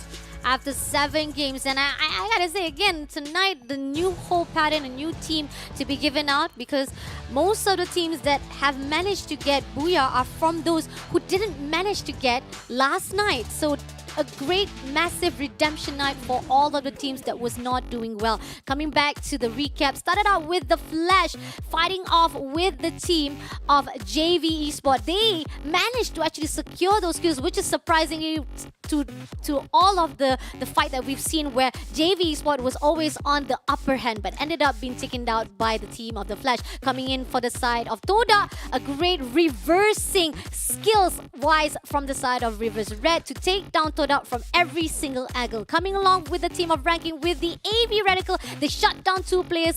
Deja Vu again, a massive good welcoming, but AB Radical suffering so much for tonight's game. Yeah, and just not having a good night so far. This evening has been very, very rough for AB Radicals. And you'd think that a team that started off well on day one was able to preserve some of their momentum. Doesn't seem like the case, at least for them. And one more round left for them to kind of pull it back a little bit. Homeboy is also not able to make it too far. I mean, this game, this round in particular, I think PE Sports was the actual hero. Despite Reverse Rate getting the booyah, I think PE Sports had massive numbers of kills at the end. Rotation-wise, definitely goes out to PE Sport. They definitely knows where to go, where to fight it out, where they're going to hunt it out. They massively managed to actually eliminate 2 teams in one go. That was just a good highlight for them. And coming along to go into the zone, they had to figure out which building to actually conquer out. They massively goes in to shut down C-Triple-G first of all, but then after losing so much of the players, there's only one to survive it out, and it's going to be Bun. And with the number stacks out to the side of the team of Onyx Olympus as well as the team of Rivers Red, definitely it was not going to be booyah to their side, but a good chance for the team of Rivers Red to race to the top. Yeah, absolutely. Reverse Red finally, I mean, the target is to make it out of the second page, right? That is kind of the goal. If you are not looking at top 6, I think Reverse Red have done enough, and the fact that they close it out with a booyah, that's probably the pinnacle, the peak performance of this evening. But they still have one more round to go, right? To get some extra points in the bag, make sure that they don't fall too far behind the competition. This is the marathon day for them after all. So I think Reverse Red, they're making good use of it for sure. Definitely, and the fact that, as you said, this is the last round of the night, we're gonna come in. Hopefully, if you want to go down, might as well you go down with a bang, my friend. And we have more rounds to go. The fact that day number 3 will be coming out for tomorrow. So again, as much as you can do, even though this is the last round, at least get some points so that you can catch up for the next day, as we have 2 weeks for this challenge group stage itself. Coming along with the rest of the games, we do see that the teams that have been performing for the kill-wise, I think C-Triple-G doesn't really need to worry much. C-Triple-G probably are just chilling, right? Again, when we last checked in on them, they had like, what, 58 points ahead of the team in second. And that team was Onyx Olympus. So I think with this round, they probably pulled ahead again. Onyx Olympus, unfortunately, despite getting second place, only got 1 kill. So doesn't really help them in their case in trying to catch up with C-Triple-G. So they can be rest assured. They will be fine. They probably will finish the whole group stage first place. Agree, definitely. They are definitely on the rise, and we are definitely hoping for the best, because the fact is, if they continue on with a great massacre to take down all of those kill points for themselves, they might be qualified to the challenge finals just for the shortcut itself. But then again, some of the teams that are not performing well for the group stage, wondering whether or not they will be able to do even better at the play-ins. Yeah, and hopefully that's the case, right? Play-ins, I think, is a very good platform to have teams who are more evenly matched duke it out. Because sometimes, you know, I mean, most of the times in Free Fire, when you put every team in a group stage, you're gonna have 1 or 2 teams that are just so strong that they are just gonna eat up the slot, right? So play-ins is a very good opportunity. We're gonna get there in like, what, 2-3 weeks. But for now, when we look at the game summary, very standard game as always. A lot of long-range fights, a lot of glue walls expanded as well. 85 glue walls destroyed. 85 glue has been destroyed. A great defense-wise has been put out. I mean, compared to the rest of the glue walls that we've seen, some of them, they did not actually manage to actually use a lot of defense for themselves. So this is showing off how game number 7 is where everyone tried to be defense-wise for our game tonight. And going into the loadout, it seems that Reverse Red has the same idea with the rest of the teams that managed to get booyah with using Tatsuya as their main character. Yeah, 4 Tatsuyas, 3 Avron. You know the drill. It's all about getting the info and quickly capitalizing on whatever intel that you get for yourself. So completely understand the approach, and this is one of the few rounds that we also get to see Saming put out some really great shots. And you know, Reverse Red generally, that decision making to eliminate Todak in that skirmish and able to make it to the last circle and kind of pull through at the end. Super impressive. They're on the upward rise for sure. PE Sports as well, alongside CGGG, they are top 3 teams. This is the second time we're seeing Reverse Red coming into the top 3. We got PE Esports with 8,000. This is the first time they managed to actually be at the top 3 for the game-wise. 8,678, 7,457 by the Reverse Red, 7,254 by the CGGG. They never disappoint when it comes to damage. That's why they're always at the top 3. Now, game standing-wise, for that game 7, we got PE Esports.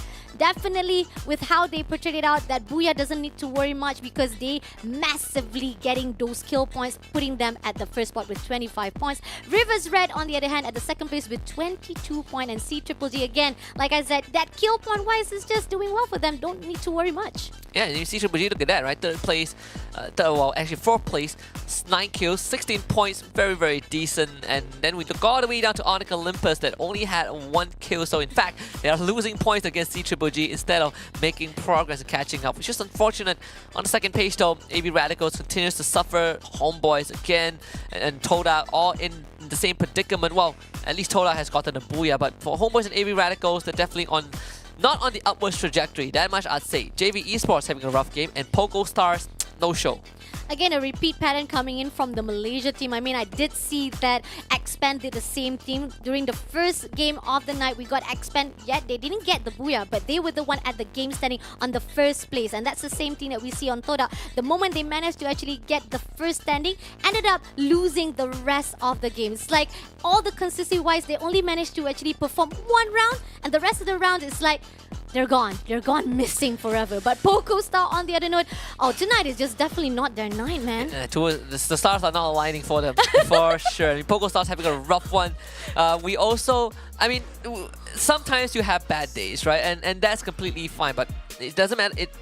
What matters is not how you start, but it's how you finish. So looking for Pogo Stars to bounce right back. But the stars always aligns when we talk about Snapdragon Pro Series as a whole, because we have all these wonderful partners to make it a reality. Snapdragon Elite Gaming, when winning matters, they have wonderful chipsets. If you have a device with a Snapdragon chipset in it, you know for a fact that that device is good to go. But if you want a device that can handle such a strong chipset, how about we recommend you the Samsung Galaxy S23 Ultra, which not only gives you good gameplay quality, good photography quality, it also allows you to share the epic and level up your game. And if you are thirsty, you gotta go in with the Monster Energy drinks. They not only quench your thirst, they also give you a great energy to boost up during the game. And the one and only DHL sponsors that give you a chance to change up your career-wise, leveling up your own career path to make sure that you have the best full potential of your life itself. And check them out at esl.gg/fe-career. Perhaps you would find something that you're interested in. AI is the future and a lot more. We'll go for a short break and we will return in just a little bit for our final game of the night.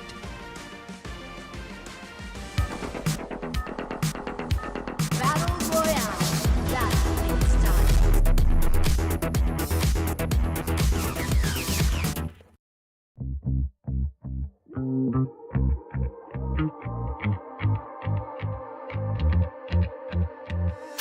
I stay breaking my own limits and I won't. สวัสดีครับ ผมชื่อม่อน ชื่อในเกม Red Diamond ตำแหน่ง Ice Tiger ของทีม River Red ครับผม Thailand Open ที่ผ่านมาก็รู้สึกว่าทีมตัวเองเล่นได้ดีในระดับหนึ่งครับ แต่ก็ยังไม่ได้ดีที่สุดครับผม ก็พร้อมจะปรับปรุงและพัฒนาต่อไปครับ ในเรื่องการไฟท์การเดินเกมอะไรต่างๆนะครับ เป้าหมายในซีซั่นนี้นะครับที่มาแข่งก็คือมาหาประสบการณ์แล้วก็หวังว่าอยากจะติดท็อป 3 ในทัวร์นาเมนต์ครั้งนี้ครับผม CG กับ AA นี่เขาน่ากลัวตรงที่มีประสบการณ์เยอะแล้วก็ผู้เล่นมีไฟมากครับผม ส่วนจุดอ่อนของเขาผมก็ไม่ค่อยมั่นใจเท่าไหร่ว่าเขามีจุดอ่อนตรงไหนนะต้องศึกษาต่อไปนะครับ Arena ก็เป็นทีมที่จัดว่าเล่นเก่งเลยครับผมแบบมีผมสำหรับตัวผมนะเพราะว่าเป็นทีมที่แบบผู้เล่นก็เก่งแล้วว่ามีประสบการณ์ใน World Series มาหลายซีซั่นมากเลยครับเป็นทีมที่แบบน่าจับตามองเลยครับ บุรีรัมย์ก็เป็นทีมที่น่ากลัวเพราะว่าระดับ World Series ก็มีให้เห็นกันอยู่ว่าเขาแบบเป็นรองแชมป์โลกแล้วก็เล่นดีมากๆเลยครับผมน่าจับตามองในทัวร์นาเมนต์นี้อยู่ครับส่วนอีเลน่านี่ก็ต้องรอดูกันต่อไปครับว่าตัวนี้เขาจะทำได้ดีแค่ไหนครับเพราะว่าตัวที่ผ่านมาเขาว่าเล่นเก่งใช้ได้เลยครับก็ฝากถึงทีมที่จะเจอกันในรอบต่อไปนะครับว่าทีมผมก็ถึงแม้ว่าจะเป็นเด็กใหม่แต่ก็ไม่ได้ง่ายที่พวกคุณคิดนะครับต้องระวังกับตัวกันให้เยอะแบบทีมผมว่าใช่เล่น See you at Challenge Season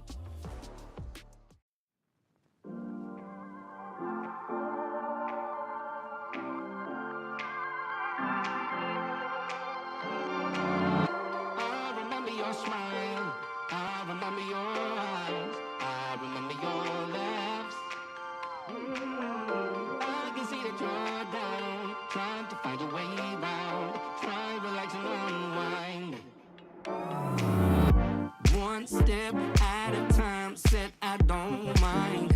Slow pace, no race, I promise you there's no finish line. Backlash got stuck, but it's all fine. Little by little, we go strong, just give it time.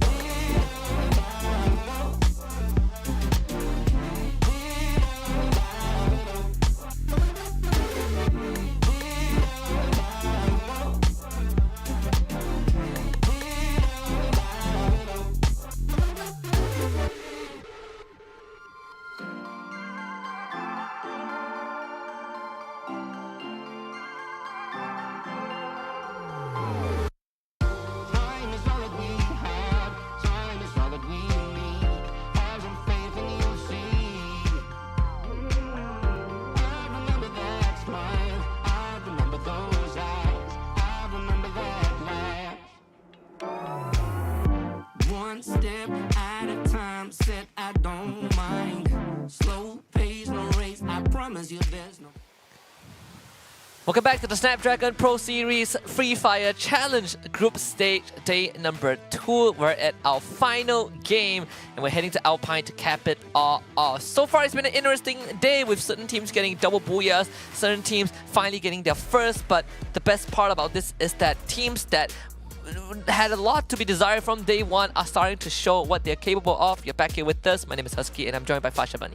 Welcome to the Snapdragon Pro Series. So far, it has been amazing fight indeed, a redemption night for the teams that was very much poorly defenseless to fight off on the day number 1. But then again, they're back again to fight it off. Some of the teams might not be consistent, but yet again, those who are not consistent, for example, like C-Triple-G, they don't need to worry much because the damage that already been done on day number 1 has been putting them at the top 1 for the overall standing. Now, coming in to the overall, we do see that the team of Rivers Red pushing through to the top 10 with 101 points. On the other note, we do see that AV Radicals, they're pushing down even more further to the 8th spot with 111 points. As we see, they're not performing well for tonight. But on the other note, the rest of the teams that we are seeing getting a great batter as well as doing a good job inside our overall standing is going to be ranking Esports.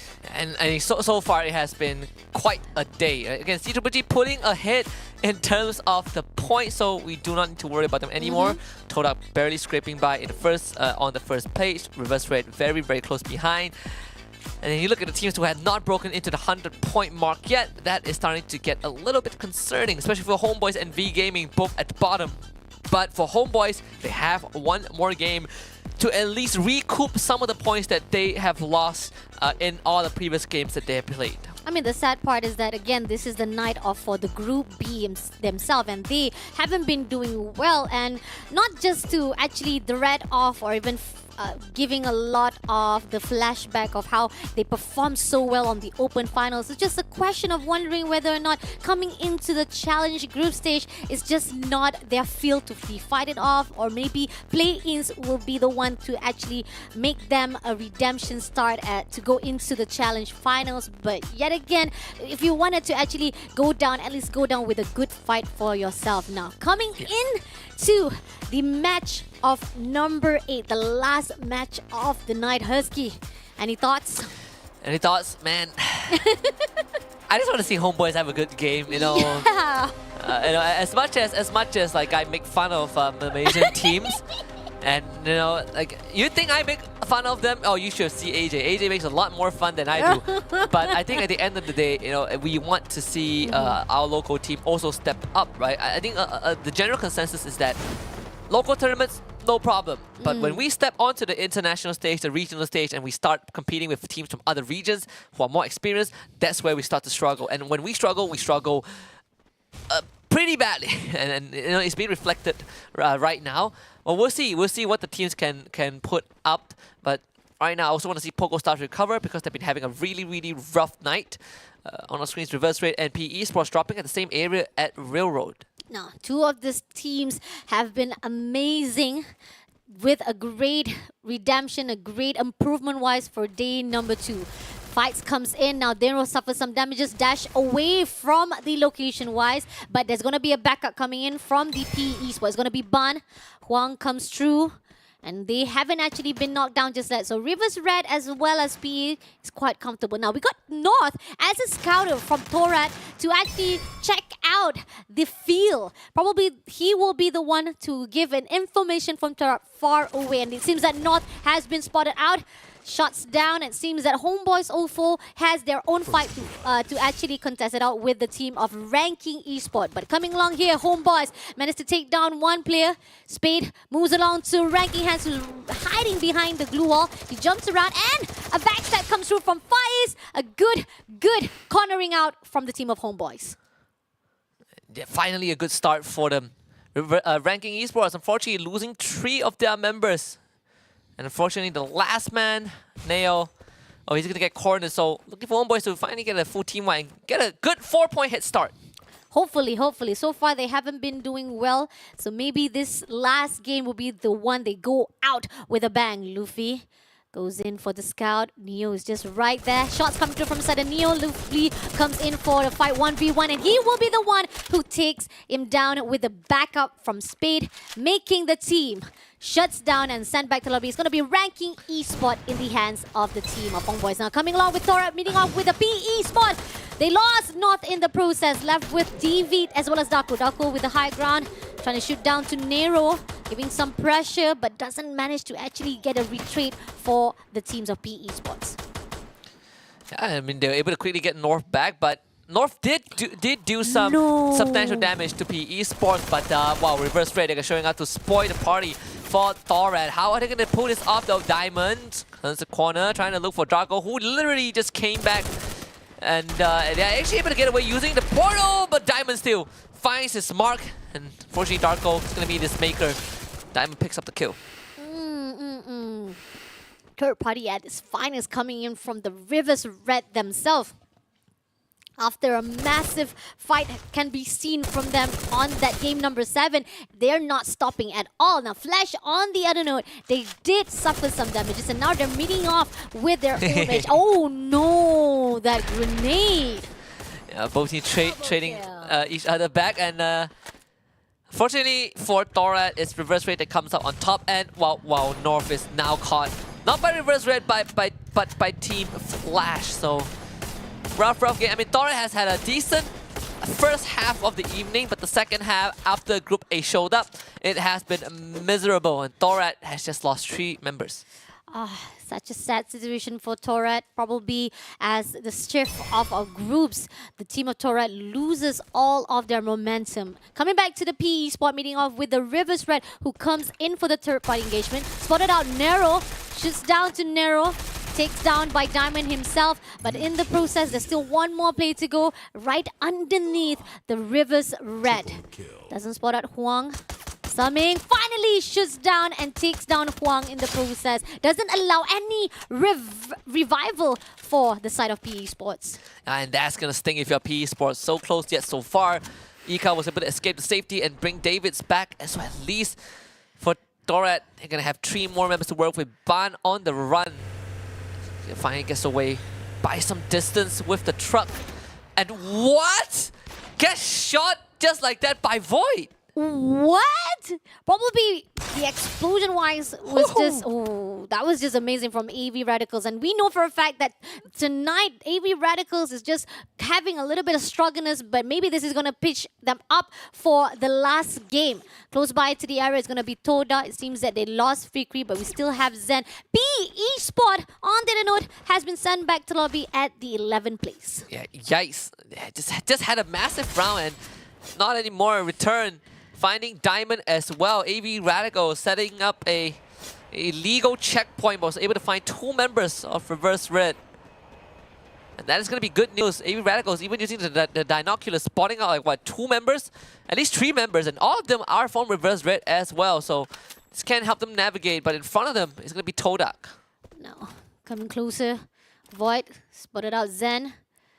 Doesn't snipe yet, but knows the information. But a return shot comes in from the side of Toda. Return also gives some shots as well to give support, but unfortunately, the team of AVR decided to retreat. Coming along to another side, we got the team of the Flash meeting off with the Pokostar, who have been suffering the whole entire night. Raz comes in for the flank, dash away to the Flash. Managed to actually takes down by Flash themselves. Poco Lim will be taken out, now running away for dear life. The whole entire squad of the Flash says no to Pokostar. Tonight is just not their night. Yeah, Pokostar just, again, never got off the ground at all. It's a miserable evening, so very, very unlucky for the squad. AV Radicals, on the other hand, not suffering from the same fate, at least for now. There is 1 member of Todak at the revival point. This could set them up for a pincer tag because AV Radicals are not aware of this. It could be backstab. 2 players right in front of AV Radicals. Another side, Fikri at the outside of the zone. They might be able to corner out the AV Radicals, giving a lot of pressure while trying to get into the zone. Unless AV Radicals do something to win those gunfight. Now, Return goes into the 2nd floor, doesn't spot one, but Toda goes out from the building, and it seems that Void hides himself inside the glue wall.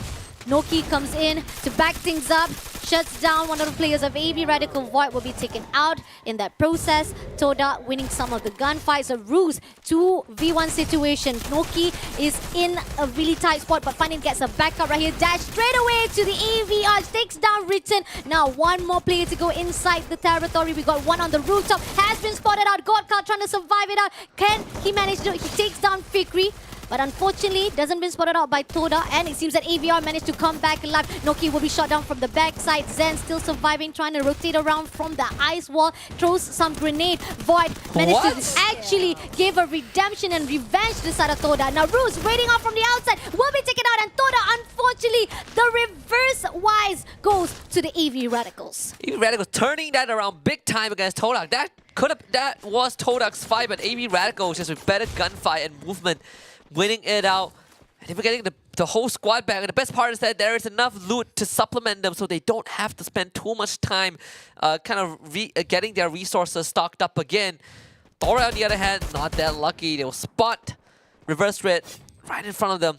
But North has opened a can of worms, stirred the hornet's nest. Here comes the cluster Ekao, able to just barely avoid it, but North is going to get pushed and right down the bridge, shot down by Nameless. Davis with the Charge Buster, able to down Diamond as Darko provides fire from long range as well, but his front line is quickly collapsing. Davis is gone.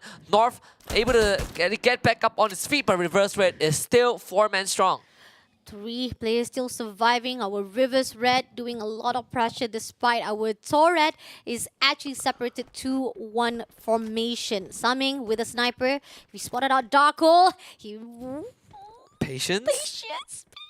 Oh! One shot, 1 knockdown. Beautiful coming in from Summing. Yeah, this is what you like about a master sniper. And suddenly with Darko down, it is the green light for Reverse Red to go for the jugular. Nameless and Diamond leading in, but Diamond gets dropped. It's Nameless against Ekao. Ekao running around the corner, but Nameless, of course, has enough health and firepower to just power through the pain and gets the drop onto Thorat. There's 3 dead over for Thorat. Davis on the run with nothing left in his inventory. Lovely shots coming in from the team of Rivers Red. Definitely patience is virtue. Now Thorat is on the run. Despite they had a really good run tonight, now as the the rounds is catching up to the last one. Unfortunately, Torat is suffering. Now, coming into the territory of Flash themselves, Torat gotta be careful here. David is the only one left, and if he been spotted out by 4 of the players, he might be taken out straight away easily. Now, coming into another area, we got the AB Radicals quite preoccupied with the Onyx. Olympus throws grenade each and every single one. AB Radicals has been out-cornered. They don't even have any space to survive. There is a chance for them to win this though, as Anya triggered, but Kiba just easily blasted with a charge buster. See Radicals stood no chance. Gary actually took himself out with a cluster grenade, so that was pretty funny. But Jack takes the portal right behind this last member of AB Radicals. This could be Zen, God Kai, trapped behind the glue walls. F coming in from the other end. Peter does get down off screen, but God Kai, not much left in the tank. The charge buster right in his face. AB Radicals out. Lovely, lovely, amazing cornering out coming in from the Onyx Olympus. On the other note, C Triple G. They haven't had any elimination so far. Quite passive for them for this last round, even though despite we keep on saying that C Triple G is doing well. I think again, like we were saying, they keep on chilling out for a while. On Fire will be the only one to survive it out. The Flash Bio, it seems that has spot him out, will be doing a shot from the backside, but doesn't land any of it. Unfortunately, On Fire will be on the run to move away from the Flash Eyes. This is going to be a long journey for On Fire. There's no buy point, no revival point. He is left all alone. And he's going to run into JV Esports, so you either die in the hands of JV or you die by the hands of Team Flash. On Fire has to make a choice right now and decides to take the fight against Shin. There's no chance. Team Flash wipes out C Triple G. Now, coming along to the side of JV Esport location-wise, JV Esport loses to the Flash previously. Can they actually redeem themselves? On the other side of the map, we got the reverse red already preoccupied with the team of Onyx Olympus. Diamond comes in for the dash, going in for the shot 1v1. Ice wall all over around, but doesn't manage to take down. Nameless on the note comes in for a fight with the Onyx Olympus. Unfortunately, Jack will be taken out. Now left with Gary as well as F. Managed to actually take down Posey in that process, but on the other note, try to pick up teammates. F on the other note, holding the position from the outside. Backstab comes through, and Gary will be the one to be surviving, helping Kiba to pick himself up, but Rivers Red is not done yet to take down the team of Onyx. Unfortunately, Onyx Olympus will be the one to be sent back to lobby by the Rivers Red. And Reverse Red, 14 kills and still going with full squad left alive and get the stock up for potentially the final fight. Team Flash and JV Esports are in the circle. Homeboys doing mighty fine, but they're going to be going up against Reverse Red again. This long-range fight not ending. As Team Flash, on the other hand, making quick work of JV Esports. There's 3 dead for them already. The Team Flash continues to tear up a storm. It's Cougar, last one left from the team in the circle. God, the rematch is not in the favor now. Meeting off with Cougar right on the rooftop. Shin is really in a fighting scene, trying to survive it out and clear out the last player. With JV Esport running away for deal of Cougar, surviving it out, goes out of the way from the Flash territory. Seems that Limit also survived it out, but the Flash is not giving up. They're giving as pressure as possible. Limit will be taken out by Yambin first of all. Now Cougar been spotted out right behind that tree, giving a lot of the grenade-wise. Cougar dash away, but there's no way to run from the eyes of the Flash. Again, 2-0 from the side of Flash versus the team of JV Esports. But Reverse Red comes along for the third Friday. They actually took the portal to try and fight Team Flash head on, and Luffy, he's gonna have a field day. 2 shots to the back of Reverse Red. It's Boxy and Diamond both getting down. Yambin and Shin, they want to help up, but Shin blows himself up instead. This is a catastrophe, and this should be a field day for Homeboys to start claiming some of these hits. But look at where Sabing is though. He is right outside of the circle, providing backup from afar. Can Homeboys finally capitalize on this situation? They've been here the first time. It was against 2 Indonesian teams, and they messed up a little bit and lost the Booyah. But now the playing field is open for Homeboys to take. Let's see if Malaysian teams can make a double Booyah for the night, or will they actually make the same mistake they've done. Now Homeboys finally spotted out the Rivers Red, trying to give a lot of the long range shot also to the side of the Flash. They're not pushing at all so far. That's a good idea. Gotta be patience just a little bit. But Rivers Red already pushing into the flash. Right here, we got the shots coming to Artemis. Will be spotted out by Diamond. And it seems that backup comes along from the Rivers Red. They're going to corner out the team Flash. Artemis all alone. But there's a backup coming in from the left side. We got Shin all alone. Been spotted out by Nameless. Takes down Yambin, trying to pick him out. But Jumps comes along from the Rivers Red. Homeboys coming in for the third party as well as cornering out the Rivers Red. Even though right here, Rivers Red is already suffering some beverages with the flash. Now, Homeboys will finish what they started. Can Homeboys finally get this? Bane with a double nade have just opened up the floor, and this should be doable. As Rivers Red are down to just two is Nameless and Diamond. Can they pull through and withstand Homeboys' onslaught? This is the final push. Homeboys cornering Diamond, takes him down. It's Nameless left standing against the three surviving members of Homeboys. And he's far from home. Luffy takes the portal to push into Nameless. This is the final blow. Nameless in a 1 versus 1, but Homeboys are pulling it back up. Calls in the cavalry. Olive gets the drop. And Homeboys have finally secured their booyah. The first ever in this group stage. And the first ever Malaysia team raising their flag 2 rounds for our day number 2. What a night to be remembered as we keep on seeing the team of Malaysians suffering so much throughout this challenge group stage, even though this is only the start of our week number 1. A great, massive improvement coming in from Homeboys. The mistake that were done keep on being denied, but for this last round, the booyah is in their hand. Definitely a stressful day. Homeboys newly acquired, well, they just acquired a roster from Farang, but the players not new at all. They've been around for a very, very long time. You know, you can trace it back to the lineage. Do Easy, Orkless, but one of the best teams back in the days, and finally scoring the first booyah. Perhaps hinting towards a better rest of the group stage, but you know, you gotta start somewhere, and Homeboys finally proving their worth just by a little. Amazing job coming in from the side of Homeboys. But I gotta get a highlight though. The highlight definitely goes out to the Rivers Red. Summing just beautiful, like a chef kiss, just waiting for the right time. Doesn't need it to bother much. Just get that one shot and one knockdown that it was just opening for the side of Torat to be taken out. In the process, we do see that River Reds managed to actually goes into the side of Onyx Olympus. They roll around. They really literally ride around the side of Onyx Olympus. Takes one after another. They're just destruction all over the place to a point that Onyx Olympus couldn't even fight off those gunfights. There's nothing that Onyx Olympus could have done in that situation, and even in the final, close to the final circle, right? Team Flash, Reverse Raid fighting each other, JV Esports as well, getting pressured from multiple angles. And I mean, there was a period of time that I did get scared that Homeboys are going to just, you know, rush in recklessly and kind of give it all away. But this time, they did it with style. They assessed the situation and they were able to just overpower Reverse Red, who were left beaten and battered after their close fight with Team Flash. I mean, that's amazing. Seriously, that was a good positioning-wise from the Homeboys. They got to figure out how to fight it off, and especially the fact that the team of Rivers Red was wondering whether or not they want to go in for the fight the Flash first off, or they want to actually contest it out with the Homeboys. And that's where you actually just pin out, nowhere to be actually surviving. Well, the scouting or even the open space-wise was just not safe enough for anyone from the Rivers Red. Yeah, it's just a very good showing from all three teams at the very end, right? It's always a treat when you get to see kind of like a top 3, top 2 situation, and the whole squad is alive for all of them. Yeah. It really puts the macro decisions to the test. I mean, Team Fire and Reverse Red, at one point, they were running at each other's throat, and somehow, when Reverse Red took the portal into Team Flash, and they still survived with the full squad.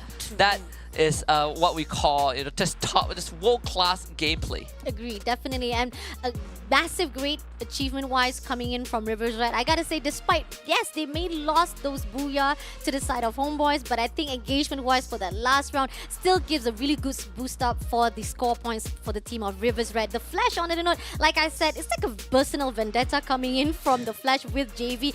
Every time they meet up with each other, they manage to shut down JV Esports. And I've never seen anyone manage to do that to JV Esports, because despite the whole entire night or the ending of the night for JV Esports was actually unsuccessful. They have been having a losing streak, but during the early stages of day number 2, they were massively massacring every single one. And I was wondering, after Group A comes in, the Flash, day number 1, they were not performing well. Day number 2, they actually contested out with the top killers for our challenge group stage and managed to shut them down. Yeah, and it's so great because Team Flash, there were a lot of times where I see them in tournaments and they struggle a little bit, and sometimes you don't see them recover at all. So this is definitely great to see Team Flash able to put up these kind of fights, because we know they have the experience, and majority of Team Flash have played together for more than a year, perhaps 2 years, and somehow they always struggle when when push comes to shove. So this is a good outlook for Team Flash.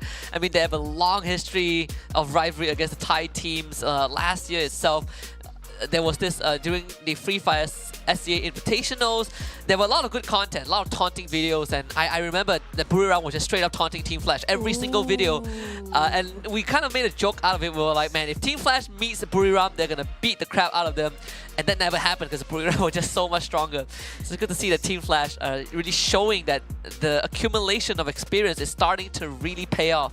Like it, I'm loving it. The fact that, again, they are one of the invited teams, and it shows that those who are already been invited, probably giving them one of the portrayals saying that we're here not just on the base of invited, but because we prove ourselves, all of the previous achievement, making sure that we are qualified to fight right here at the challenge group stage. On the other note, right here, coming back to the Group B, because this is the night for the Group B. Great, massive fight indeed. Great improvement coming in from the homeboys. B Esports, nonetheless, also managed to actually get some of the good points to raise off at the standing point. Storat, good start, then goes down the drain at the end.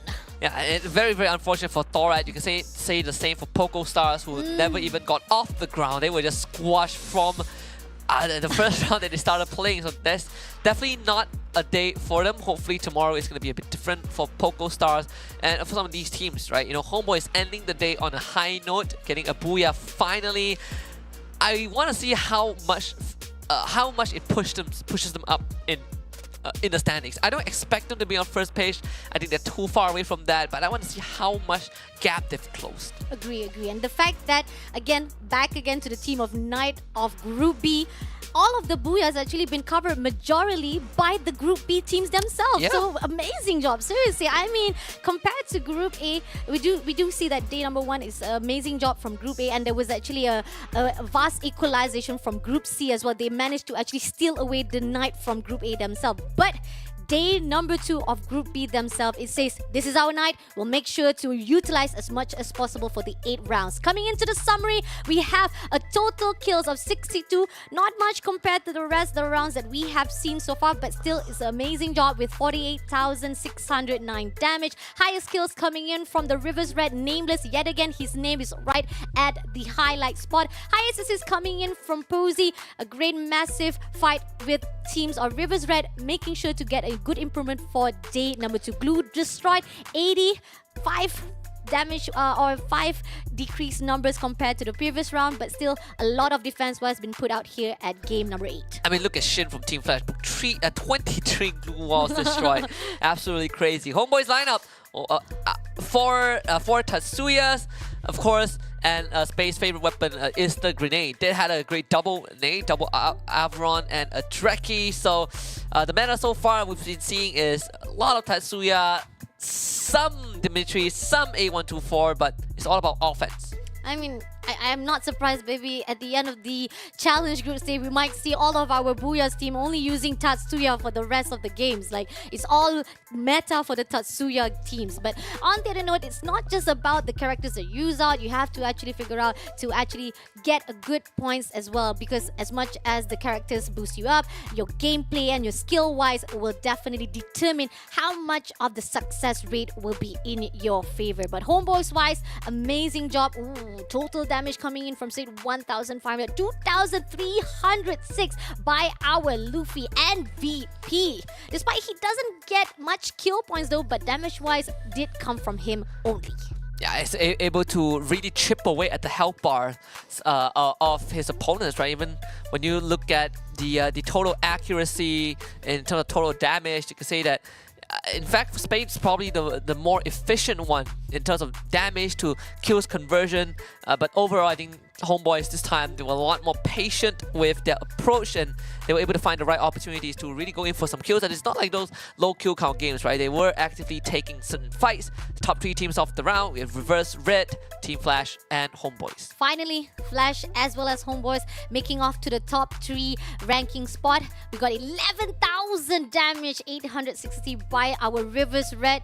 Again, I gotta say, a lot of our top 2 teams managed to actually get that 11,000 stats. And we got Flash with 8,038, 6,508 by Homeboys. Headshot-wise, I gotta say tonight, definitely only to the side of the team of ranking that managed to actually get a good headshot, which is 8 headshots. That was the highest one. Now, going into the game standing, Reverse Red, despite again, they were denied of that booyah. Their kill point-wise boost them off for the last round with 29 points. 20 kills was already damaging wise on the last. Team Flash on the note with second place with 22 points. Massive improvement. Homeboys, despite getting the booyah, will not be given the opportunity to be at the first place standing. Yeah, very impressive round from Reverse Red. Homeboys also, I mean, this one round has really doubled the total of yesterday's total performance, right? So what I'm trying to say is that they can play, just have to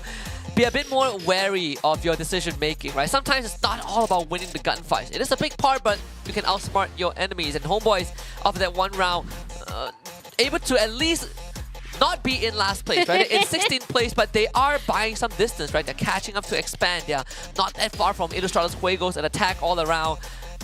And then you look at first place. CGGG, they are way too far ahead right now. 224 points. Onyx Olympus in second. Allred in third. BRU, Reverse Red, JV Esports in 4th to 6th place. It's safe to say that the Thai teams and the Indonesian teams, they are dominating right now. Definitely, they are dominating. Not to worry much to be at the left side of our overall standing. Ranking Esports, good heads up for them, especially the fact tonight is definitely a good night for them. Toda back again. It's like a back and forth. Going to the left side, going to the right side. And now they're back at the top 10 with 109 points, but still not too bad, not too shabby, because again, they did manage to get the first booyah. So hopefully with good improvement coming along their way, coming with the day number 3 for tomorrow, Toda will be able to improve even more.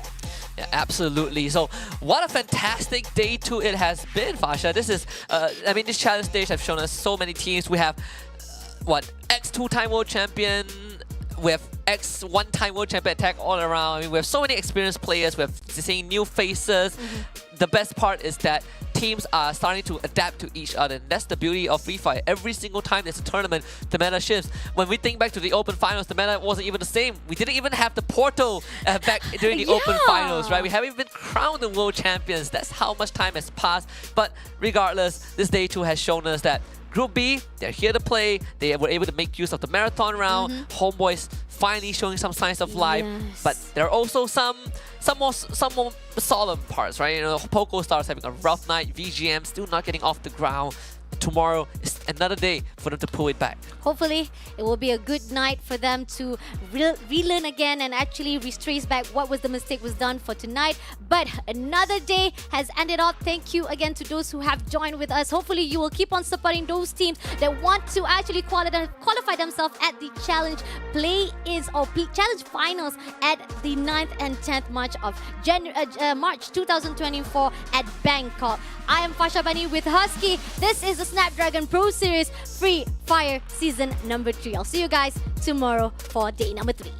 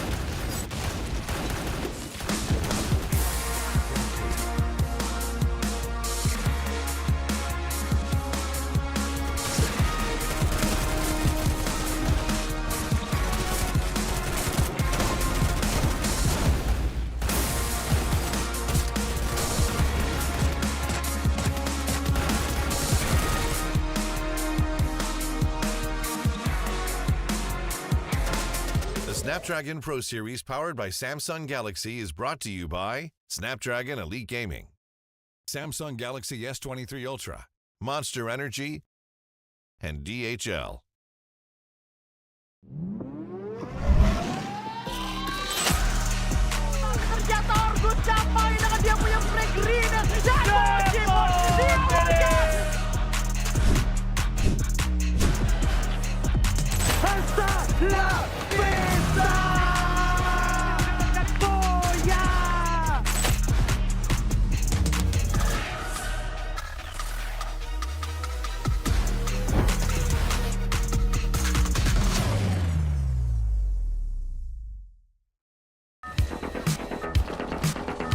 Battle Royale. That's style.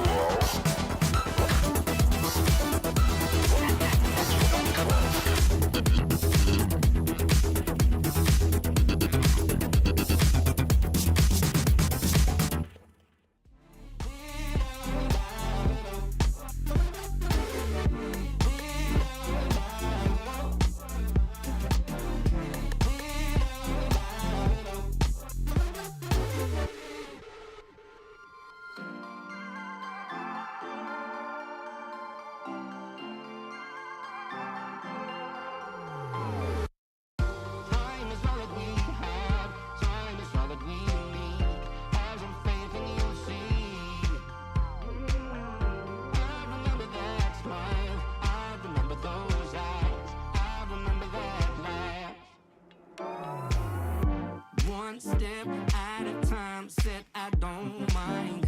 Slow pace, no race, I promise you there's no finish line. Backlash got stuck, but it's all fine. Little by little, we go strong, just give it time.